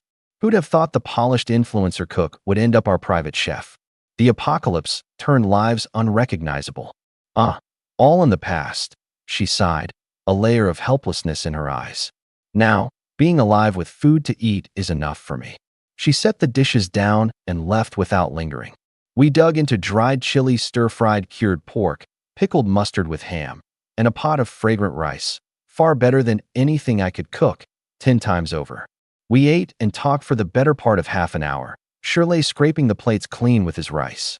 Off to the side, the survivors ate thin gruel, watching our spread, swallowing hard. With supplies tight lately, theirs was barely subsistence. A bowl of plain congee, a little pickle, not a speck of oil. The contrast left their eyes full of nothing but envy and a deeper longing to awaken a sequence. Li Yinyu held her bowl, looked at the few grains in her gruel, then at the glossy pork, her mouth watering. She'd never thought meat smelled like much before. Now even the scent had her aching. She drained the bowl, wiped her mouth, looked at me laughing by the fire, and quietly steeled herself. Li Yinyu, be bolder. You can make him like you. Come on. Fed and watered, Shirley and Sun Li went back to the bus. Only Zhou Yifei, Gu Ran, and Yi Linger were left at the fire. Yi Linger drained her cup and produced yet another bottle of baijiu from her pack. Hey, can you still drink? I raised a brow. She grinned, eyes swimming and tipsy, voice gone soft and coy. Why couldn't I? You're here, aren't you? I'm not drinking. Have it yourself. I'm going to sleep. I stood. I wasn't tired. I just didn't want to babysit a drunk. Don't go. A soft little hand caught my hem. I frowned. I'm not a man who can't walk straight at the sight of a woman. Pretty as Yi Linger was, well matched as we were, that didn't mean she could make me stay. I looked down at her wet, big eyes, those usually sharp eyes brimming now, pitiable in the blood moon light, a chaotic kind of beauty, different from Li Yinyu, different from Zhang Yuanyuan. I'd never seen this Yi Linger before. Beside us, Gu Ran perked up like a dog spotting a bone, a fire of pure gossip blazing in his usually placid eyes. Cough. Well, you two talk. I'm tired, off to bed. My mouth twitched. Old Gu. No. Hang on, don't go. He grinned, his lip practically dripping innuendo. I get it. Don't worry, nobody'll come disturb you. Gu Ran you. I ground my teeth. I wanted to leave with him, but Yi Linger had a death grip on my hem. I pushed down the irritation and sighed. Yi Linger, you've had too much. I haven't, that's barely any. She mumbled, hauling herself up to lean on my shoulder, warm breath against my neck, all alcohol. The girl had something on her mind, drinking it down. And everyone knows, once a drunk starts with listen to me, there's a whole story coming.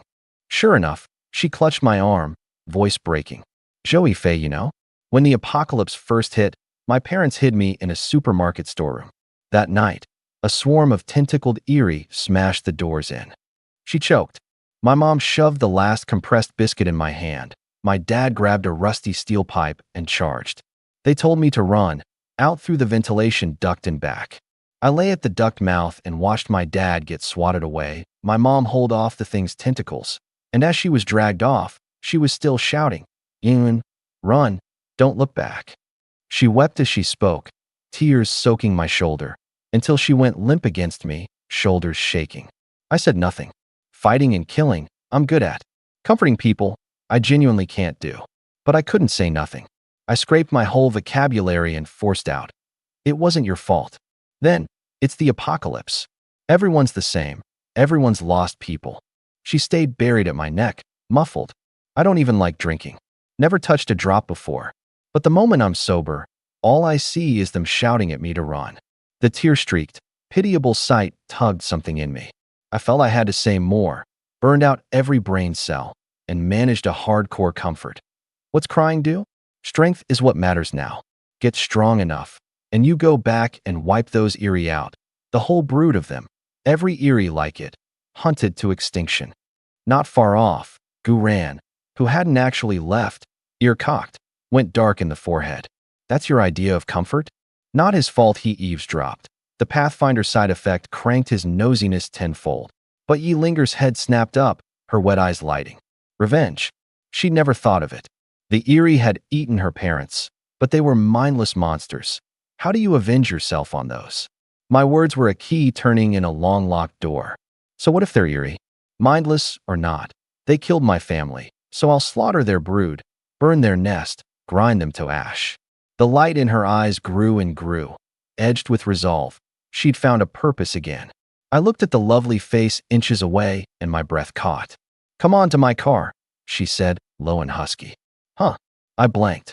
The girl in my arms was soft and warm, faintly alcohol-scented, and this forward, and I'm no lofty gentleman. The blood moon, abashed, drew a cloud over its eyes. A little later, Zhang Qingqing came scrambling out of the off-roader, face scarlet, muttering and cursing about going blind, something about needles in her eyes. Gu ran, trailing over, heard the sounds from the car, and recoiled like he'd been scalded, face flaming, clapping his hands over his ears and bolting. He'd assumed they'd gone to talk secrets, not this. My ears, filthy, filthy, he cursed as he went. You shameless pair, Zhou Yifei, Yi Linger. Other survivors variously pretended deafness or smirked. Only Li Yinyu stood frozen, watching the faintly rocking off-roader, her face cycling red to white, a jumble inside. That was the man she'd set her eye on. For me, it was natural enough. Yi Linger was an adult, and I'm no saint. Some time on, came her voice from the car, half tearful. Zhou Yifei, go easy, it's my first. An hour later. Another hour after that. At length the sky paled, dawn cutting the dark. In the off-roader I lay with a now fully sober Yi Linger, talking idly. The girl curled against me, tracing circles with a finger, then looked up and tugged my arm. Even her address gone clingy. Brother, upgrade my off-roader's tires for me? I smiled. And what'll you trade? Not that I begrudged it. Tires cost few points, and we'd just been together. I said it to seem hard to deal with, to make her think twice before casually asking me to spend the upgrade power. Her eyes went wide. After all that, you're still keeping accounts this clean with me? One thing's one thing, I said primly. Don't forget, you owe me a relic too. Zhou Yifei, get out, out, out, out. Furious and red, she booted me out of the modified off-roader. The sky had just gone pale fishbelly white. I'll upgrade her tires in a couple of days, I thought, shrugging, turning to go. The door opened again, and a pretty pink-haired face appeared, scornful. Player, remember, I played you. Slam. The door shut. I stood there, a fresh sense of humiliation rising. I slunk back to the doomsday Hummer, and the second I shut the door, Yi Linger's image surfaced unbidden. Remembering last night, the boot-out humiliation evaporated, replaced by a restless itch. I ground my teeth. Next chance I get, I'll properly handle that girl. Pushing the thoughts down, I sat cross-legged on the cot and back and took stock. The mind sequence was still Tier 1, but my combat power was nothing like an ordinary Tier 1's. Forget the Forbidden Bloodlines exemptions. The 2 space-time control skills alone let me punch above my weight. Tier 2, Tier 3 Eerie or Awakened. So long as I could break their defense, I was confident in a one-move kill. Time stop plus the Soul Devourer knife, plus a spatial jump ambush, a perfect assassination kit. I thought, then frowned at the spirit limit. It all ran on spirit. Against 1 or 2 foes, fine, but a tide of Eerie would drain me dry. I recalled the dinner talk. Gu Ran's Pathfinder rose slowly through round-the-clock, high-frequency Eerie sensing. Shirley's Broodox took the most brutal body-tempering path, sweat or life-and-death combat. Yi Linger's was simple. Practice the sword day and night, and the sequence steadily climbed. Everyone's got a path, and I just throw killing points at it. Don't cultivation novels have inner energy methods? Is there really no spirit-raising art in the apocalypse? On a whim, I asked the system. Any spirit-raising cultivation method? Like the meditation kind in Xinsha novels? No relevant method in reserve. Cold and flat. Disappointed but stubborn, I pushed. Then can you derive one? The system didn't answer at once. My heart leapt. After a full half-minute, deriving a spirit-type method costs killing points. Minimum threshold 1,000. The higher the grade and the more precise the detail, the cost scales upward in steps, with no ceiling. Elated, I checked my 2,250 points. 1,000 was the floor. The derived method would be poor. Train the best. Spend 2,000. Derive me a spirit method. Confirm spending 2,000 to derive a low-grade spirit method? Confirm. The count plunged to 250 in an instant. The pinch hit hard, but a no-points growth path was worth it. The derivation ran long, a full hour before the chime came. Ding. Method derivation complete. Method name, Blood Moon Visualization. Summary. Under the high blood moon, sit cross-legged and visualize the crimson vortex at its center, drawing the thin, free spirit essence of the moon into the body. Refined, it becomes a dark red flow into the sea of consciousness. 2 hours of daily practice steadily raises spirit by 2. Long-term practice lends the spirit a faint malign quality, naturally suppressing low-tier eerie. I made a face, 2 a day. Reaching 1,000 to hit tier 2 would take forever. Then I came around. No killing points needed, 2 hours a day, pure profit. 10 days, and I'd earned back the 2,000-point investment. Net win. As I sat there pleased, the sky brightened. The blood moon sank, the crimson halo fading, dawn whitening the horizon, and a golden sun broke free, warm light spilling over the ravaged land.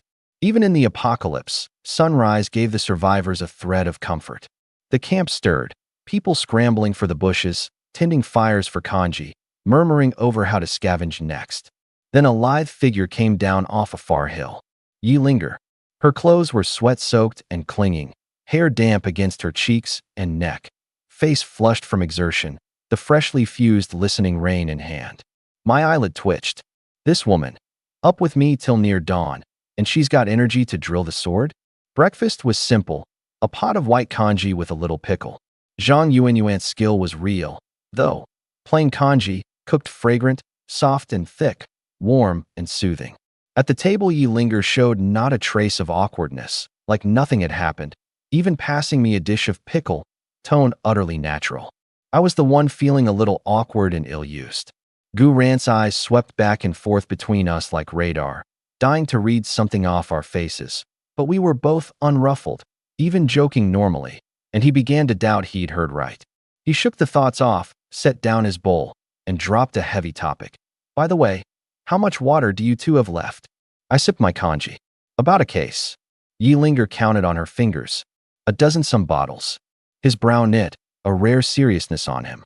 The bus is low on water and food too, 3 days at most. We need to find a place to resupply, fast. The mood at the table went grave. Water and food were the apocalypse's most precious currency and the root of survival.